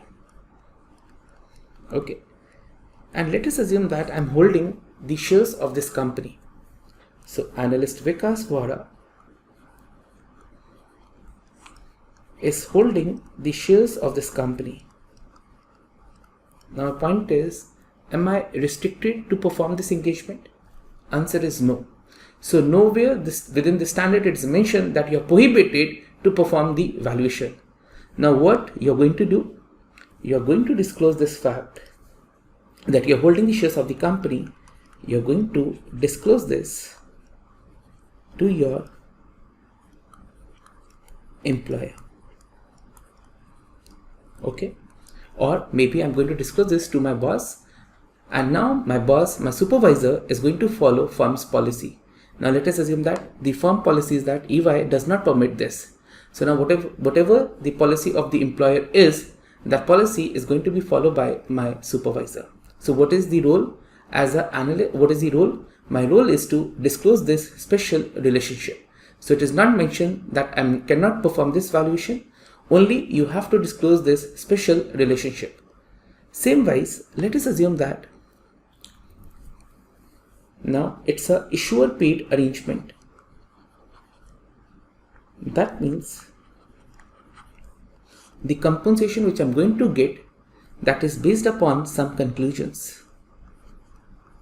Now, for example, there's a company, Bajaj Finance. Now, Bajaj Finance needs 5,000 crore rupees. And now my point is, I'm going to represent them towards the banks or for public deposits. And if company is unable to raise the funds, I won't be getting any sort of compensation. Now, whatever the prospectus that I'm going to make for this company, that will have some sort of partiality. Now you're going to disclose this. So where the disclosure is required? Two common types of disclosure. Number one, if you're holding the shares of the company, then you have to disclose. And if it is a issuer paid report, this we have already covered. That means your compensation is dependent. Then you have to disclose this. So number one was disclosure of conflict. Two types of disclosure is covered under this standard. Now second is priority of transactions. Now point is, let us assume that recently you concluded the research on a stock. Let us assume it is Bajaj Finance, and based upon your research there is an upside potential of 25%. Now tomorrow morning you are going to execute the trade. Now three options. Number one, priority to be given to clients. Second, personal account. And third is both. Now ethically, which is the correct behavior, which is the correct action? Now first, I'm going to trade on the behalf of my clients. Now you have to give priority to your clients. We have to keep the interests of clients above all. Number one, I'm going to trade on the behalf of my clients. Now second point is, let us assume that I'm having my family members as well, and those family members, I'm maintaining their accounts as well. And my family members, for example, my brother is paying me regular fees similar to my other clients. Now I'm in this scenario where my brother is paying me the fees. I'm going to treat my brother's account as a client. And if it is a non-fee paying client, then I'm going to treat this as personal account. So class, next one is priority of transaction. Investment transaction for clients must have priority over investment decisions in which member and candidate is a beneficial owner. Now next point, personal transaction may be undertaken only after clients have had an adequate opportunity to act on the recommendation. Note that family member that are client accounts should be treated just like any other client account. They should not be disadvantaged. So now if my brother is paying me a fee, I'm going to treat it like any other client. Now last one is going to be a referral fee. Now point is, let us assume that I recommend you that you have to buy the Shweza books from Mahakali Book Center. So class, this is not the case. I'm just creating a scenario, okay? So I recommend you that you're going to buy the books from Mahakali Book Center. And now I'm having a referral arrangement with this book center. Now for example, whatever the students, now let us assume that I recommend, based upon my recommendation, 100 students purchase the books from this vendor, and now this vendor is going to pay me 50 rupees per students. And how much this vendor is charging? This vendor is charging in the market 2200 rupees for the books, let us assume. Now my point is, do you think that if there is any sort of referral arrangement, then I'm going to prefer Mahakali over any other book vendor? Answer is yes, because I have an arrangement. And let us assume that other vendors are available and they are charging, let us assume 1500. Now still I'm going to prefer Mahakali over any other vendor. Why? Because I'm having an arrangement. Now what is my responsibility? My responsibility is I'm going to disclose this special arrangement to my students so that they can evaluate if I have any sort of partiality in referring this particular book sector. So now class, if I'm having any sort of referral fees arrangement, then members must disclose to their clients or employer so that they can evaluate whether there is any sort of partiality in my recommendation. So you are going to disclose this. But point to be noted, in one scenario where there is no disclosure, prior disclosure, I can still avoid the violation. Now what is that scenario going to be? Now important point. Suppose I didn't disclose to my students that there is a referral arrangement. So no disclosure. But at the same time, now Mahakali was about to transfer me 5,000 rupees, but the moment he was about to transfer, I deny that please don't transfer the amount to my account. That means I have refused the payment. Now if I refuse the payment, then it is equal to no violation. So important point. So when you are going to violate the standards, no disclosure plus payment accepted. In this scenario, it is going to be the violation of this standard. Okay.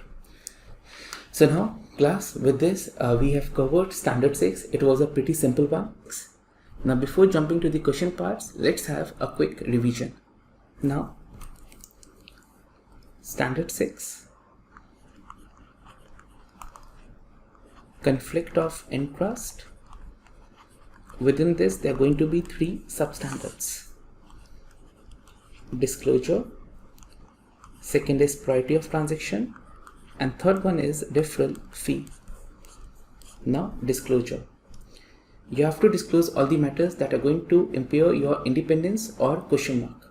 Now 2 scenarios where we are going to disclose this. Now where the disclosure is required. Number 1, if you are holding the shares of the company, you are the owner. And second, this is in case of issuer paid, or your compensation is linked with the conclusion.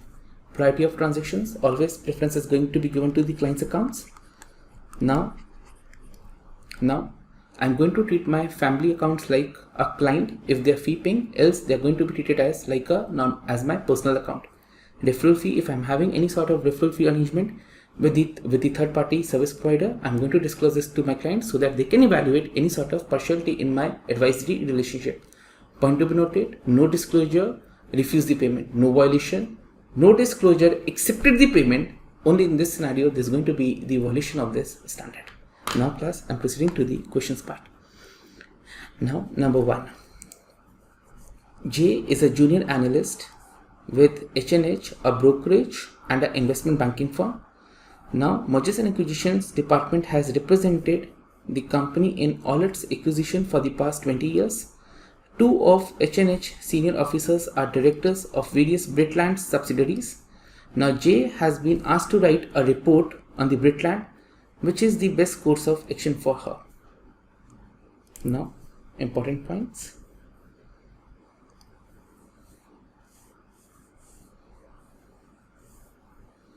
Now 2 of senior officers are directors. Okay. Now what is the best course of action for her to follow? Now important, should not write the report. Nowhere within the standard mention this, so B is incorrect. May write the report but refrain from expressing any opinion, incorrect. May write the report but if she discloses the special relationship with the company. So now I'm having some sort of special relationship, you are going to disclose this. The next one, Smith is a financial analyst with the brokerage firm. She is preparing a purchase recommendation. Which of the following situation is most likely to represent a conflict of interest for Smith that would require a disclosure? Now Smith frequently purchases items produced by J&I. So now I want to give an example. For example, I'm going to write a report on Hindustan Unilever and I keep on buying the products of Hindustan Unilever. Do you think that a disclosure is required? No, A is incorrect. The next one, XYZ hold for its own account a substantial common stock position in J&I. For this, do I need to disclose? Answer is yes, you are the owner of the company, you are holding the shares. And last one is my brother-in-law is a supplier. Now, for example, my brother-in-law is supplying packaging material to Hindustan Unilever Limited. For this, disclosure is required. Answer is no. Okay. Now, in which case disclosure is required? If you are holding the shares of the company. Answer is B. Next. Which of the following is a stated purpose of disclosure in standard 6C referral fee? Disclosure will allow the client to request discounted service fee so that you can ask for the discount from me. Incorrect. Disclosure will help the client to evaluate any partiality shown in the recommendation of service. So answer is D. Why disclosure is required? So that if you think that I may be partial, that possible partiality is shown in the recommendation of services. Answer is B. Next. Now class, this is a double star. Are a portfolio manager for a local investment advisory firm is planning to, important word, is planning to sell a portion of its personal investment portfolio to cover the cost of her children's tuition fees. Now, Rose wants to sell a portion of his holding in household product, but his firm recently upgraded the stock to strong buy. So now class, what is happening in this case? Analyst wants to sell the stock.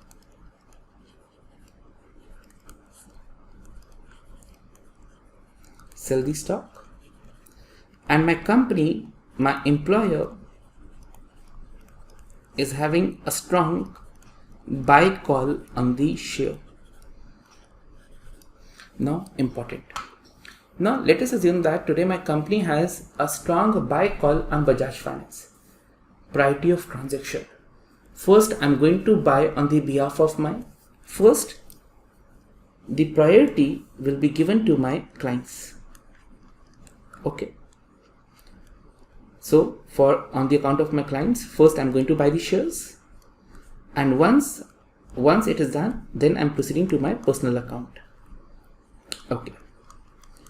So, when there's a conflict, so conflict is there when both my client and I want to buy the share. In this, I have to give preference to my client's accounts first.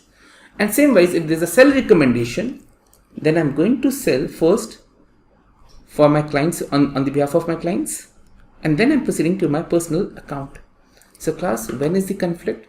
When both of them wants to buy the share simultaneously, and when both of them, my client and me, both of us wants to sell at the same time. At that time, there is a conflict. But now, my employer has a strong buy. That means what is going to be the course of action?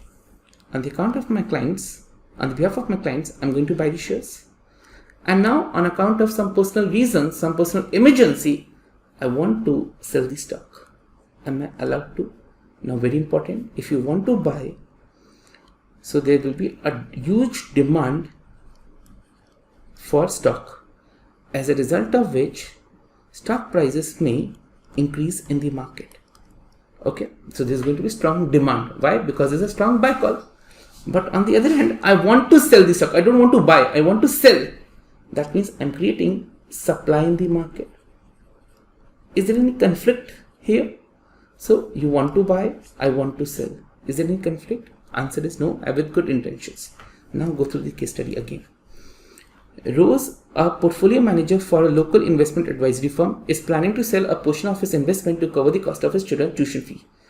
Now Rose wants to sell a portion of his holding in household products, but his firm recently upgraded the stocks to strong buy. Which of the following describe Rose's option under the code and the standards? Based upon its firm's buy recommendation, it cannot sell the shares because it would be improperly prospering from the inflated recommendation. Okay. R is free to sell his personal holding once his firm is properly informed of his intentions. And last, Rose can sell his personal holding only when a client places an order to buy the shares. Now, high probability is that you're going to take C as the answer. Okay, high probability, but this answer is incorrect. Why incorrect? Had it been both of us wants to buy, then first it is going to be on account of my clients, and then I'm going to proceed with my personal holdings. So in that case, it is going to be correct answer. But now I want to sell and my clients wants to buy. So C is an incorrect answer. Now I'm free to sell the holdings once I have informed my firm about the intentions. So I'm allowed to sell the shares. So answer is B, important. Okay, now next one. Okay, so class, hint for this one is where the disclosure is required. Now disclosure is required on all the documents, on all the public documents. Okay, now let's go to the case study. Now I is a CFA and sole employee of two companies, a public relationship firm and a financial research firm. The public relationship firm entered into a contract to provide relationship services with the CFA charter holder receiving 40,000 shares of the company. In payment for this service, over the next 10 days, the public relationship firm issued several press releases that discuss M's excellent growth prospects. O, through his financial research firm, also published a research report recommending M a strong buy. According to Code of Standards, O is most likely to require to disclose the relationship on all the public documents in the press release as well as the research reports. So answer is C. Next, important, double star. A large, so hint for this question is, okay, hint is no disclosure, no payment accepted, no violation. So this is the hint. Now let's go through the case study. A large manufacturing company is seeking help finding a fund manager for its pension plan. After a comprehensive but unsuccessful research, Arun, CFA, is hired to solicit proposals from various fund managers. The client pays Arun a lump sum fee for his services. The search concludes with Ramport Investments being hired as the pension plan's manager. A year after Ramport is hired, the pension administrator sends Arun a letter telling him how satisfied the pension trustees are with the service provided by the fund manager. Subsequently, without the plan sponsor's knowledge, Arun receives a payment from Ramport, to whom he has referred, for successfully introducing it to the pension plan under an agreement. Arun entered into an agreement with Ramport when the initial contract with the fund manager was made. Now you have to disclose during that time.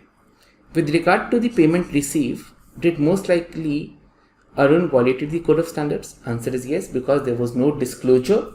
Now, the moment they were making the payment, can I still avoid the violation? Answer is yes. How come? By not accepting the payment. So now again, did Arun most likely violated the Code of Ethics and Standards of Professional Conduct? Answer is yes. So when? Because he should have refused the payment from the fund manager. So important point, when actually violation happened. So violation happened that time when you accepted the payment. If you have not accepted the payment, there was no violation. So again, with regard to the payment received, did Arun most likely violate the standard? Answer is yes. He should have refused the payment from the fund manager. So answer is C. So friends, with this we have covered standard number 6. Now in totality we have covered all the standards. Now how many standards we have? We have 7 standards divided into 22 substandards. Now class, before proceeding to the next part, you have to thoroughly revise the 7 standards from this PPT, okay, and then only you are going to proceed to the next part. Thank you. So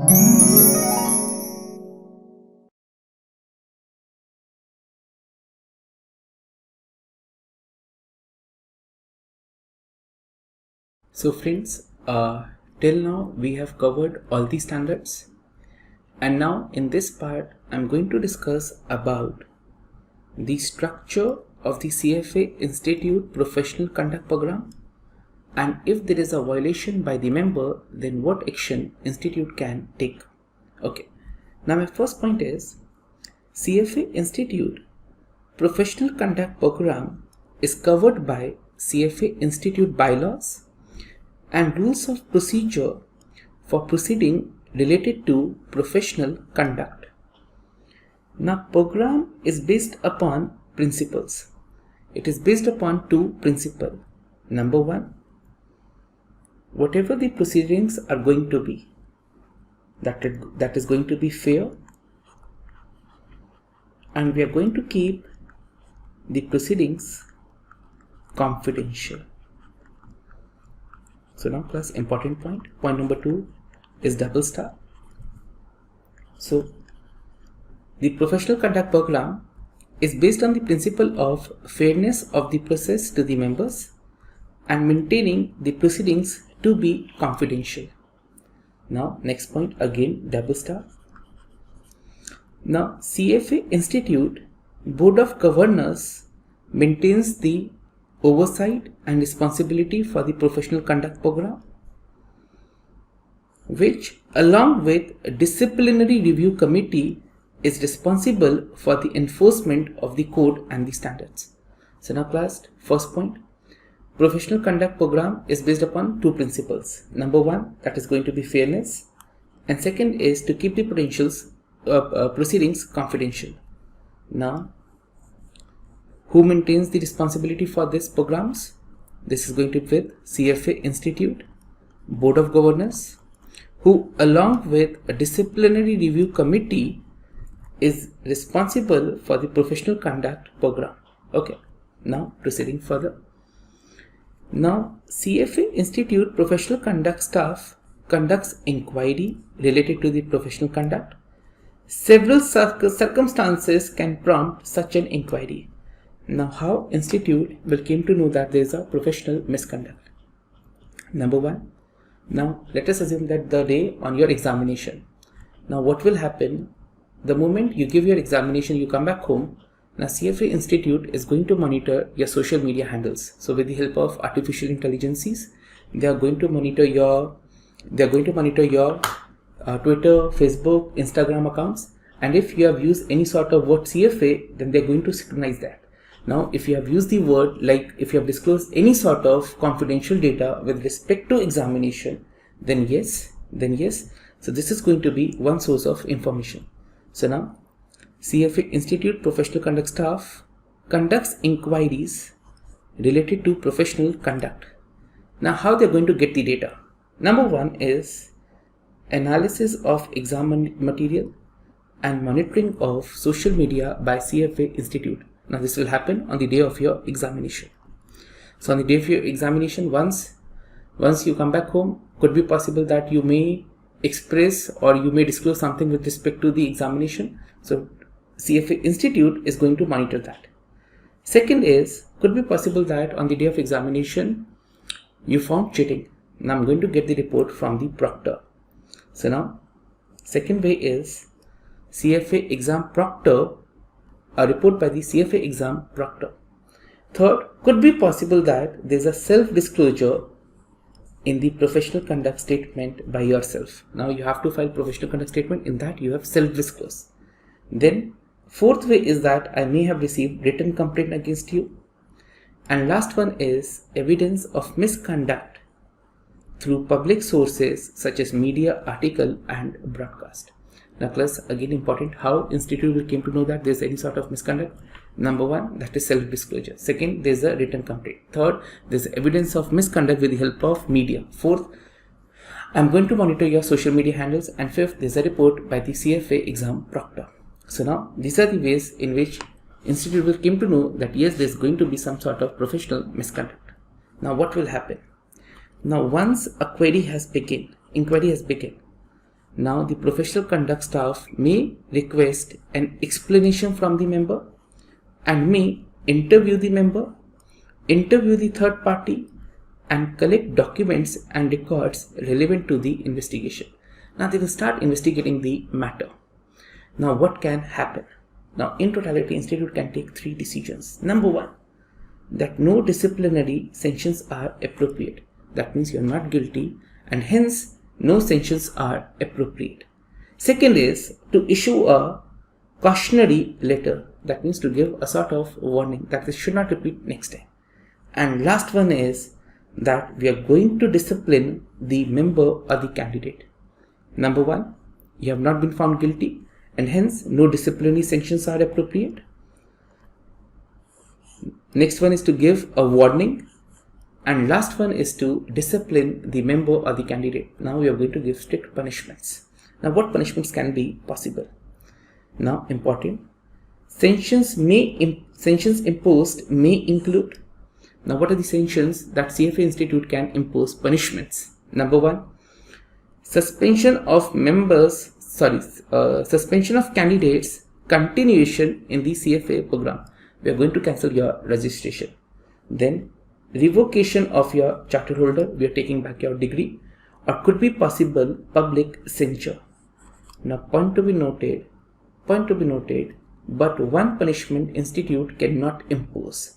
Now what is going to be that we cannot impose any sort of monetary fines. So important, we may cancel your charter holder, we may cancel your registration with the institute, or this is going to be a public censure. But one thing is there, that we cannot impose any sort of monetary payments. But now my point is, in case where the professional conduct staff finds a violation and proposes a sanction, now you have the option that you may accept or reject the sanction. Now let us assume that you chooses to reject the sanction. Now in this case, matter will be referred to disciplinary review committee for one more hearing, and now what is going to be decision? That decision is going to be final. So class, a quick revision. So it's an important one, simple slides. Number 1, CFA Institute Professional Conduct Program is covered by CFA Institute bylaws. Now it is based upon the CFA Institute Professional Conduct Program is based upon 2 principles. Number 1, fairness. Number 2, we are going to keep the proceedings confidential. Now CFA Institute Board of Governors along with Disciplinary Review Committee has the responsibility for Professional Conduct Program. Now how we are going to know that there is any sort of professional misconduct? Self-disclosure, written complaint, there's evidence of misconduct, then report by the proctor, and last one is we are going to monitor your social media handles. Then once our queries begin, we may interview the third party, and we are going to collect the documents. Now 3 options: no actions, issue a warning, and last one is to discipline the member. Penalties that may include revocation, suspension, public censure. Point to be noted, no monetary payments is involved. And now you may accept or reject the sanction. In case you reject the sanction, then for the final hearing, it is going to be referred to Disciplinary Review Committee. Now proceeding further. Next one is 6 components of the Code of Ethics and 7 standards of professional conduct. So now first I'm going to talk about the standards. So this we have already covered: professionalism, integrity, duty to clients, duty to employer, investment analysis, conflict, and last one is responsibility as a member or a candidate. Now what are the components? 6 components. So now class, what are the 6 components? Basically they're trying to say that we want our members and candidates to act with integrity. We want them to place the interest of the clients above their own personal interest. While investing your client's money, you're going to use reasonable care and performing proper due diligence. You have to promote and improvise your professional competency. Again, promoting the integrity and viability of the global capital markets for the benefit of the society. Practice and encourage others to practice in an ethical manner. So now what basically they are trying to say? What are the 6 components? So these 6 components are basically saying that you have to act with integrity. You have to place the interest of clients above personal interest. And whenever you're going to invest your clients' money, that has to have solid rationals. There should be a proper research, and you have exercised reasonable care. So basically these are the main components of code of ethics. But point to be noted, punishing abuses in the financial sector. Now, for example, if you're finding insider trading, now punishing the abuses in the financial sector, this is not included here. We are not the regulators, so this is the role of regulator. So punishing abuses in the financial sector is not included in any of the 6 components of code of ethics. So basically these are for our members and for candidate, and we want them that they should act with integrity, and they should keep on exercising reasonable care and performing due diligence while investing clients' money. Now I'm proceeding further. So class, this was the introductory with respect to what action CFA Institute can take and the structure of CFA Institute Professional Conduct Program. Now I'm proceeding to the questions part. Now, sanctions imposed by the CFA Institute for violations least likely to include. Now, least likely to include is going to be monetary fines. Answer is A. Then next, disclosure of confidential CFA exam information will most likely be deducted by monitoring your online and social media handles. Answer is A. Next, which of the following group is most likely responsible for maintaining oversight and responsibility for professional conduct program? This is going to be CFA Institute Board of Governors. Answer is A. Next, which of the following is not a component of CFA Institute Code of Ethics? Now, promote integrity, this is, but punishing abuses in the financial market, this is not a component of CFA Institute Code of Ethics. Answer is A. And last one, which of the following least likely reflects the 2 main principles? So 2 principles for fairness and keeping the proceedings confidential. So now A is one of the principles, C is public disclosure of disciplinary sanctions. So answer is least likely. So least likely is going to be B. So class, now friends, with this we have covered 2 readings. So within ethics, in totality there are going to be 5 readings. Okay, so we have covered the second and the third one. Now my second reading was Code of Ethics and Standards for Professional Conduct.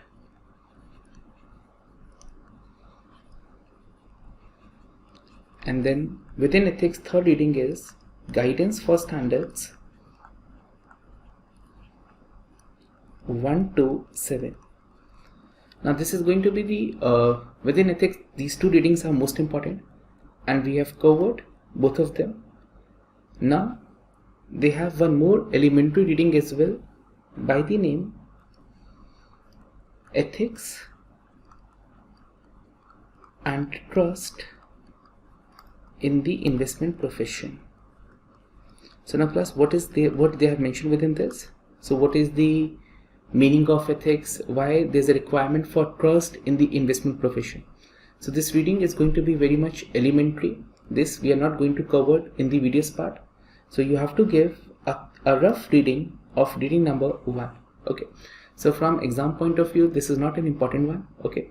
But still, I recommend that give a reading from your treasure book. Okay. So with this, we have covered 3 chapters out of 5. And now, before proceeding to the next one, what you have to do? So now it's very important. Since the content for ethics is same for level 1, level 2 and level 3, and in all the 3 levels it is having an at least weightage of 10%. So it's altogether very important. Okay. And content is exactly the same. Okay, so now class, what I recommend, now you have to go through your reference book. You're going to complete reading 1, reading 2, reading 3, 3 readings based upon ethics. This you have to complete, and then you would be jumping to your CFA Institute website, and based upon these 3 chapters, now you're going to solve all the questions available there, and your target should be that I'm going to score more than 70%. So if you're able to achieve more than 70%, it's a very decent score. Okay, and then you're going to proceed with the next part.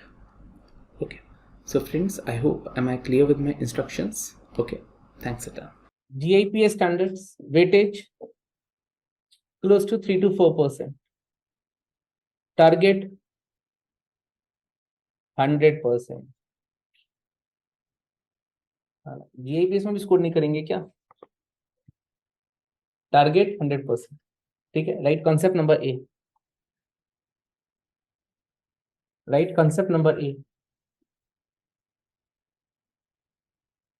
In the investment industry,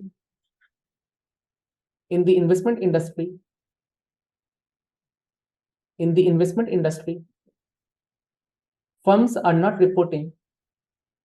In the investment industry, firms are not reporting their performance properly.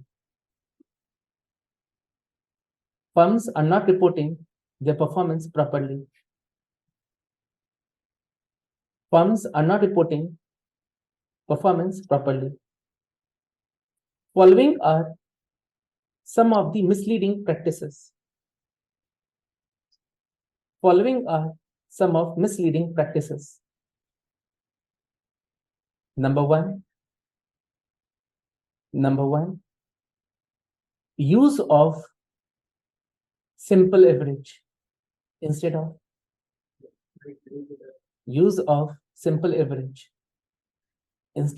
weighted average. Second, excluding terminated accounts. Excluding terminated accounts. Within bracket, survivorship biasness. Within bracket, survivorship biasness. Within bracket, survivorship biasness. Third, showing results for different time period. Showing results for different time period. Now, any idea what happened in the last 3 months with respect to Nifty? So Nifty has increased by close to 15%.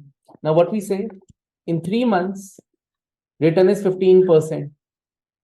So per annum return, let us assume, so ये 5 आ गया, per annum return is 60%. Is it true data? No. So different time period. This is also one of the mistakes. Fourth,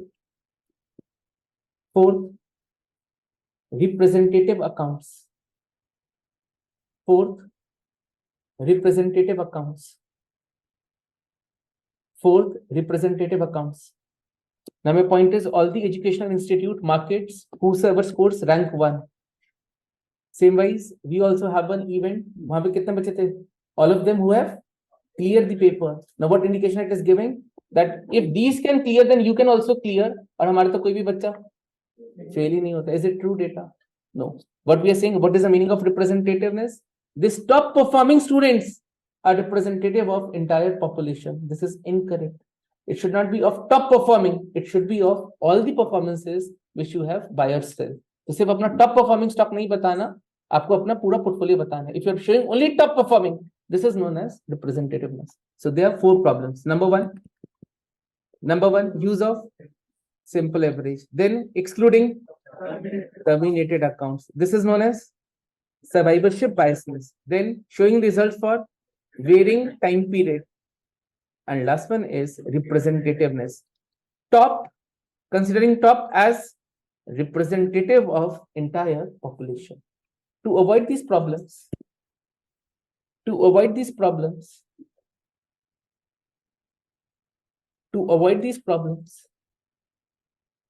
we have GIPS standards. We have GIPS standards applicable only to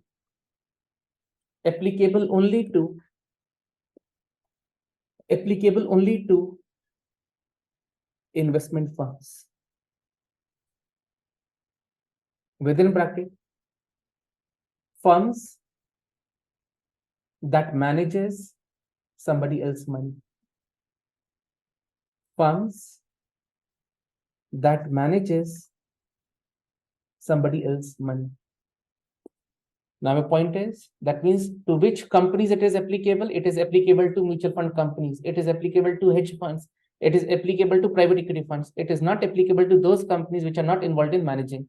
For example, now question will say there is one auditing firm. Will auditing firm follow GIPS? Answer is no. It is applicable to investment firms. Then there is one software which calculate the performance in accordance with GIPS. Will that software is GIPS compliant? Answer is no. It is only applicable to investment funds. All right. For the GIPS standards are framed. The GIPS standards are framed to protect the prospective clients. To protect the prospective or to protect the potential clients. Next, using GIPS is not required by law. Using GIPS, it is not required by law. It is company's own discretion. It is company own discretion. However, if company decided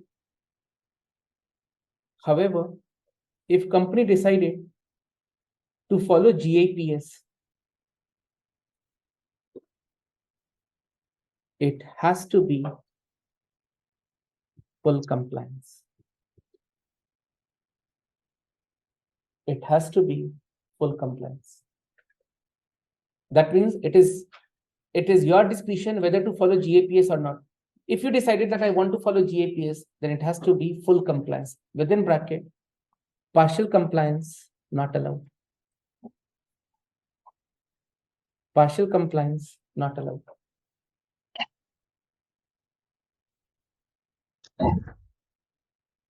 Partial compliance not allowed. Next slide. Verification is optional. जैसे audit होता है, इसका भी verification optional है. Verification is optional. However, if firm decides to verify the accounts, then it has to be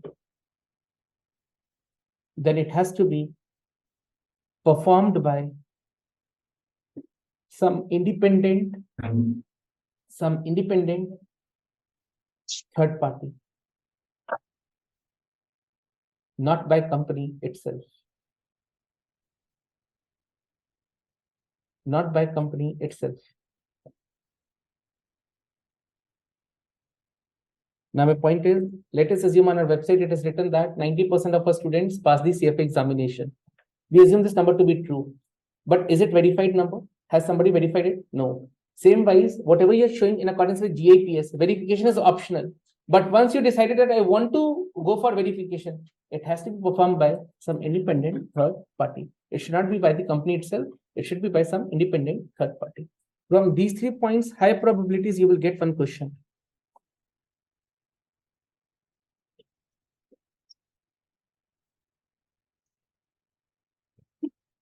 Shall I proceed? Right? In case of conflict with local laws.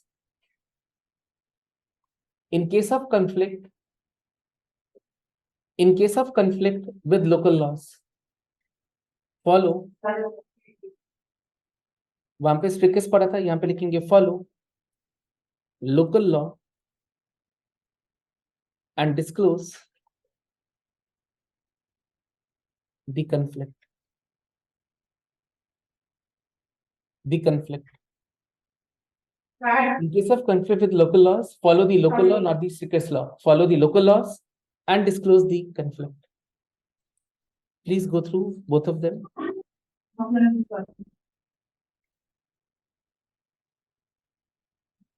It is only applicable to investment management firms, example, mutual fund companies, which are dealing somebody else's money. It is not applicable to auditing company, other consulting companies. These are only applicable to investment management firms, not to software manufacturing companies. Chalo aage. Then verification is, it has to be performed by third party. Limited, it should not be limited. It should be on firm-wide basis. That means all the accounts of company, not a particular account, all the accounts of the company.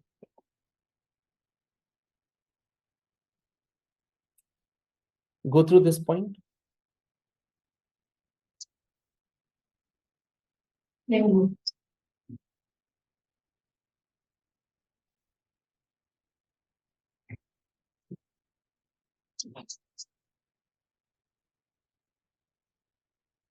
Shall I proceed?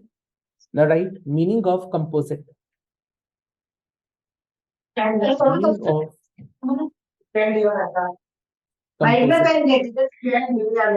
Composite means money managed in a scheme, money managed in a scheme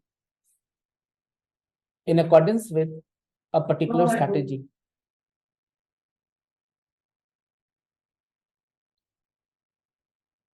Meaning of composite. Composite means money managed in a scheme in accordance with a particular strategy. Now, for example, let us assume that I manage somebody else's money. I have three composites. One is small cap stock, one is mid cap stock, one is large cap stock.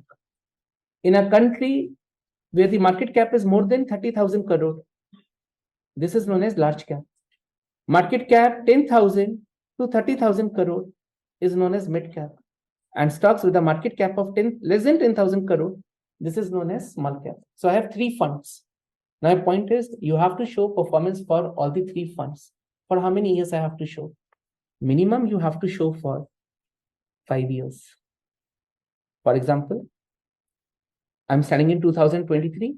I want to be a JIPS compliant 2023, 22, 21, 20, 2019. So initially I show minimum performance for 5 years.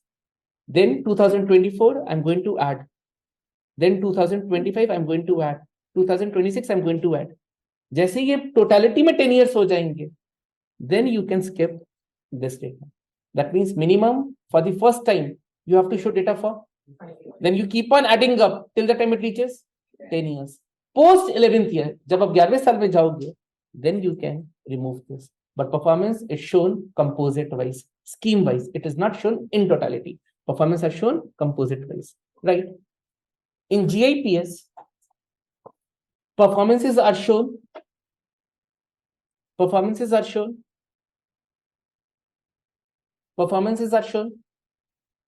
wise for a minimum period of 5 years. Then we add up performance of next year till 10th year.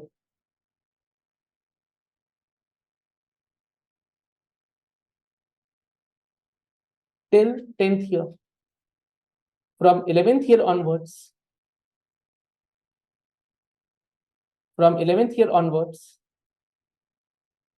we can remove performance for कौन से साल की हटा दोगे? For first year.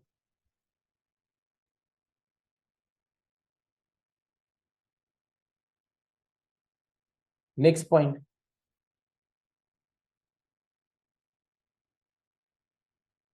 Next, composite only includes composite only includes, important line, composite only includes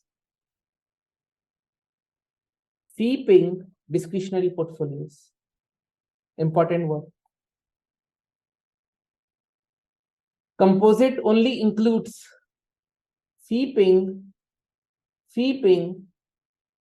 discretionary portfolios. And fund manager has to decide.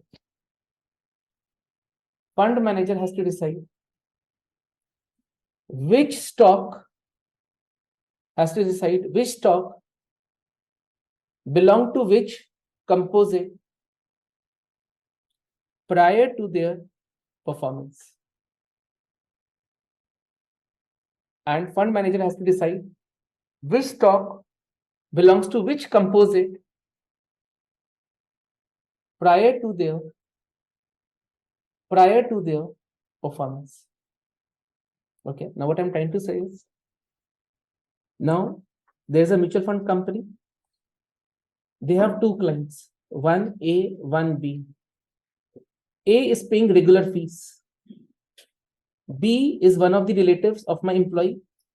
He's not paying me the fees, not fee paying. If it is not paying me fees, he will not be considered as my client. Okay, he will not be considered as my client. Then discretionary, non-discretionary.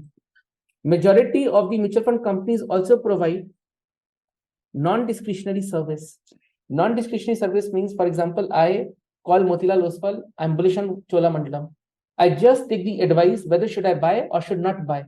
Rest discretion is mine. It is not the discretion of Motilal Oswal. Now my point is, today I call Motilal. I say, shall I buy Chola? Usne kaha, no, you should not. Despite that, I buy the stock. या उसने कहा buy, yes, buy, और मैंने buy कर लिया. It will not be considered as performance of Cholamandalam. It will be considered as my own performance. That means in your performance, I'm going to include only those stocks over which you have the discretion. अब जब आप अपना पैसा mutual fund companies को देते हो, they don't ask from you whether should I buy or not. वो उसका खुद का discretion है. If client has their own discretion, it will not be included in composites. That means composite will only include fee paying plus only those stocks over which they have the discretion. Non-discretionary portfolios will not be included. फिर मैंने आपको कहा, suppose I have 3 schemes. The scheme name is, we can give them any scheme. For example, value stock, growth stock. और मान के चलते हैं, there is a negative return of 20%. There is a positive return of 50%. Now, high probability is, if I show this to my prospective clients will buy which scheme? They want to invest into growth scheme. They don't want to invest into value scheme. अब मैंने क्या करा? इस value में 100, there was one stock A 100, one stock B 100. This is 60 and this is 120. 200 turn into 180. Negative return कितने का है? इसको 10 कर देते हैं. There is a negative return of 10%. ये 20% पॉजिटिव, ये 40% negative. Now point is, what misleading company can do, वो ए को यहां पे नहीं दिखाएंगे. -10 हो या -40 हो, anyways people are not willing to buy this. मैं क्या करूंगा, इसको यहां पे ना दिखा के कहां पे दिखाने की कोशिश करूंगा? ग्रोथ में दिखाने की कोशिश करूंगा. So you have to decide which stock belong to which category before their performance is known. And post that, reshuffling will not be allowed. If reshuffling is allowed, then you can manipulate the earnings. Now my point is, value scheme, whether show a negative return of 10% or negative return of 40%, will investor willing to invest this? तो company क्या करेगी? तो कह रही है -10 को क्या कर दो? -40 दिखा दो. और किसकी रिटर्न को इन्फ्लेट करने की कोशिश करो? ग्रोथ की इन्फ्लेट करने की कोशिश करो. This will not be allowed. So again, composite. Composite means include only fee-paying discretionary portfolio. Then you have to decide which stock belong to which scheme, and reshuffling will not be. Reshuffling will not be allowed. If reshuffling will be allowed, then you can mislead the earnings. Am I clear with this? अब पढ़ेंगे ये वाला point. Most important second point. ठीक है. Now write meaning of firm. Meaning of firm. For example, I'm talking about HDFC Securities or HDFC Mutual Fund Company. Now my point is, shall I include their Mumbai office, Bangalore office, Delhi office, which office? So it should include, right, meaning of firm. It should include the broadest definition. It should include the broadest definition. That is, we are going to include all the offices of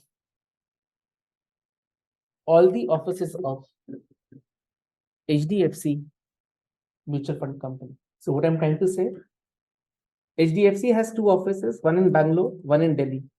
We cannot say that only for Delhi office we want GIPS, for Bangalore we don't want. If you want, it has to be on firm-wide basis. That means the meaning of firm is you're going to include broadest definition. Broadest definition means all the offices by the same brand name will be included in performance. एक division का नहीं होगा, एक location का नहीं होगा, in totality होगा, right? GIPS will be followed on firm-wide basis. The next slide, 8 sections of GIPS. 8 sections of GIPS. So as it is, copy the name. Fundamental, input data, composite. As it is, write the name. Write all 8 sections. सिर्फ heading copy करना, that's it. ये fundamental.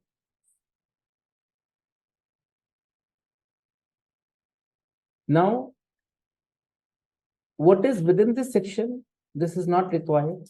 This is to be covered in level 3. Only you have to remember the name of the sections. Okay, now right. Question number 23 on CFA website. Question number 23 on CFA website is incorrect. It should not mention not. तो उन्होंने गलती से not लिख दिया, not नहीं आना चाहिए था. Question number 23 is incorrect on the portal. मैं किसके लिए बोल रहा हूँ? Those students who are having a 2024 attempt. तो उसका 23 question जो है portal का वो incorrect है. Okay, I'm going to show that also. Now what you have to do, you have to remember only the name of the sections. It's very simple. What is the first one? Fundamental. What is the last one? Guidelines. Advertisement guidelines. Second था input. अब बाकी सारे आसान हैं. एक का नाम है composite and pooled fund maintenance. अब इन सबकी रिटर्न्स हैं. Composite time weighted return, composite pooled fund सिर्फ ये नाम आपको याद करने. What is the meaning of this? This is beyond our scope. Okay, now let me show you that question also. Which of the following, not नहीं पढ़ेंगे, which of the following is a part of, एक और 9 की जगह क्या होना चाहिए था? Which of the following is a part of 8 major sections of GIP standards? That is going to be input data. So these types of questions are testable. What is written within this? This is beyond our scope. Okay, am I clear with this? So it should not be not galat hai, and 9 galat hai. It should be which of the following is a part of 8 sections of GIP standards. Then the correct answer will be input data. Okay? Now right. GIPS were developed in year 2000. GIPS were developed in year 2000. ठीक है? However, from 2006 onwards,